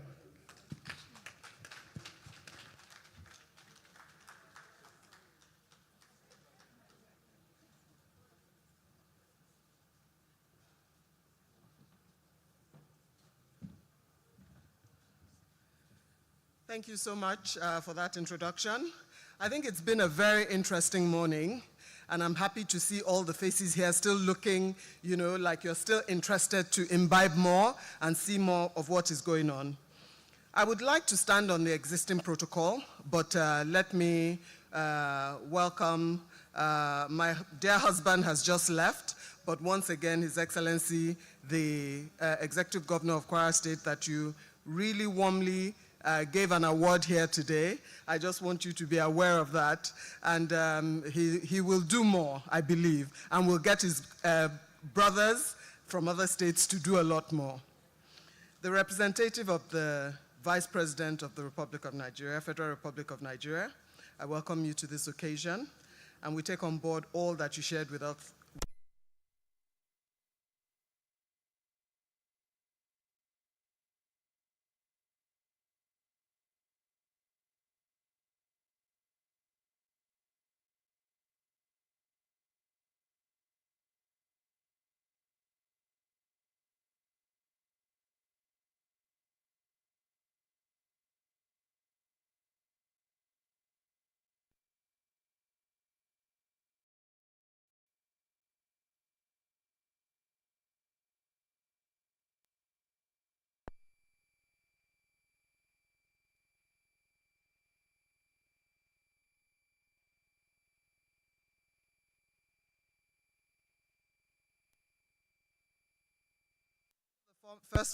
First Ladies, former and present, thank you for being here. The chairperson of the occasion of today, my very dear Erelubisi Fayemi, we will do more together. I want to commend you on all that you've been doing since you left office. It's been commendable. We watch you flying. I don't know how she gets the energy, flying from one continent to the other. So, former ministers here present, former ministers, former deputy governor. So that has been one of our cracking the glass ceiling events. We have a former deputy governor here. Our own very dear broadcaster. I'm not leaving out any of the broadcasters. I can't see her here. Chief Mojima Kojola and Mrs. Who? Where is she? She's gone out. Dio. And everybody else, please let us run because we are really running behind on time. It is indeed an honor and a great pleasure for me to be part of this 7th Voice of Women Conference and Awards. I thank Ms. Tong Okewale Shonaya, the Chief Executive Officer of Women Radio, and the convener of this event most sincerely for bringing to the fore the need for due representation of women in politics and governance as a means to fostering national development. While today's event is essentially to bring to the fore the impacts women can make when given a fair competitive chance in all spheres of endeavor, this convergence also provides the opportunity to celebrate women, especially those who have carved a niche for themselves in their respective callings, while reaffirming that there should be no limit to the dream and aspirations of every woman and girl, irrespective of their religion or socio-cultural leanings. Women, you will agree with me, play pivotal roles in national development, yet their participation is limited by sometimes cultural, social, political, and economic barriers. There's something we've been doing in the Nigeria Governors' Wives Forum.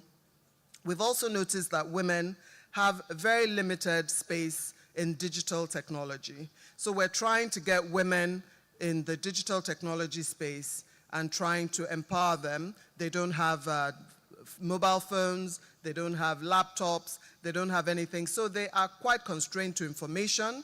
If you are trying to empower women and you want them to go out into the political field, and then she doesn't have a mobile, you want her to register online, or you want her to do certain things by phoning people, or you want her to get some information online. How does she do that if she's not in the digital space? So we're trying to address this issue in the Nigeria Governors' Wives Forum.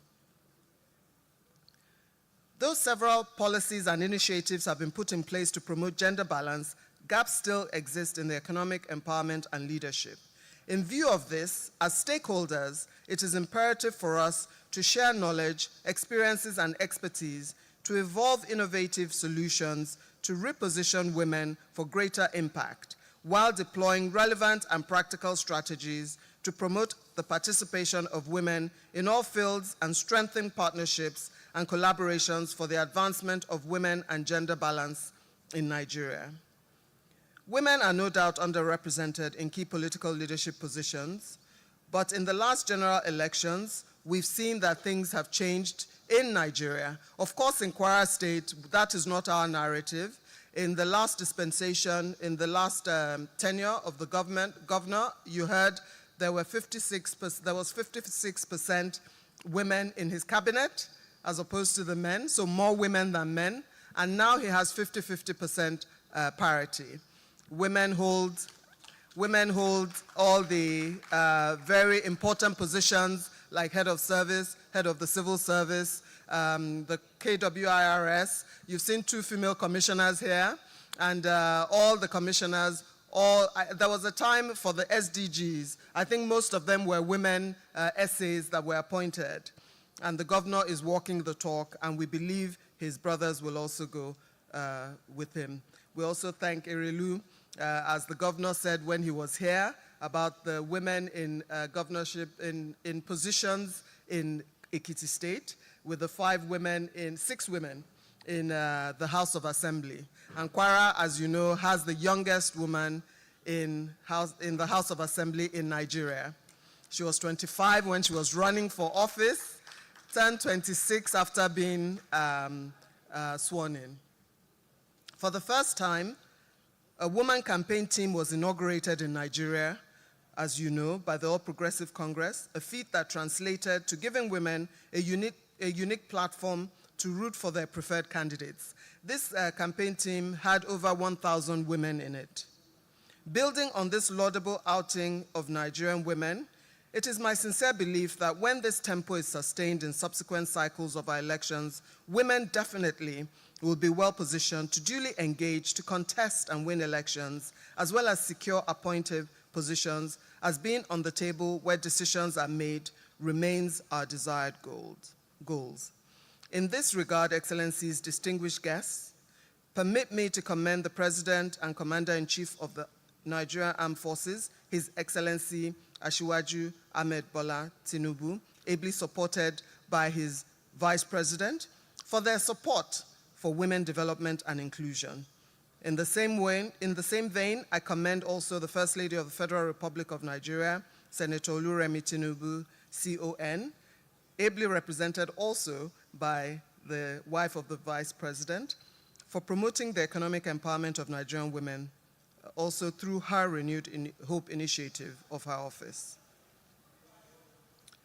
So I would like to, as time is fast spent, I think I have a bit more to say, but I will just say in closing, let us as a collective continue the conversation within and among our communities in order to amplify the voice of every girl, listen to the words of every woman, facilitate the inclusion of the most vulnerable and marginalized women, and support the promotion of gender parity in our respective spaces, while tasking ourselves to encourage the development and empowerment of women in our various communities. Thank you, and do enjoy the rest of the sessions.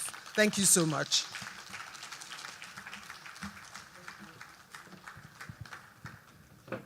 We appreciate you, Your Excellency.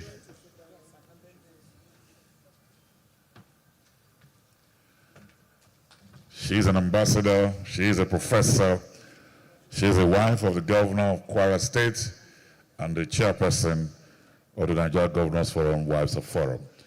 Let's put our hands together for her, ladies and gentlemen. Thank you very much. So very quickly, we'll now go into the Governors Wives Forum.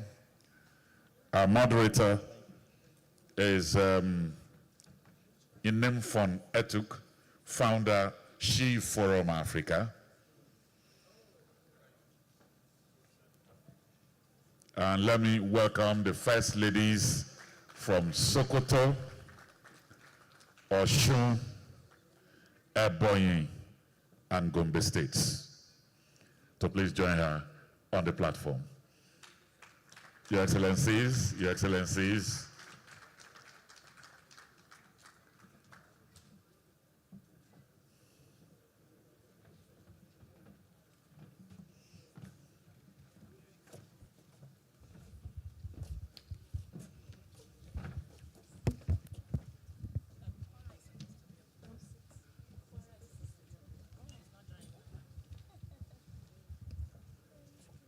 Okay, so moderator will take over from here.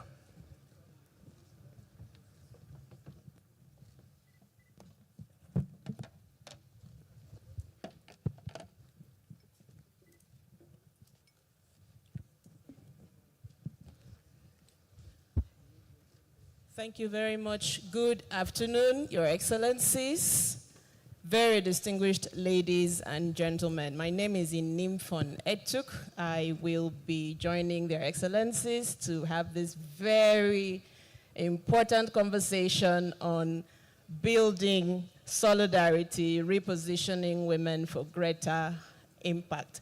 I would, speaking of building solidarity and repositioning women, I don't think we can actually start a conversation like this without acknowledging one woman. And when I mention your name, I think you should follow it with an applause because the name speaks for itself. Her Excellency, our immediate past Honorable Minister for Women Affairs, Dame Pauline K. Talen. She's done an amazing work of repositioning Nigerian women, building momentum, building solidarity, and just moving the needle when it comes to advancement for women and girls in Nigeria. And we continue to celebrate her leadership. So we've got all our amazing First Ladies on the panel this afternoon. The MC didn't provide their names, so I will, so that for virtue of recognition, we will be able to match the states to the faces that we see. I believe I am sitting right next to Her Excellency, First Lady of Osun State. Yes. Correct. Her Excellency Titilola Adeleke. And next to her would be, let me confirm now, the faces are looking all similar. So that would be Gombe. Yes, I'm doing very well so far. Her Excellency Hajia Asmao Yahaya. And I believe next to her would be the First Lady of, Sokoto State, Hajia Fatima Ahmed. And of course, the very dynamic First Lady of Ebonyi State, Her Excellency Mary Motlane Nwefiru. Thank you for welcoming them onto the stage. So let's dive into the conversation. Let me start with you, Your Excellency, Osun State First Lady. I know you are not very many months in your role, if I'm correct, right? Because we had Osun elections this year? Yes. In November. In November. Okay, so you're about to celebrate your 1 year in office. How has that been for you? What are you struggling with? This is a conversation, it's a family conversation, and we're about to learn, we're about to relearn, we're about to empower ourselves, we're about to strengthen, we're about to look at priorities that we can take away and improve our efforts in repositioning women. So what is the experience for you so far? What are you struggling with? How are you moving the needle in terms of providing leadership for the women who look up to you in your state? Have you rolled out any new initiatives? What is the focus of this initiative? What are you doing in Osun State? Good afternoon, everyone.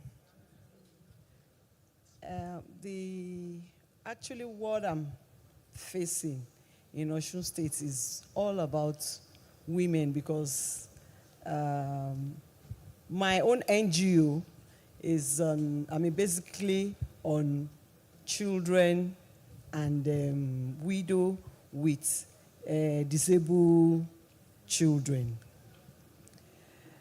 What I'm facing right now in Osun State is about women, because a lot of women in Osun State, they are lack,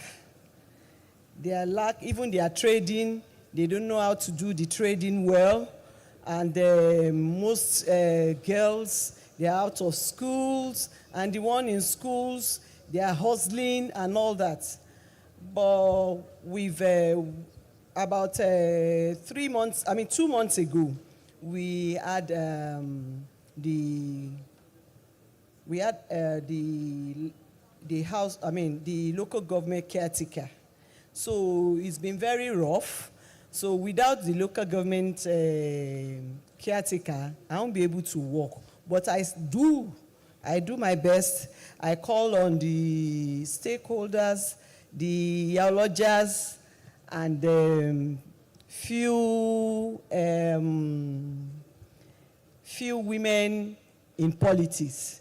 So I discussed firstly about agriculture, because in our state, mostly we engage in agriculture, and we do tie and dye and so on. So I found out that most of the women, they've stopped making adire because of due cost of materials. But we are bringing it back, because Osun State has Aro, that is the dye. Osun State is the most states that they provide dye. So the women, they complain a lot, and we decide that they should. What do they complain about? They complain a lot about materials, and the dye, they don't want to do it again. They prefer buying and selling. But since they now they notice that adire is in vogue, so we call on them back that they should go back to their various jobs and start with that they should form a group so that we'll be able to empower them. I think I like the sound of that. I mean, first of all, for the non-Nigerians, what adire is something what I have on. You know, so it's beautiful. It's really beautiful. It's local. It's made in Nigeria, tie and dye. And I like the fact that the women of Osun State, under your leadership and all the other amazing entrepreneurs that you have there, are really making a fantastic product out of this thing, this product. Yes, I've seen them in all sorts. Hardly every exhibition you go to in Nigeria and outside the country, they're doing amazing things with it. And I want to encourage you, because this is the way to go. The government is consciously promoting Made in Nigeria, and we have to be the first patrons of whatever is made in Nigeria. I'm so proud of Adire and all the other things that are local to us. So I will come back to you on how you are raising economic empowerment using these initiatives. First Lady Gombe, let's come to you. And I will be raising the issue of education. We're still in October, yes. And we just had the International Day of the Girl Child, middle of October, like someone rightly mentioned. And up north, we also know how education is a big concern. I mean, it is so central to the growth and life enhancement of women, especially when they start out as young girls. So in what way is your initiative, of course, within the context of the leadership provided at the level of the Nigeria Governors' Wives Forum, in what way is your initiative prioritizing education in your state? Good afternoon all. Specifically, my foundation and generally the Office of the First Lady Gombe State, it has been a priority to me, especially because I grew up in predominantly girl family. In our family, we were 14 girls out of 18. Oh! Our dad made sure we went to school, and with the problem of out-of-school girls, especially in Gombe State, we have like almost 300,000.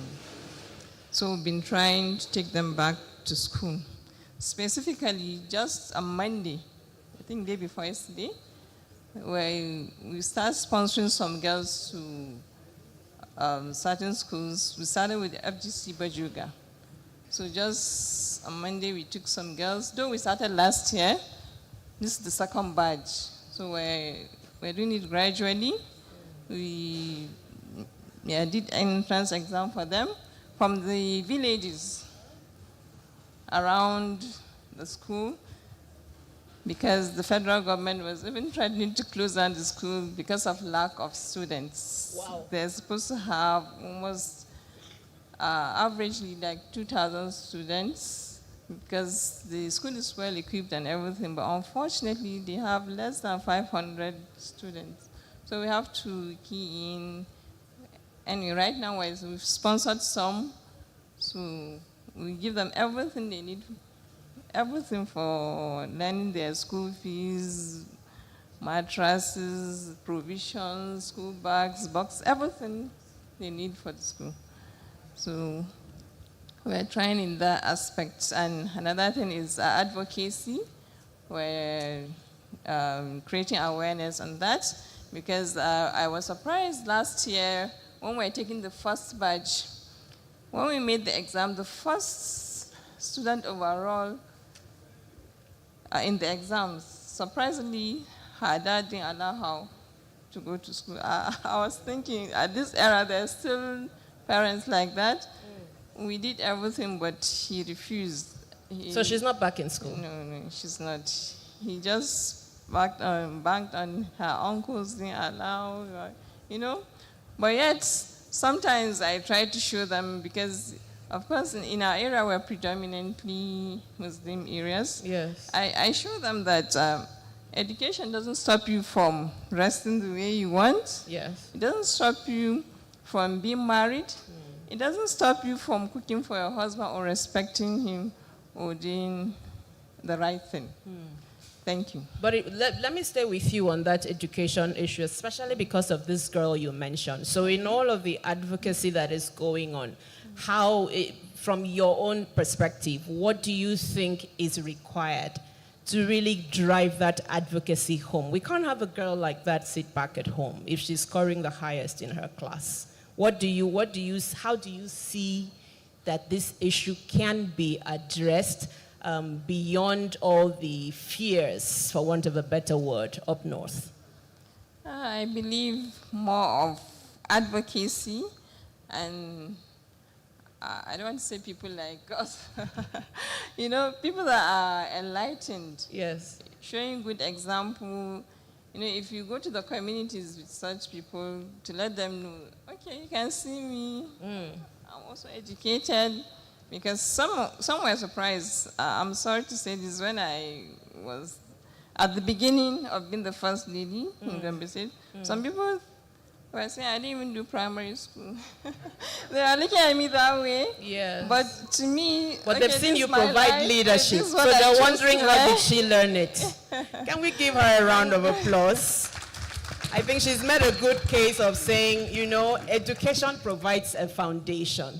It's not, you can still practice your religion holistically, but benefit from the foundation, the very solid foundation that education provides, so that it enhances the thinking of our young children in the grassroots and equips them to deal with evolving challenges in an equally rapidly evolving world. Thank you so much, Your Excellency, for sharing with us. Now, let me come to you, First Lady from Sokoto State.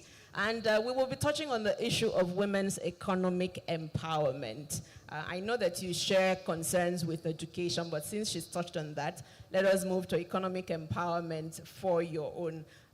We know how this influences extensively the capacity of women to lead active lives and equip them to participate in leadership. I don't know if this is your personal story, but maybe you could share with us how this has influenced you personally.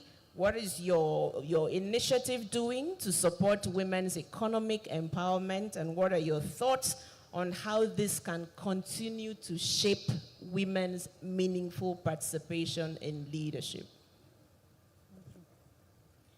Good afternoon, everyone. She just said good afternoon. Oh, that's much better. Thank you. As we are all aware in recent times that the economic condition is not that friendly. Mothers or women, we are dealing with difficulties in raising our children due to economic constraints and other problems related to household. So my initiative on the economic aspect of it, we are dealing with women, the downtrodden, the members of our society.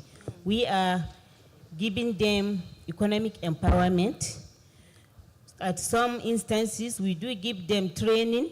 After the training, then we set them up with a reasonable capital that will make them stand on their own, so that they will be able to cater for their families, so that they will allow their children to go to school instead of sending them to hawk on the street, and so that they can live comfortably and peacefully with their husbands as far as they can contribute something in the day-to-day activities of the family. So we are really doing enough on that. And on the other issue, we do make sure that whatever we are giving you, make sure that we teach you how to do that, so that you won't go and sell the capital given to you, but you should put it into practice. Because if we should be giving you and you are selling it, then there will be no progress again. You will always be going back to stage one. That is always starting to empower and no one gets empowered. So we are doing a kind of supervision. We formulate a team that do follow the people we give training and make sure that they are putting what they learned into practice. And if we find you worthy, then we do give you another chance, maybe to go to an upper stage of your business, so that you can, others will see and emulate you. I like when she said, thank you very much. I like when she said, and if we find you worthy, then we know that you can go to the next level. Can we encourage her with another round of applause? It's very interesting that, despite that this is practiced at the grassroots level, but they followed what is the global framework for providing economic empowerment for women. And it's very instructive, something that she also referenced in her intervention. There's a time we went to provide advocacy on domestic violence in a local community in the suburbs of Abuja here. And when we gathered the women, one of them came forward, and she had been listening to us, and then she was very pensive. So when we opened it up for conversation, she raised her hand, and she said, everything that you people have talked about, I can understand, I hear it, but I will tell you, I know the reason my husband beats me. And we were in awe that somebody would actually confess to knowing why she is being domestically abused. And she says, it's because I don't have any money. And we said, why is that a reason for him beating you? He says, if I want to drink tea, Lipton is to my husband, I go for money for tea bag. Sugar, husband bring money for tea bag. Sanitary pad, husband bring money for pad. So she said she was not contributing economically in any way to the family. And so that this becomes a lot of burden for the husband. I'm not justifying this also for those of you whose thinking doesn't really follow the story.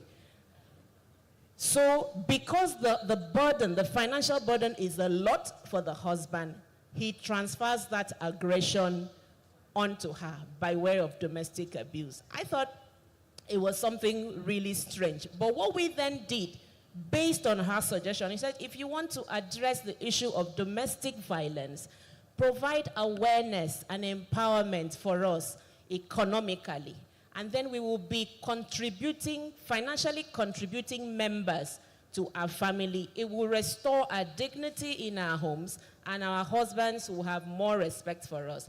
And that's why we converted that program to an economic empowerment program. We got a professional who came and taught them how to do esusu, not large scale. They contributed. The next time, to cut a long story short, we went there. These women had actually prepared a feast for us based on the gains of their sales and empowerment programs. So economic empowerment is a win-win any day, and it provides solutions to a lot of other problems indirectly. First Lady Ebonyi State, I come to you. Thank you for joining us on this panel. How do we practically and realistically foster a more comprehensive and transformative institutionalization of women's inclusion? Because that is what we are looking at in terms of leadership and decision making. I know that you are the first female in your family, so nature has actually prepared you for providing leadership at various levels of your life. But when it comes to every effort that has gone into this advocacy, how can we comprehensively institutionalize women's inclusion across levels? Thank you very much, the moderator. Good afternoon, everyone. Well, since we have been here, all we are talking about is how to involve women in everything. Through this advocacy, I'm sure that we've learned a lot from the Kwara and equally from my own state. We are doing a whole lot to include women by encouraging my husband to have a female as a deputy governor. We have SSG. We have SSG as female, head of service as female, and we have chairman of board as female. I've done a lot, including putting female in our executive councils, House of Assembly, and I practically encourage my husband to give all the vice chairmen to women and equally all the secretaries of local government, ward councillors, and more is coming. When the minister was saying that, I said I'm going to do what the Kwara governors are doing in our state. I told her no, that we're already doing it already. And through the Commission of Women Affairs, we have trained so many women. Like when I entered as the First Lady, I got information that most of our girls are doing some rubbish things in another state. So with the help of the commissioner, we now bring them back to Ebonyi, train them and equally empower them. And time to time, thank you very much, time to time, I do advocacies and awareness for gender-based violence. That is my first program.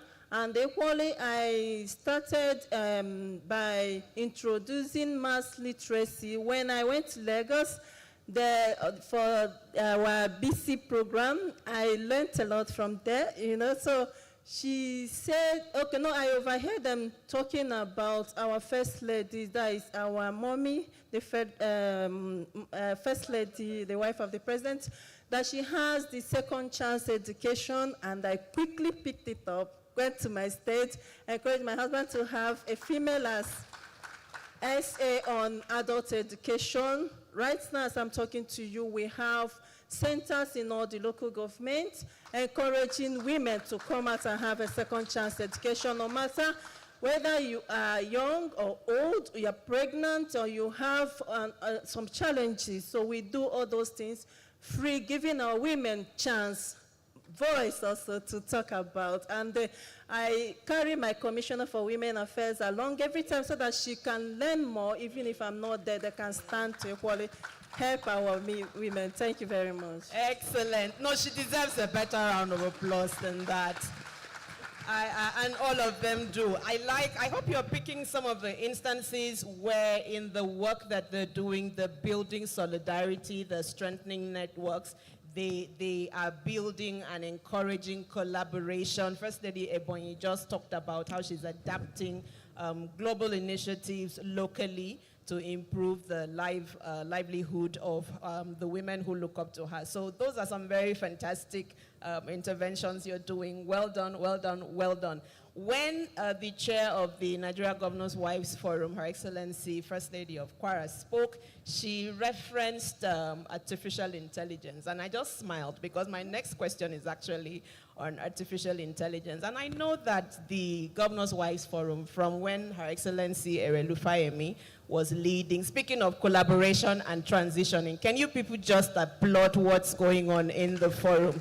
And she transitioned efficiently and effectively, and it's one of the very rare moments where we've been able to tell the difference in leadership from one to the other, and we celebrate you for that foresight. So let me come back to you, Oshun, because of all the amazing entrepreneurial initiatives that you are promoting. My question is this: we are in a digitization era and artificial intelligence. In fact, 1 minute you're looking at somebody's picture, the next minute they give you a different picture of the same person, which is not real. So how rapidly our world is evolving is no longer in our hands. How do we adapt all of this to what you are doing locally by way of transferring best practices and equipping our grassroots women to be contributive members in the state, in the evolving world that we're in, when it comes to ICT, when it comes to artificial intelligence, when it comes to the digital era that we're in? How are you now applying everything that they're doing entrepreneurially, to the digitized world? Thank you, moderator. Actually, we've not done the digital training on computers, but due to the caretaker committees. But I called a meeting with the wives of the caretaker, and I spoke with them at length, but they are just settling down in their various villages.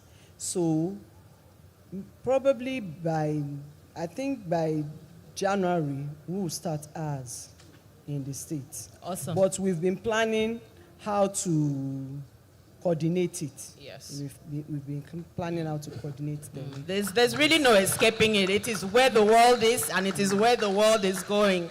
So we encourage everyone, if you're not thinking about it already, develop the thoughts around it, because the world is going to leave us behind if we don't adapt. So if I were to take your concluding statement, because that's the round I am on now, what would you submit on this panel as your concluding statement?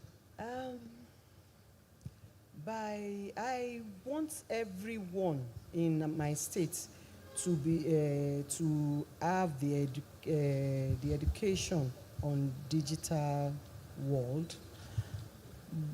Some are. It's just the younger ones that they are not.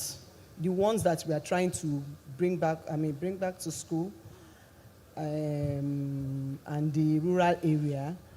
But what we are trying to do is that to engage, my own focus is the rural women and the rural area that I want to try and develop them. And once, because I can't do it myself, we have 69 local governments. So, and we have to do it all round if you want to achieve a better education. So right now, I think by January, they would have settled down, because they are just only 2 months in office. So they are trying to, the handling over and every other thing. So, and what we are planning right now is 1 year. After the 1 year, it's celebration, December. January, we will feel you in full action. Yes. We cannot wait for that. Thank you very much, Your Excellency, First Lady of Osun State. Gombe State, your concluding comments. Touch on education one more time, and then share with us anything that you think we should fix our minds on when it comes to women and girls. Okay. I would advise that every girl child should be put in school. Yes. Because as the proverb says, when you educate a girl, you educate a nation. Yeah. And that's very true. Even in your kitchen, you learn how to measure rice or some meat or anything. It makes you a better person. Yes. So we've been working hard, and digitally, we've been training females to learn the computer, those that are not able to, those that are not literate on it. We've been doing that. We even had some training, 6 months for the disabled students in Gombe State University. And some, when they finish, we give them laptops and cool, because the world has gone digitalized. Global, exactly. I like that. We wish you all the best. First Lady, Sokoto State, what is the missing link? Where should we go? And give us your concluding comments. Well, to me, as far as our populace are concerned, the economic sector is the most important sector that needs to be looked into, because when women and children are empowered economically, all other sectors will become that much better. Absolutely. Because when the family is economically balanced, the education will not suffer, the social, the whatever, wherever they want to go or do the with the economic they are at set, they can be able to delegate others to go and do it, and so that no one will be left behind. So I think we need to push more in the economic sector, Yes. to empower our women economically, so that we will be able to cater for all the other sectors, being it education, health, social, investment, and all other sectors. Exactly. Yes, thank you. Yes, she deserves a bigger round of applause than that. You know, I like to say that women are the custodians of grassroots economy. So anything, absolutely anything that affects the economic empowerment of women, especially women in the grassroots, affects the GDP of the entire nation.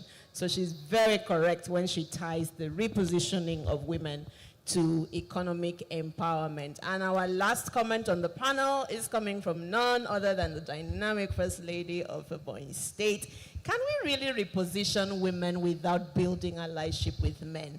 The obvious answer is no. So what do you think, based on what you are already doing? I see that you're collaborating extensively with your spouse, the governor of the state, in repositioning women. What more can be done and replicated to ensure that Nigerian women and indeed the women of the world are fully repositioned for greater impact? Thank you very much. I think from my own perspective, that every woman is a potential leader. And as such, we women, we should try to, attach depth, that is first. And secondly, to equally, wherever you are, represent women that can actually encourage men to give us opportunities. And our president has really given us some ministers, that is female ministers, and they are trying. They've really shown the capacity and equally shown that women, that if given more chance, that we can do not better than men, but if we are encouraged, we can do better. So on that note, I'm really begging and encouraging women that we are our problem. So if we can attach value to whatever thing we are doing, that you are not only there for yourself, but you are representing other women, I think they will encourage us more. And in the area of ITC you mentioned, I'm working with my husband. We already have ICT hub for basically not for women, but youth and women too, because you said the world is actually going digital.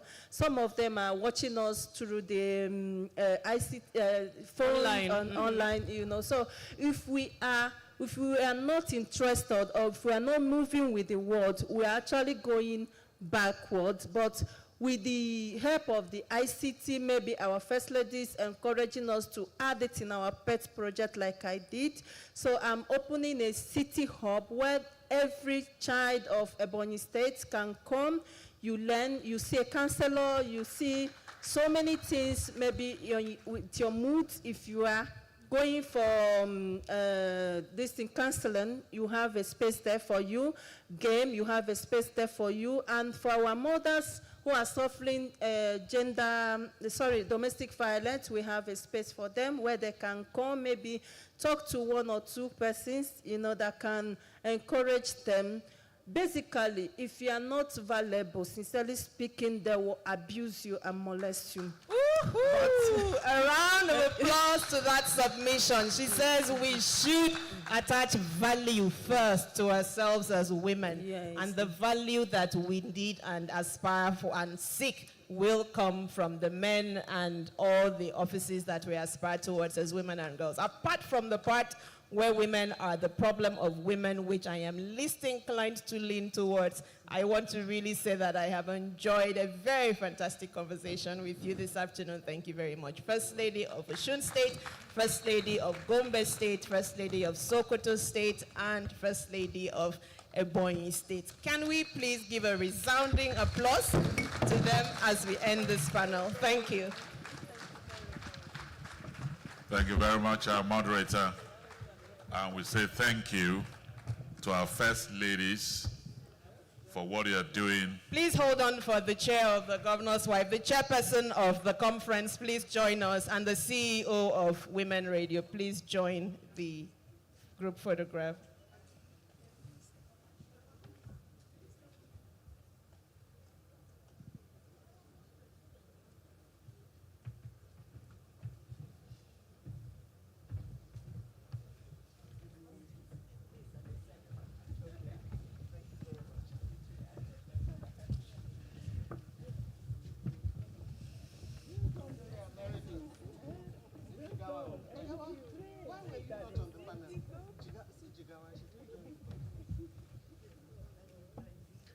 The Vice President is coming, please.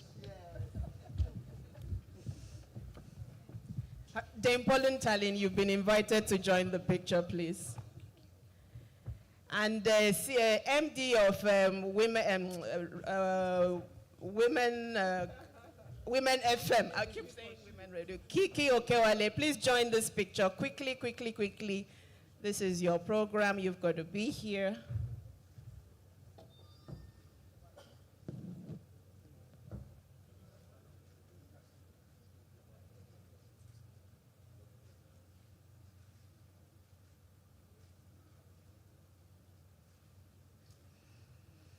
Thank you very much. Over to you, Master of Ceremony.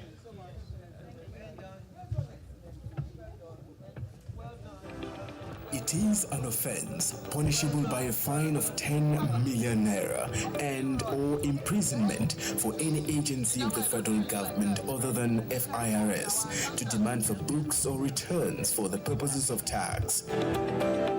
It is also an offense to carry out the function of assessment, collection or enforcement of tax, or pay any portion of tax revenue to any person or into any account other than the relevant accounts designated by the Constitution or relevant laws of the National Assembly.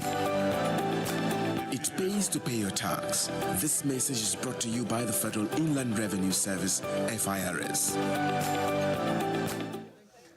Thank you very much, FIRS. Thank you.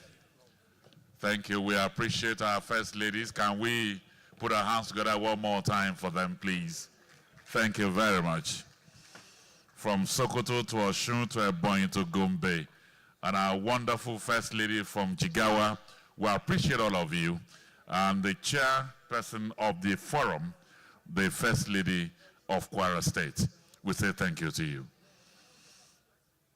Very quickly, we'll now move on to our final panel here, which actually defines what we're here to do.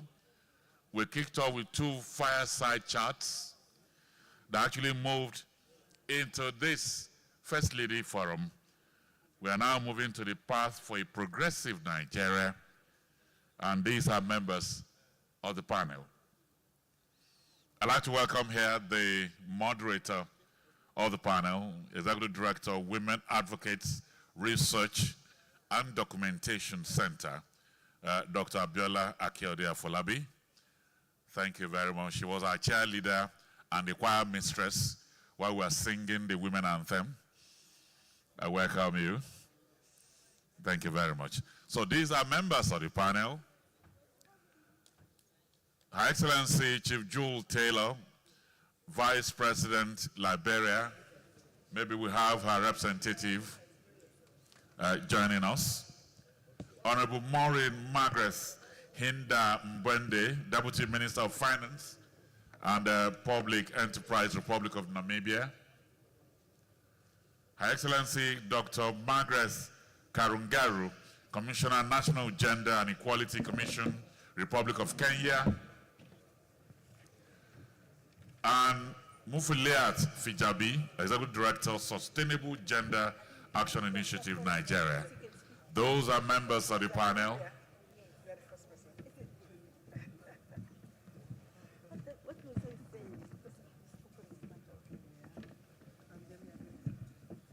Okay, so we're also inviting Councillor Yemi Adenuga to also join the panel. Immediately after the selfie, you can come.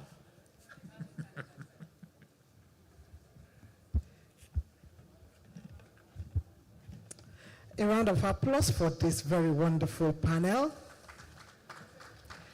Oh, let me also inform everyone, this panel is going live on television. So please, let's join me in on TVC. So join me in welcoming them. Because the panel is very important in terms of what we are speaking about here today, about repositioning women in Nigeria. You can see that I have distinguished ladies here, seated here, and I want to also respect protocol, all protocol duly observed. We have distinguished ladies from Namibia, from Kenya, from Nigeria, and from Highland. So it's actually a panel that is going to be looking at comparative. So this is a panel where I want to learn lessons, where I want to see how we can have practical steps, to reposition Nigerian women for a better 2027. And let me also say, this panel, we are going to allow for questions and comments. Good enough, we have had some of our sisters have spoken earlier. So maybe you have some clarification questions that you want to pass across to them. Please be ready to give them those questions. So I'll start with Namibia. Good, she has been here earlier. Welcome, my sister from Namibia. Thank you very much. I've taken my time to look at your CV and to see some of the things you've done before you became the Deputy Finance Minister. You have been in the Parliament, so you seem to have gone through all of it, both executive and parliamentary position, which is quite interesting. And also your country is also doing very well in the global space. I was looking at your ranking some years back, it was 8. Now you guys are in number 6. So you are actually competing with Rwanda, where we talk about Rwanda being over 60%. So this is quite interesting. So we would like to know what are the factors responsible for this transformation for Namibia. Can you let us know what made Namibia different and why the country is leading? Thank you very much. I think, first of all, let me congratulate the governor. He's doing a great job. I want to say that it took one man, our president then, because you can take decisions. There was a Congress resolution, but the implementation took us 10 years. And it was this one man that stood up and said, let's do it now. So I think the cooperation between men and women to work as a team is very important. And I must compliment the efforts of the First Ladies, what they have done. We have learned a lot from their efforts. But what I want to also add is that what is important is the inclusion of the rural women. Because we would agree that the majority of women are in the rural space and are in our domestic space.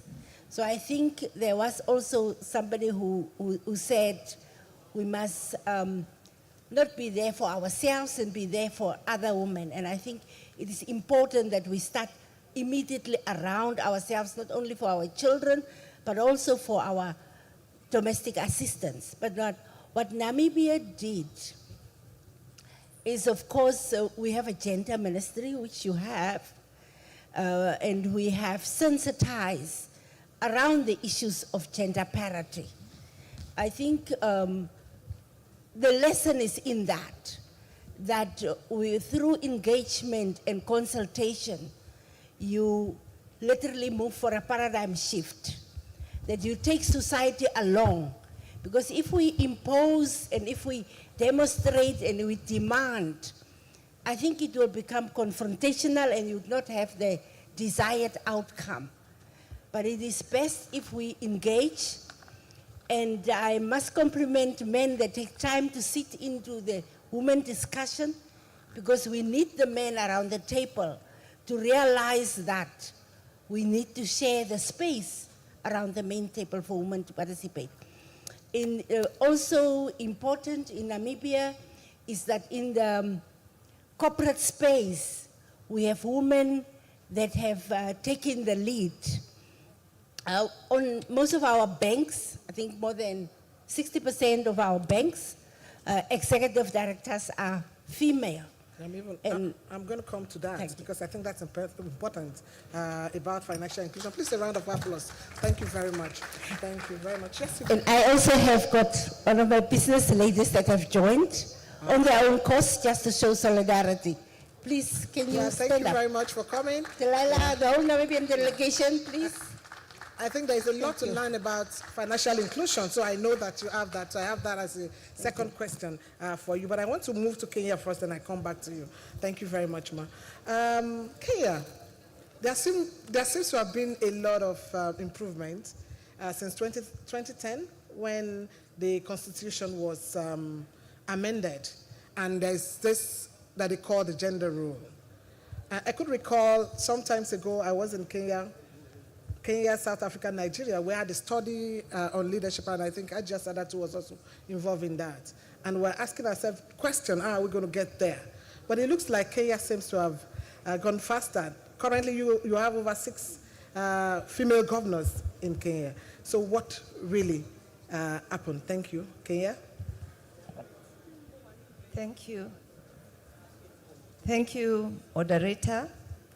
It hasn't been easy for us. It has been a long journey since independence. But you see, even from independence in our country, there were women who are still in the forest fighting. So what has really helped is that we have trailblazers. We have women who've been persistent and consistent in the fight for the rights of women. And it's not easy because if you even remember, there's a time women were forced to undress in one of our parks to prove a point that men cannot do this to women. However, what is so good for us is because most of our asks as women are now in the Constitution. Our Kenyan Constitution 2010 was groundbreaking because it is law that you must have 2/3 of either gender in anything that you do. It also brought in the setting up of commissions like the commission I belong to. The commissions are very instrumental in running matters gender, like the National Gender and Equality Commission. We are appointed by the president, yes, but that's where his powers over us end. Immediately we take office, we are like under an act of parliament. To remove us from office would take a parliamentary session. So it's very difficult. And what powers do the commission like the one I work for have? Our mandate is to ensure inclusion, to ensure no woman is left behind, to ensure that we bring up our grassroots women, because the backbone of Kenya as a country is women. They're the ones who run everything. They run farming, they run, they're in business, they're in corporate, they're in every place. But you find, like now, our commission, we have the mandate to even take people to court. And we have lawyers in the commission. We learned, like now, that Equity Bank, one of our biggest banks in the country, was paying women in the same position less than men. So for us, we had to take equity to court. And one thing which has become very important in Kenya is the rule of law. And it's respected because even like, if I mention 20th, when we were celebrating our heroes, the president himself said he could not introduce universal health care without making it a policy and a law. Because Kenyans have come to learn that with law you can go to court and win a case. So that is what is very strong for us. Thank you very much, Kenya, for that experience. I'm still going to come back to the rule of law, particularly with respect to the gender rule, because at the point in time, Kenya was not able to meet up with that 2/3 rule. So maybe when I come back, you can explain to us more and what is happening at the Supreme Court. So talking about law, I also know that Nigeria recently had gone to court to raise the issue of the national gender policy. And my sister Mufliat Fujabi has actually done a lot. She's one of the plaintiffs in that regard.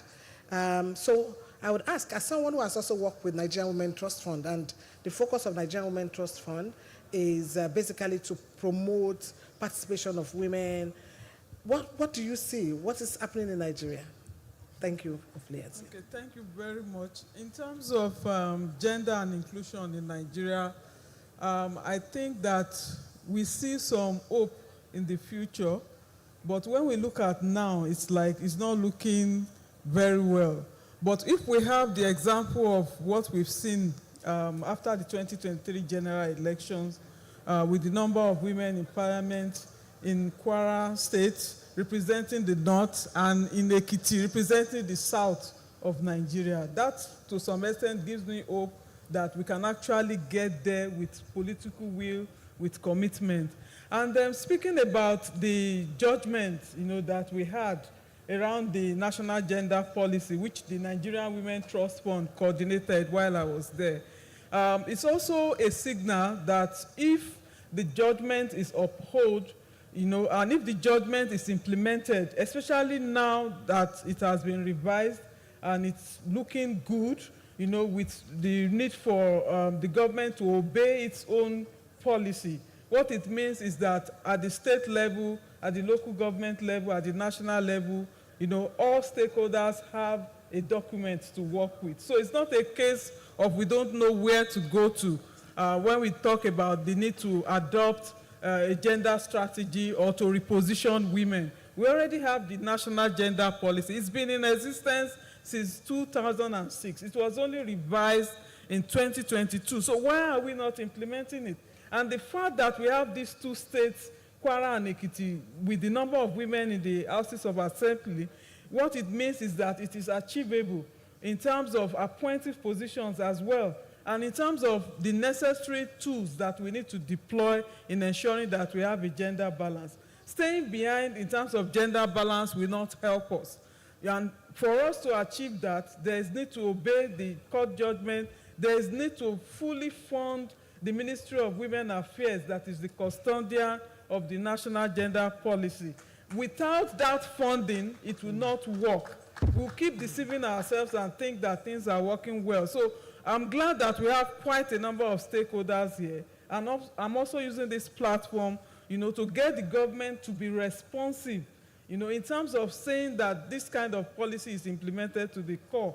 If we do this, we'll have less women who are not economically empowered. Yeah. The policy is not just about appointive position. It's about technology, it's about economy, it's about health, it's about every aspect that imparts on the lives of Nigerian women.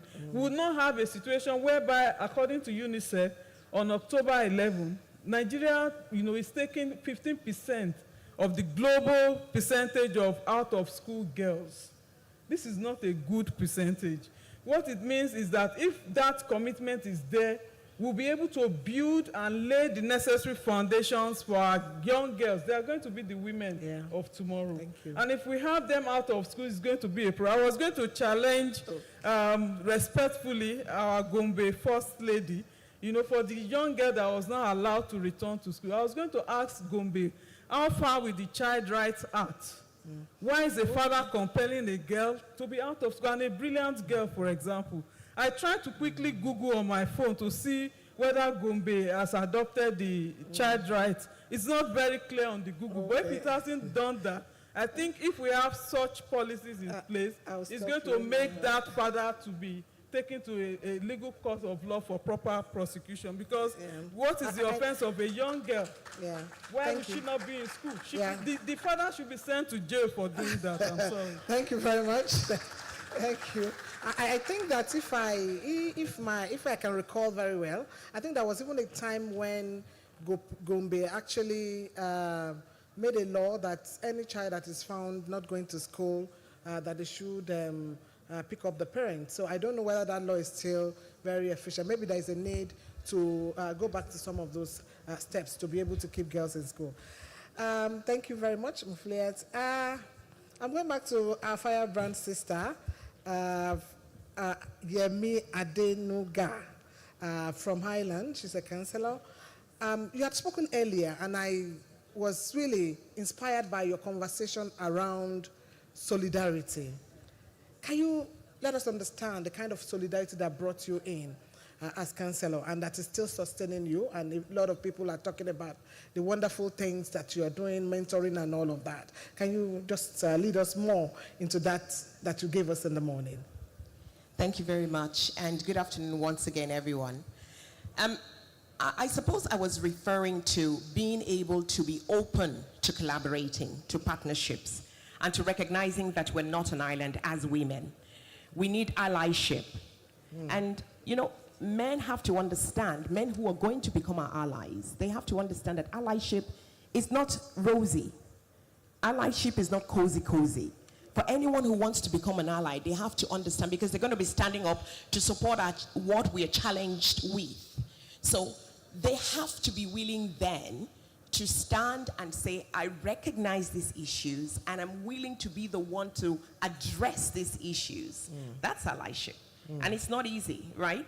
So, and that's why I suppose everyone is commending the governor of Kwara State. That's serious allyship there, stepping forward. And that's part of what happened in Ireland, where you have organizations that were willing to become allies for migrants in Ireland. So I wasn't just running as a woman, I was also running as a migrant. So some would have thought, oh, that's tokenism. The party wanted to tick the box. But call it tokenism if you like. My decision was, I'll show you what a real token looks like. You don't put me there as a token and then I'll act as a token, right? So even if we feel that women are put forward as tokens, we take the position and we show them what it means to be a woman in power. We go window sits. So that was key. And another thing then was, I looked at what I already had. I'm director of programs for a training institute called MIB Institute of People Development. I'm a people development strategist. I build people. So becoming a politician does not remove that from me. It actually adds value to who I am already. So before you become a politician, you were somebody. How do you bring that on to becoming a politician? Look, if we want more women, we have to answer the question, why do we want more women in politics? It's not to tick the box. It's not to enable someone's gender agenda. It's to politic differently. That's the key. We have to be clear, right? And I'll give you a key example. Our minister, my party has had the chance to appoint the Minister for Justice for the Republic of Ireland, a fantastic woman, Helen McEntee, who changed the temperature. I mean, like, we're women, we come into a room, we're not thermostat. We're not thermometers. We're thermostats. Thermometers take on the temperature of a room. Thermostats coming and change the temperature.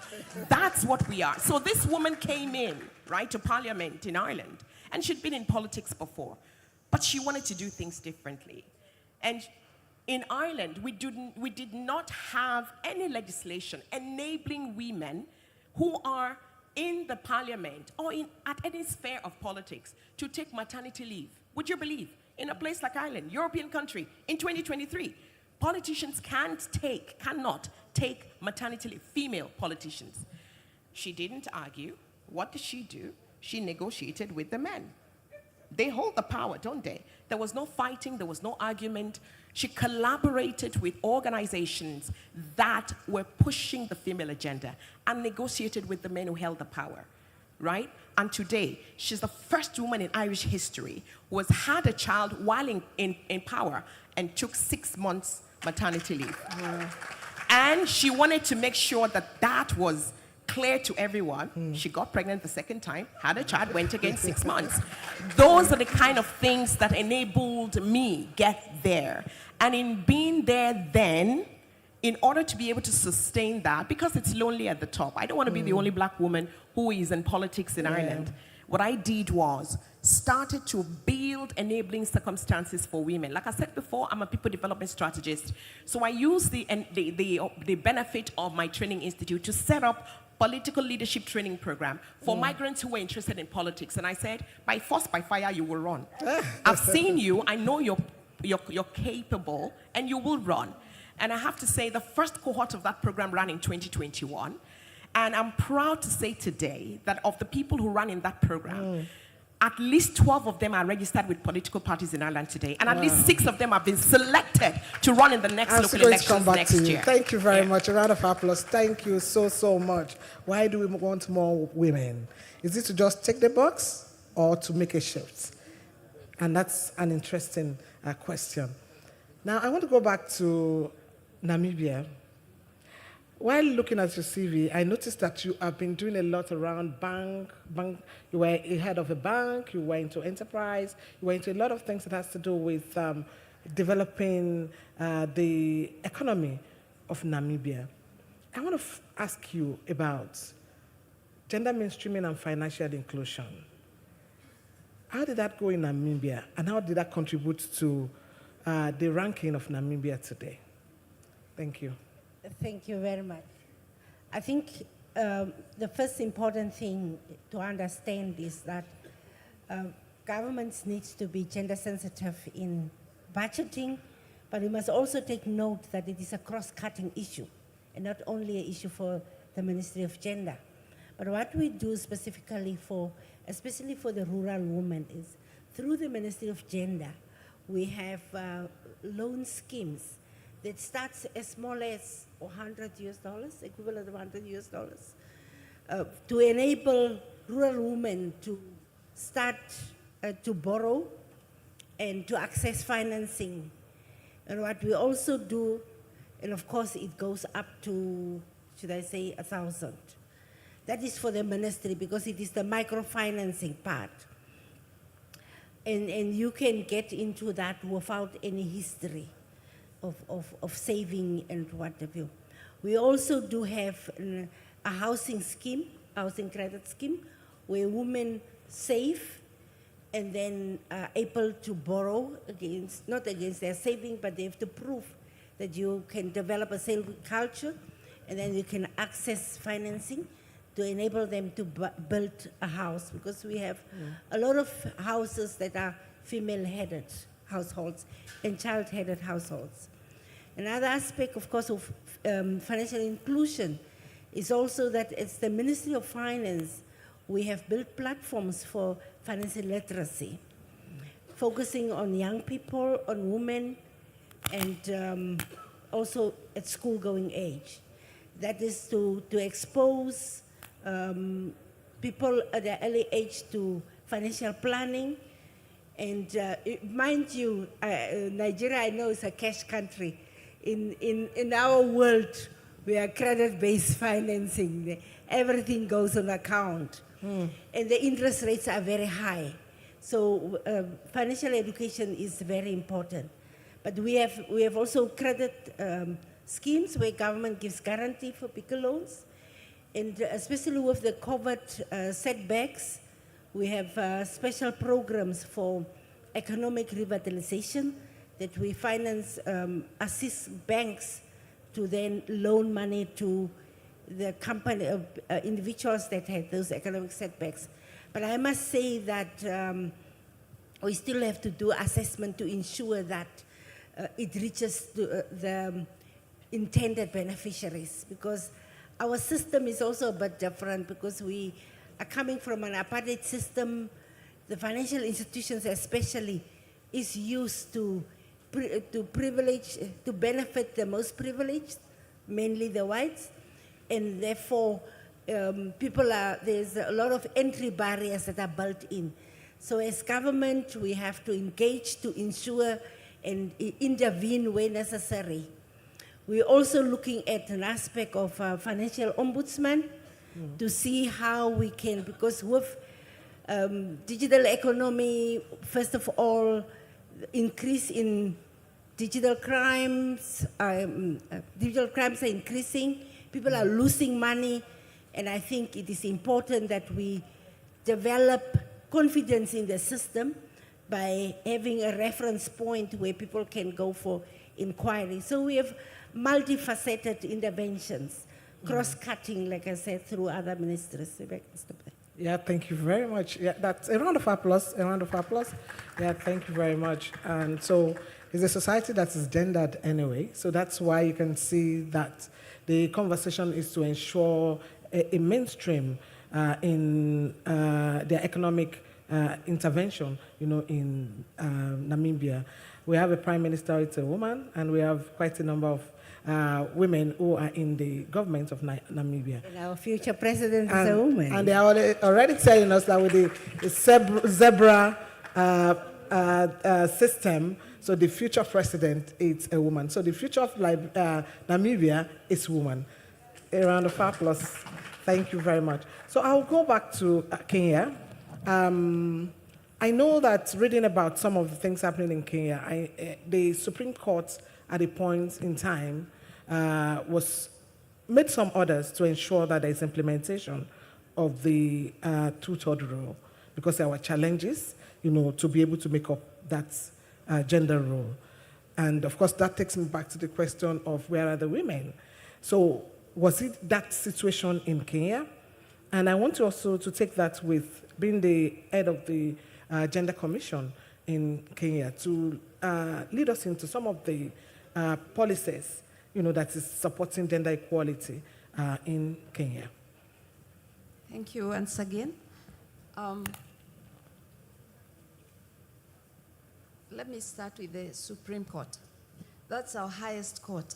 The beauty of it all now is the president of the Supreme Court is a woman. It's Martha. And she's the one who even sat in judgment, because once, during the presidential elections last year, there was a complaint from the opposition, and she had to sit and give judgment. And the beauty in Kenya is our judgment takes like, at the most, 3 weeks. Everybody, even in the villages, even the local woman, they know and look. And we are so good at artificial intelligence that even the mamas who sell the burgers by the roadside, they have a phone. And they know how to access data, they know how to access things, and they know how to keep in touch. So, like that time, everybody knew that within 3 weeks, the Chief Justice, Martha, the President of the Supreme Court, would come out and tell us the findings. And Kenyans have very strong support for the rule of law. Once the judgment was made, the opposition leaders may continue to complain, but the majority of Kenyans went back to their work and wait for the next 5 years. So that is one. The two-third gender rule has been elusive in being made into law. Why? Like we have said, Africa is a patriarchal society, isn't it? It is a patriarchal society. We cannot run away from that. However, how do you get the men to listen to you? In Kenya, the women are very good at negotiating. I've heard the word negotiation. Yes, they're very good at negotiating. So what happened in the last presidential term, the 2 terms of Uhuru Kenyatta, we were not able to make it a law, because every time people went to parliament, the men were in the majority, they voted against it. And they said it's something concerning women, we won't vote for it. So this time, the president is very much for women. That was one of his campaign tags. And like I said, in Kenya, women are the driving force. To get into parliament, you must have women behind you. And it's not these women I'm seeing here. It's that mama in the village. She must be supporting you. And we empower women very much. So what is happening now, because it's going to be passed before the end of the year, we had to negotiate with the Senate. The Senate, they want to be given a fund to be using as senators. So we've said as women, if we give you this fund, then you give us the two-third gender rule. So that is what is going to happen. We'll give the senators their fund, but we'll have the two-third gender rule, which is a milestone, because it means that women are protected in all areas. However, we've made a lot of progress. We have 7 women governors now from the last elections. We have 4 senators.